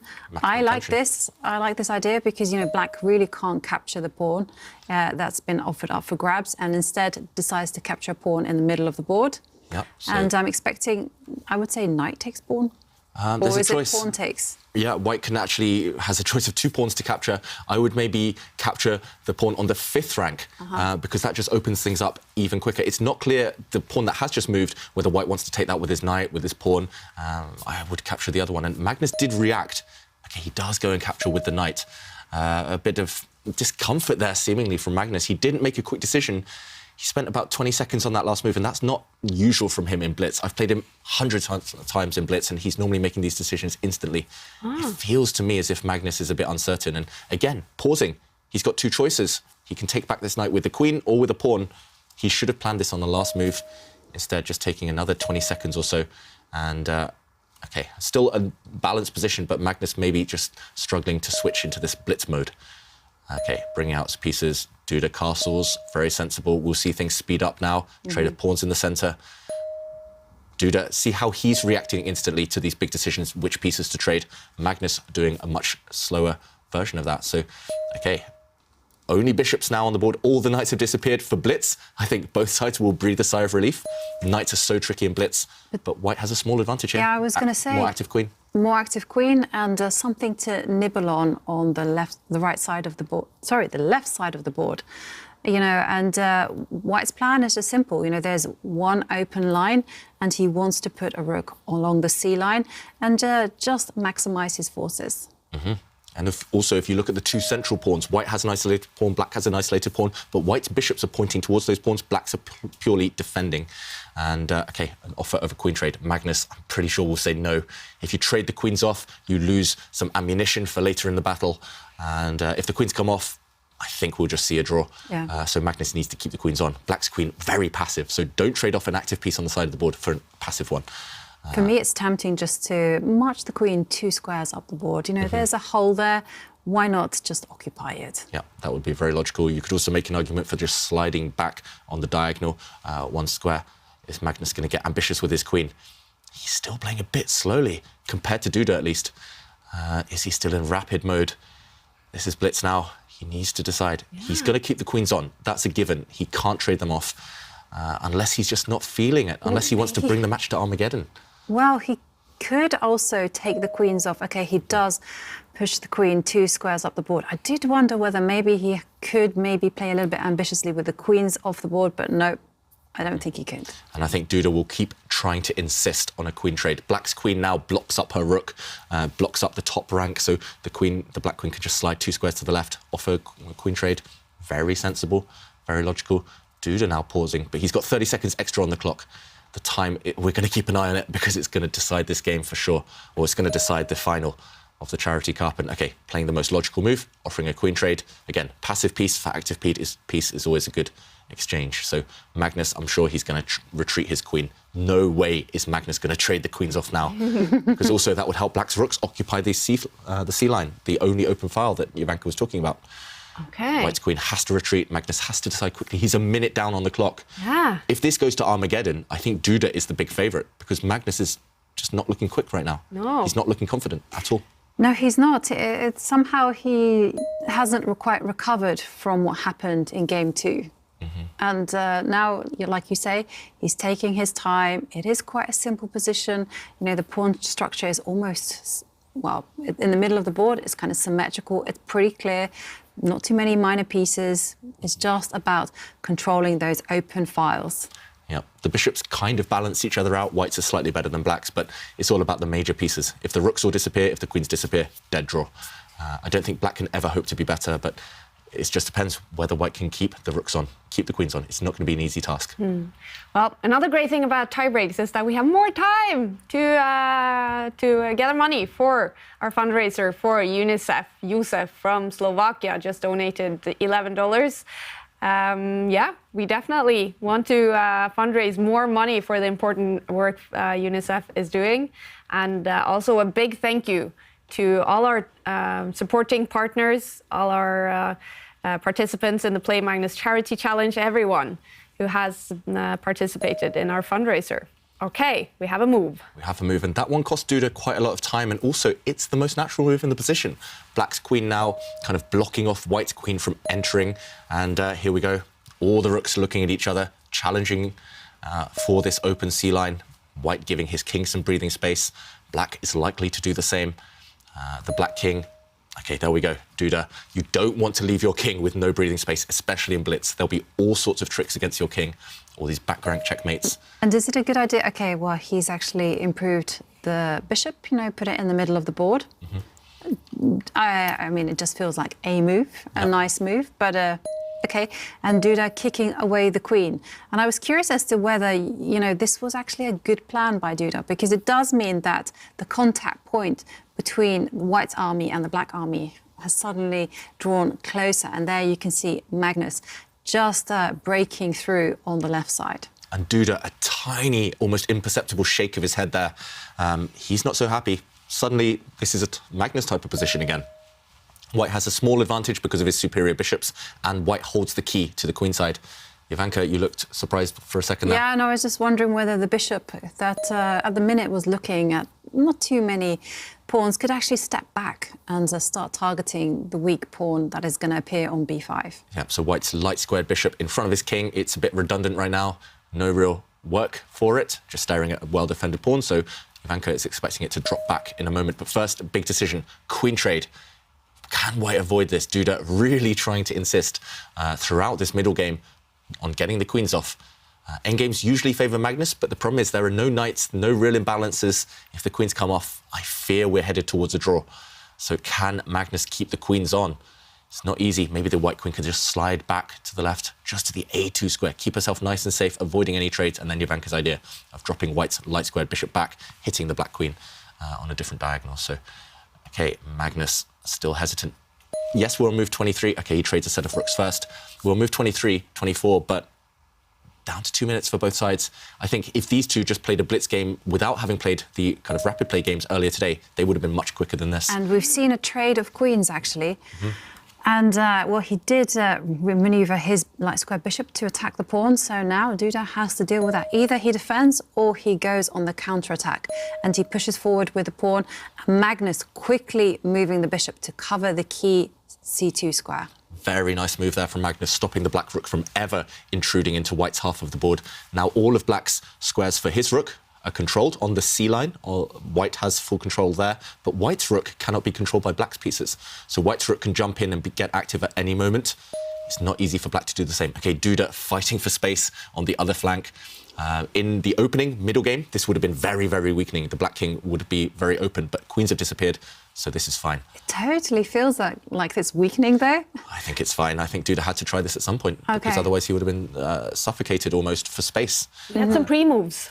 Yeah, some pre-moves, and White capturing a pawn. Duda had assumed that White would capture it, so he took back with his own pawn instantly. He'd made that move happen before it even occurred on the board. And look at this, the rook coming in. Yeah, maybe you'll be proved right, Ivanka. Maybe the black king will be the target. It feels like Magnus is trying to somehow break his rook across the board. If he can pick up the white rook and plant it next to the black king on the h8 square, that's actually checkmate. So maybe Magnus is just trying to plot a path for that white rook. Meanwhile, the black rook has to guard the 8th rank now, just to prevent any checkmates.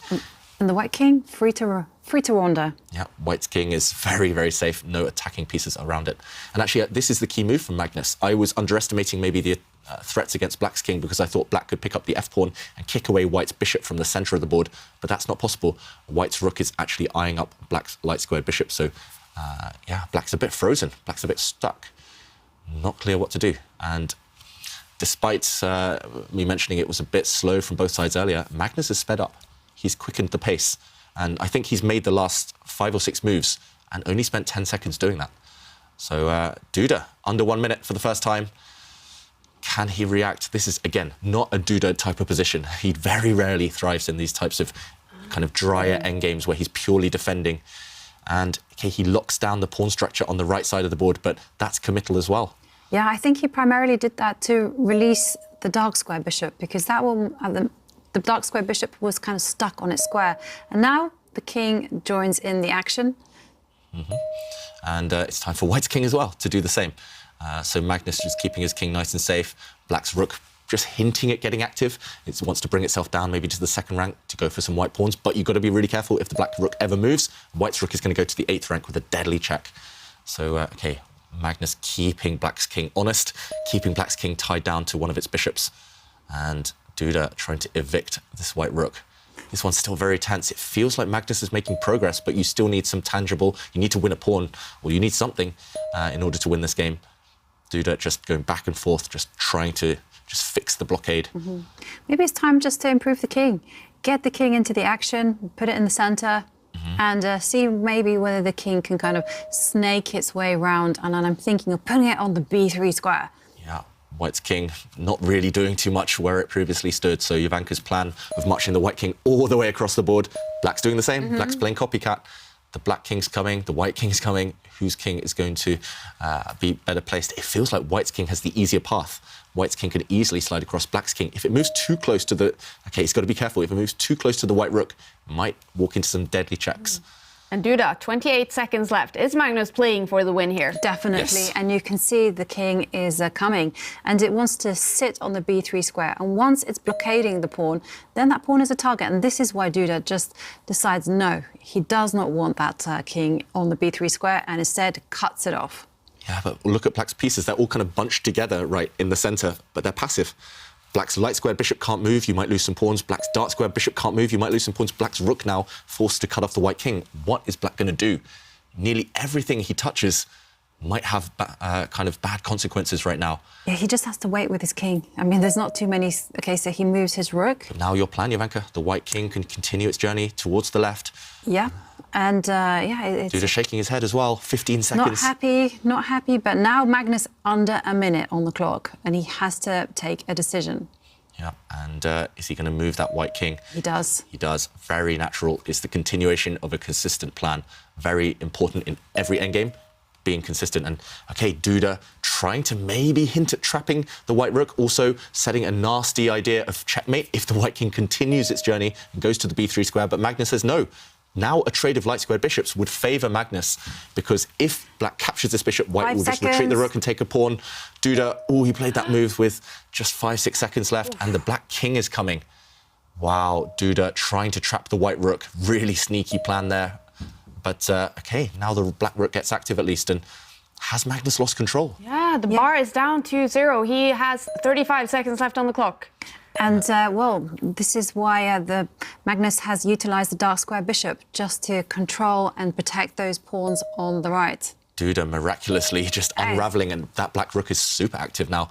Also, this is really reminiscent, this endgame, of Duda's win against Magnus Carlsen in the World Cup last year. That one was also a dark squared bishop endgame where black's pawns were better than white's pawns. Black's rook was more active than white's rook.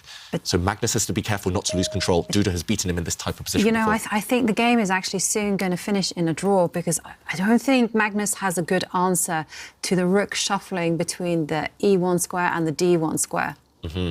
Yeah, so white's king now under check. If you go to the right, you would have walked into black's rook going to the left. If you went to the left, you would have walked into black's rook going the other way.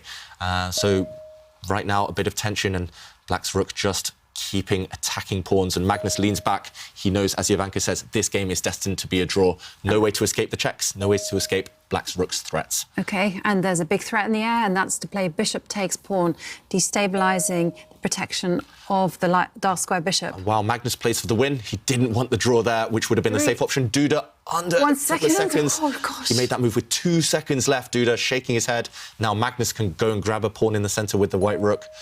Wow. OK, Magnus has attacked the black rook. Is Magnus winning material? Oh, look at that. The bar goes up. Magnus tricked Duda there. He's attacking the black rook. The black rook is about to fall. The black bishop under a threat as well. White is winning a piece here. Now you can just take this black rook, swing the white rook over, and Magnus takes the win. Duda blundered horribly. In time trouble. Game over. Magnus Carlsen with the white pieces, the winner of the first Blitz game. He is up by 1 point. Both players shaking their heads. We're reminded how dramatic Blitz chess is, you guys. And Jan-Krzysztof Duda with the black pieces in 5 minutes. It's going to be a must-win situation for him to take it to tiebreaks, but he will to take it to Armageddon. Sorry, but he will have the white pieces, and we saw here white pieces in Blitz. That is an even bigger advantage. I would say so, definitely. It means you can choose your type of position, and if both sides only have a couple of minutes on the clock, that could decide everything. If you're comfortable and your opponent is out of their comfort zone. And you guys, you were calling this a draw. It looked like a draw on the board. Magnus, he did something genius. Yeah, he set a trap, and it was a really sneaky trap. It looked like Magnus had maybe blundered.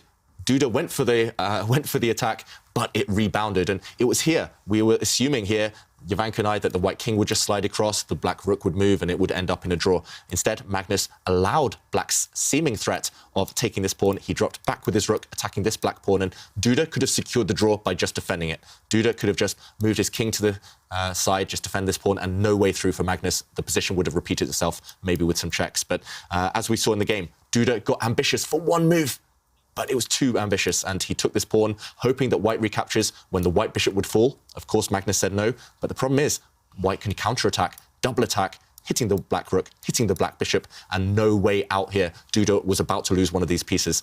As we saw in the game, the bishop tried to save itself, attacking the white rook, but after rook takes pawn with a check, the king moving, this was the killer blow.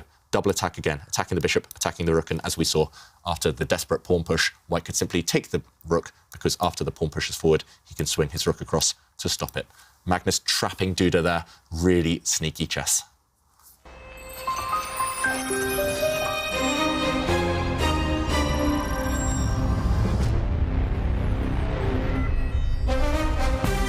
Magnus Carlsen back on the winning track in 3 minutes. The second and final Blitz game will start Jan-Krzysztof Duda with the white pieces in a must-win situation to take it to Armageddon. Before that time, let's head down to the good night, where I bet, Askild, there are some happy Norwegian supporters right now. Yeah, absolutely, Kaja. I mean, it was a dramatic finish to the game. If you look around, people are enjoying this tiebreak. People are cheering, enjoying themselves, looking at the games. And yeah, we have some Magnus Carlsen fans. And yeah, the place is packed. People are playing, people are watching the broadcast. We can safely say that there's a chess fever in Oslo tonight. And we all thought it was heading towards a draw. And then Magnus, as he's done many, many times in the past, did some magic in the end game and won the game. Incredible. Yeah. And Askild, knowing Magnus and having followed him for many years, he did lose momentum in this match when Duda won 2 games. How important can this win psychologically be for him now to maybe also win the second, or at least save a draw? I mean, it's huge for Magnus, and he's a fighter, you know. So even though he goes on a loss or two, he managed to fight back, and he's done that many, many times before. And I think he's confident now that he's over the worst, and he will be able to secure the win in the last game, perhaps with a draw, and clinch another win on the Champions Chess Tour. All right, it's going to be exciting. Thanks, Askild, and enjoy this final Blitz game, potentially also Armageddon at the good night. All right, well, it's getting close, you guys, that final Blitz game. And yeah, do you think, Jovanka, momentum has shifted now, or can Jan-Krzysztof Duda still feel confidence from those wins in the rapid portion? Well, he has to remember that, but it's a difficult shift to take, because he's just lost. He just effectively blundered away. You know, he fell for a sneaky trap. He is going to be kicking himself, but he has to adjust. And unfortunately, he doesn't even get that much time to change gears and think about, he's only got 5 minutes, like you say. And what does that mean? It means that he has to just, again, just pump things up as quickly as possible and just get ready for playing with the white pieces. And he has to have a game plan. And the game plan has to be playing sharp, chaotic chess. I mean, he's shown before that's where he's in his element. That's where he's better than Magnus. And the clock is ticking, and I can hear that the action is about to begin. And there we see Duda ready. Did he it looks like he's shaking his head. It looks like he's just thinking about what happened, and he's kicking himself, and he's thinking, why did I take that pawn? The only trick in the book, and I fell for it. But he needs to forget about that. He needs to focus on the next game with the white pieces. Do you think he has some sort of go-to opening, something he can use now to get that win he needs? He might well try what we saw a couple of games ago when he won in 26 moves against Magnus, when he just blew Magnus off the chessboard. And he has to do that. As you both said, he can't dwell in the past. Chess is so cruel. He was one accurate move away from a draw, and it disappeared. So he knows now at least he has one opportunity, one shot to try and win this game, bounce back, and he's done it before. He knows he's capable, and he should try and take confidence from that. Ooh, this could be the final game in the Charity Cup coming up. The final blitz game. Duda with the white pieces. If it is a draw or a win for Magnus Carlsen, then Magnus will win another tournament in the Meltwater Champions Chess Tour. Must win for Duda to take it to highly dramatic Armageddon. The blitz itself is also dramatic. We did see that in the first game. Jan-Krzysztof Duda blundering when he had seconds left on the clock. And here we go. And here we go. And after Duda pushed his e-pawn forward, pushed the king's pawn forward, it's Jovanka's favourite opening again. But this time, Magnus is on the black side of the Caro-Kann. You happy to see this one, Jovanka? Of course, I'm absolutely delighted. This is what I dream about. Okay, and here we have the fantasy variation. It's one of the sharpest lines there is against the Caro-Kann. And White's idea is very simple. Just protecting the center with a pawn, and Magnus goes for a very safe approach, which is to reinforce the center. He will just develop his pieces and at the right time break forward with a timely c6, c5. Yeah, so the fantasy variation, I never knew how to handle it until recently. It was just every time I play online blitz, it comes up, and I was just freestyling. It's really flexible opening for both sides, a variation at least of the Caro-Kann. And, OK, Magnus, he's offering a transposition into the French defence. It started as a Caro-Kann, and it would become the French defence if White pushes his central pawn forward. As he has done, White's now going to continue trying to build space over the next few moves. Duda first, though, retreating the White Knight, just so he can kind of build this pawn chain. Very sensible. And is this how you handle the Caro-Kann? No, because I don't play the French defence, so I can't handle the fantasy in this way.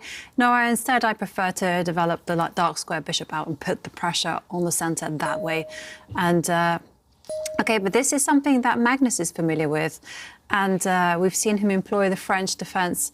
I'm thinking about his game against Hare Krishna in day 2 or day 1 of the preliminaries. Yeah, so Magnus has won with the French defence before. That was actually a crazy game where Magnus sacrificed a piece for few pawns just to explode up in the centre. This is very different, of course. But then again, Black is the first to castle. Black is much better developed than White. But look at this. White's pawns are storming forward.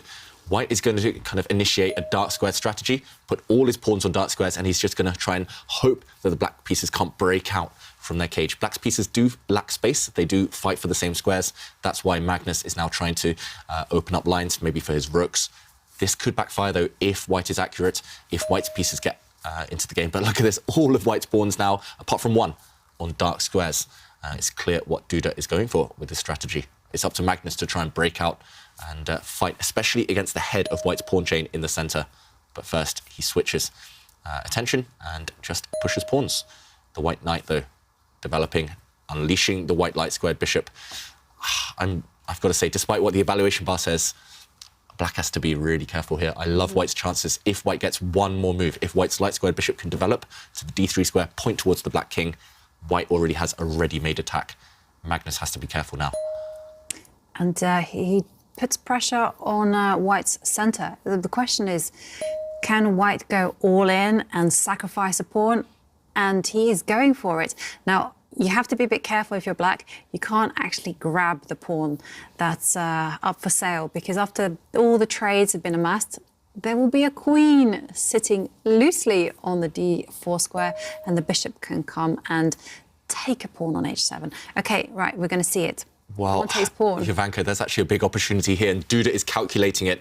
White has, I'm not sure whether it works, but White has the option of what we call a Greek gift sacrifice. It's a Greek gift because you give up White's bishop, White's light square bishop. You can actually go and take a pawn near the black king, luring out the black king out into the open, and then you can throw even more pieces on the fire. You can throw a knight forward with a check. You can bring the white queen into the attack. Do you think Duda's going to go for this? Is he just going to recapture this pawn, Jovanka, as you said, which is fine for White? White's pawn structure is just about defensible, or do you just burn your bridges, gamble, and open the position up, sacrificing 2 pieces to go for black's king? Yeah, I did see the Greek gift sacrifice that you mentioned, where you sacrifice 2 pieces to open up the H line. It's risky. It's a lot of pieces, and you have to calculate, well, he's done it. But he's gone for it, but he's gone for it in a different way. Yeah, so not giving up the white light squared bishop to lure out that black king, break it out into the open, instead trying to give up his knight. And, look at the bar. The computer hates this. That means the sacrifice simply doesn't work. But in order to accept the sacrifice, you need courage, you need nerves of steel. And Magnus, if he takes this white knight, it looks like Duda's just gifting him a knight for free. If the black pawn captures this knight, then suddenly White will use his bishop and open up the black king, and look at the H line. That will open up if you take White's knight. White will recapture with a pawn eventually, gaining time. And but are you obliged to capture that knight? No, that's the big thing for Magnus. If you take this knight, maybe you'll live to tell the tale and you'll be a couple of pieces up. But look at the evaluation bar again. Magnus hasn't moved, and it's recorrected itself. That's how complicated the position is. Even computers need a deeper horizon. They need more time to crunch the numbers, crunch the moves in order to get to the truth. And if you're sacrificing a piece, maybe even 2, and the evaluation bar still says it's roughly balanced, that means it's quite promising from a practical perspective. Yeah. So really interesting. Look at the clock times as well. Duda going for it. He's scared Magnus. Magnus now down to 2 minutes. Duda still with nearly 4 minutes, and Magnus doesn't take the piece. No, he doesn't take the piece, but we're still going to see fire on the board because, well, Duda has grabbed a pawn in the centre, but look, it's on the same line as the black queen. So does this mean that black can kind of get fruity and capture a pawn in the centre, clearing the path for the queen's attack against the knight? And he has played it. OK, he's played a different avenue, so clearing the light square bishop, black's light square bishop, hitting the white knight in the centre of the board now, so kind of a pseudo-sacrifice, offering up your piece, but trying to go for White's piece. So the key here, the critical variation now is for White to actually get greedy and capture the black rook. That white knight was doomed anyway, so you might as well grab a rook in the process. And black's knight in the centre trades itself off for a bishop. So the material count, White has an extra rook, but black has a bishop and a pawn in return. And also, black has an open king to attack, and that is very, very scary. Most French players, they dream about these kind of positions and these sacrifices. This is why they play the French defence. So I really am very, very worried for Duda's position. He has to get his king to safety. He has to control the activity of black's minor pieces, because look at it, he's taken a lot of risks with his pawn structure. There's holes all over the place. Yeah, Duda does not look comfortable. He is much happier as an attacker than a defender, and now he's forced on the defensive. And I actually gave lessons a while ago to a 10-year-old child, and that 10-year-old child played the French defence. He said to me, David, in the French defence, if you have a light squared bishop that's blocked in, it's fine. As soon as the bishop gets out, you win the game.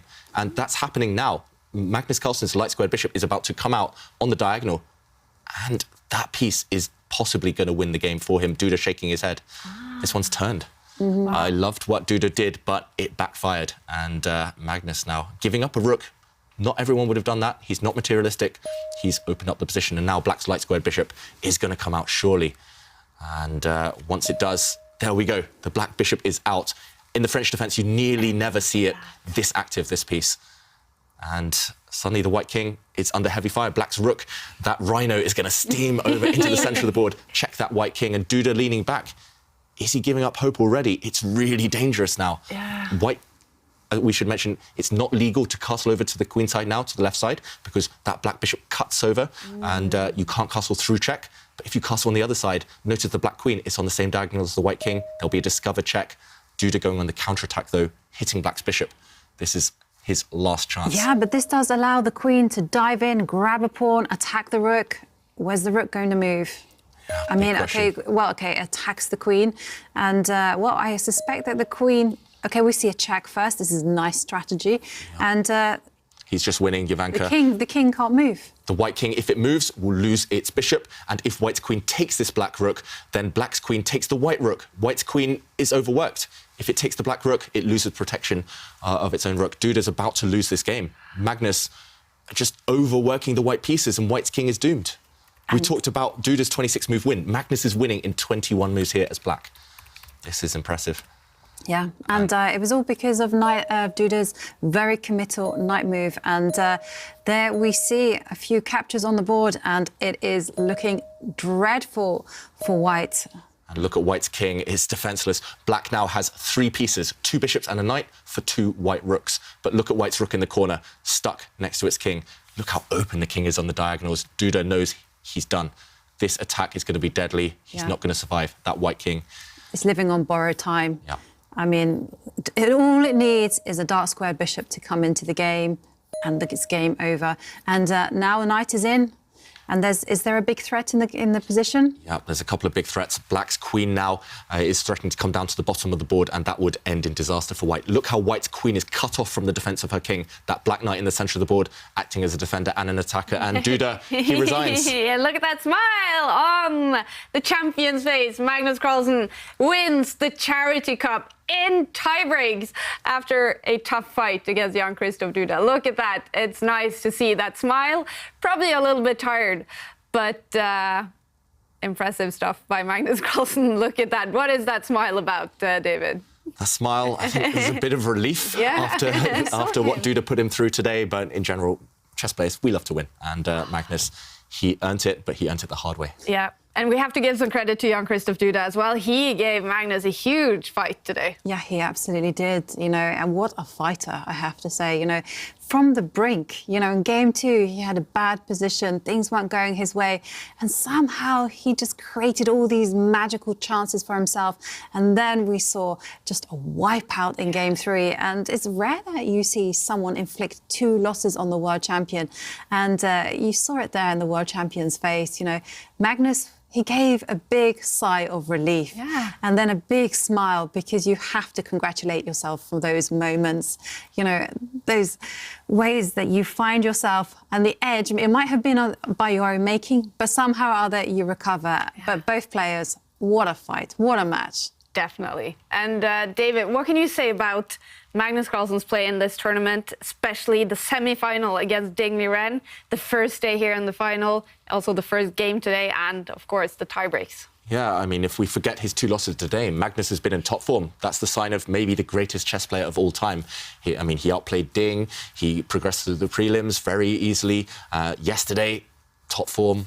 And the first game of today, also just flawless. But Duda forced him into positions that he was uncomfortable in. Magnus, just the recovery as well. That's the sign of a champion. Definitely. And we're joined by the Charity Cup champion, Magnus Carlsen. Congratulations. Thank you. After a little bit of a roller coaster day, what kind of emotions are you left with now? Yeah, obviously huge relief now. This was right out of the playbook of what feels like every tournament last year, after the first few ones, where it seems like I'm cruising, and then there's one bad moment and it all falls apart. But yeah, managed to survive. Definitely. And is it down to maybe losing a little bit of focus after that first incredible game that you played? No, I wouldn't say so. I think my play was a bit affected in the 3rd and 4th games, maybe, but no, I had a very decent mindset for game 2. I thought, I'm gonna decide this now, but I don't think it was a focus. I just don't think I played well at all in that game. But yeah, obviously after that I couldn't fully recover, and then sort of the same happened in the Blitz, that I was making little progress, and then I made one bad move thinking I'm winning a pawn by force, and I'd missed the trick, and my advantage is just gone. And I was very, very lucky there, since I had given up. But then I thought, okay, let's just make a couple of more moves and repeat the position another way. Like, there is this very, very slight chance he might take on g3 and blunder. So yeah, that was the kind of thing that can happen in blitz, and just sometimes keeping the rally going one more shot can do the trick. But obviously, when it comes down to blitz, there are very small margins. Yeah.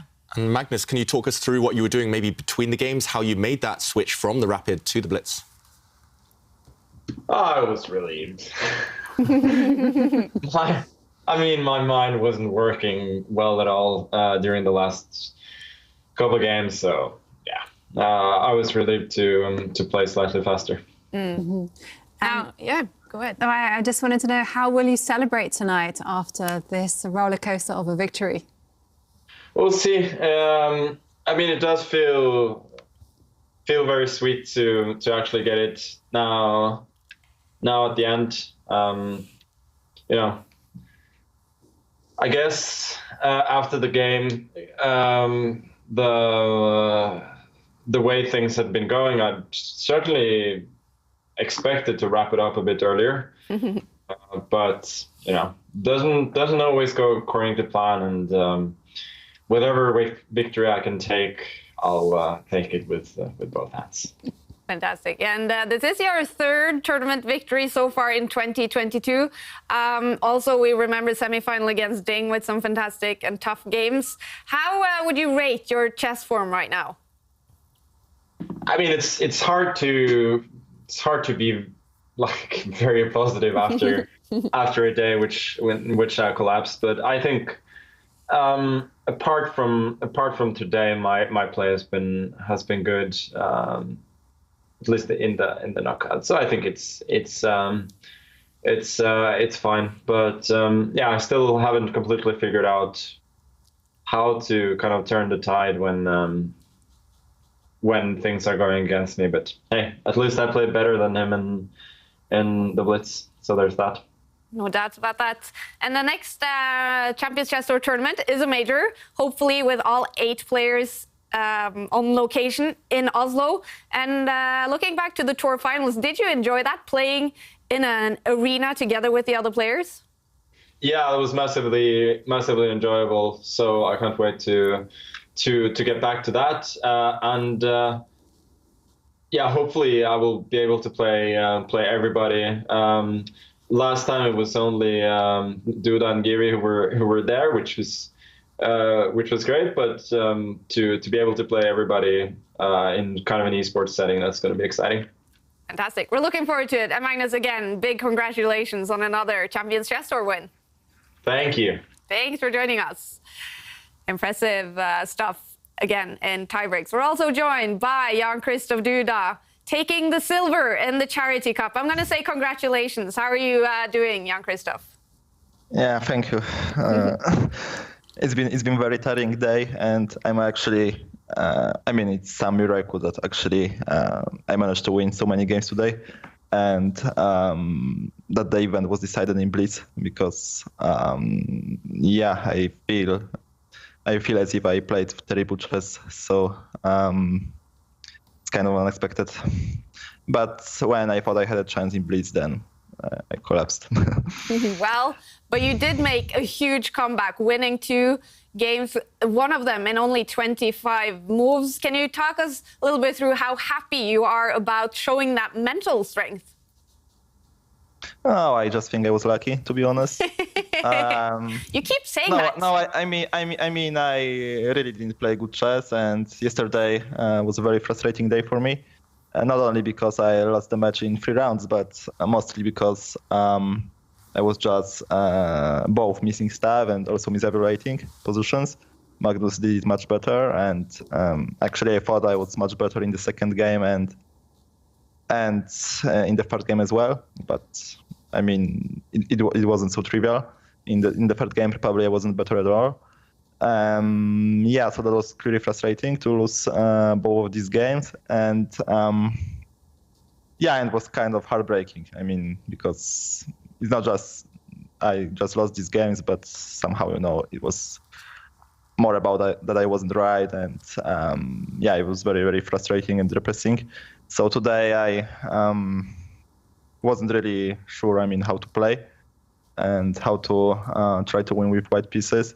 And when I lost the first game with white, I basically thought it was much over, because I've made so much strange, bad, and stupid decisions that you can lose, of course, to the world champion, but not in such fashion. And also, I thought that if I didn't take free material, free rook, then something is clearly wrong with me. So so instead I preferred to give up the queen, only to give up the game later. So basically I thought it's over, because I had two more black to play. But somehow, this Carlsen was probably my smartest choice. The smartest choice of Carlsen ever in my life. Of course, I got a disastrous position, and I was extremely tilted and just played something, but at least could have played like a tempo, because I was driven by very, very bad emotions at that time. And of course I was really worse, but then at least I got some tricks. 2 knights, and but still Magnus had a great position. Even when it got interesting, those pawns versus knight. But he just blundered tactically, and after that I was winning. So that was kind of lucky. And after that game, of course it was nice to win with black pieces, but I wasn't, very happy about this game, to be honest. Of course I was more happy about the result, but not the game itself. And but I decided, to play something random with white in the next game and play this G3 stuff. And I was very surprised actually that Magnus played so ambitiously with black, because being on his place, I would, just have played very slow. Making short castle instead of long. And because, I've played many similar games with black in my life, mostly online chess. And it's very, very challenging actually to play these kind of positions, because, you are under attack and there are constantly some random tricks, and and whatever you play with white basically is challenging, I think for black.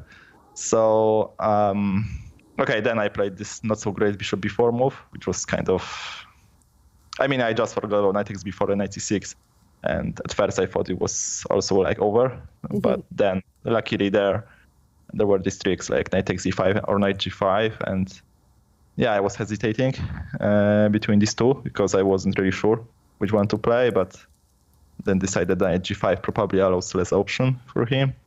And I still, of course, wasn't completely sure about the position, but I just trusted my feelings, and was just happy to get such crazy position. And suddenly, of course he erred somewhere, but that was kind of unexpected, to be honest. But of course it was very, very nice, and but still I wasn't too comfortable relieving, because I had to play one more game with black, and I knew it was going to be difficult, but at least I played this Petrov, and it's kind of solid opening, Well, it was an incredible comeback. We were so amazed here in the studio, and I bet your Polish fans and all your chess fans out there were so impressed. And making this performance only a couple of months before the candidates tournament, what does it do to your confidence, Jan-Krzysztof? It's of course very, I don't know. I am very happy that playing so poorly, can you can with so poor play, you can reach so high standings in the end. But no, I really think that I didn't play that great in this event, and I actually in prelims I actually combined very very good games and very bad games. But in the knockout format, I'm really not satisfied with my play. And but at least I managed to win some games, and it was entertaining at the very least. Sometimes I had fun, but we can most definitely of the time I had. We can definitely confirm that we found it very entertaining. I'm glad to hear that you also had some fun. Now, finally, Jan-Krzysztof, I just wanted to ask you, because this is the Charity Cup. We have been doing a fundraiser for UNICEF.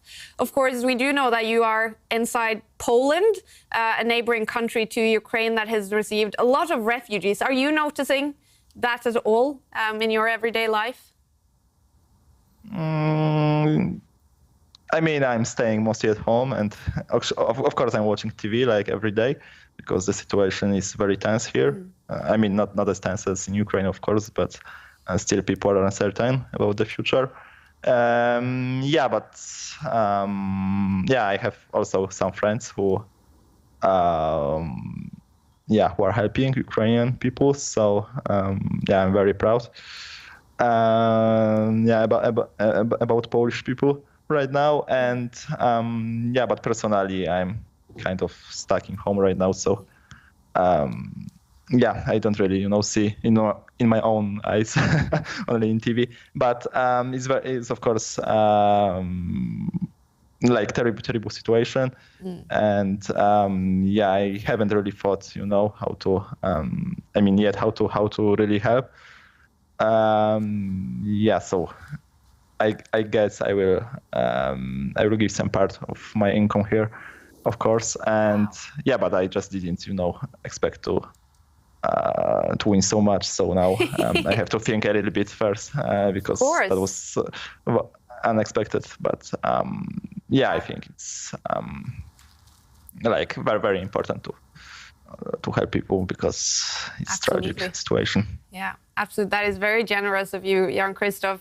We're so happy for you to be making this great performance in the Charity Cup, coming in second place. And thank you also for joining us. Thank you.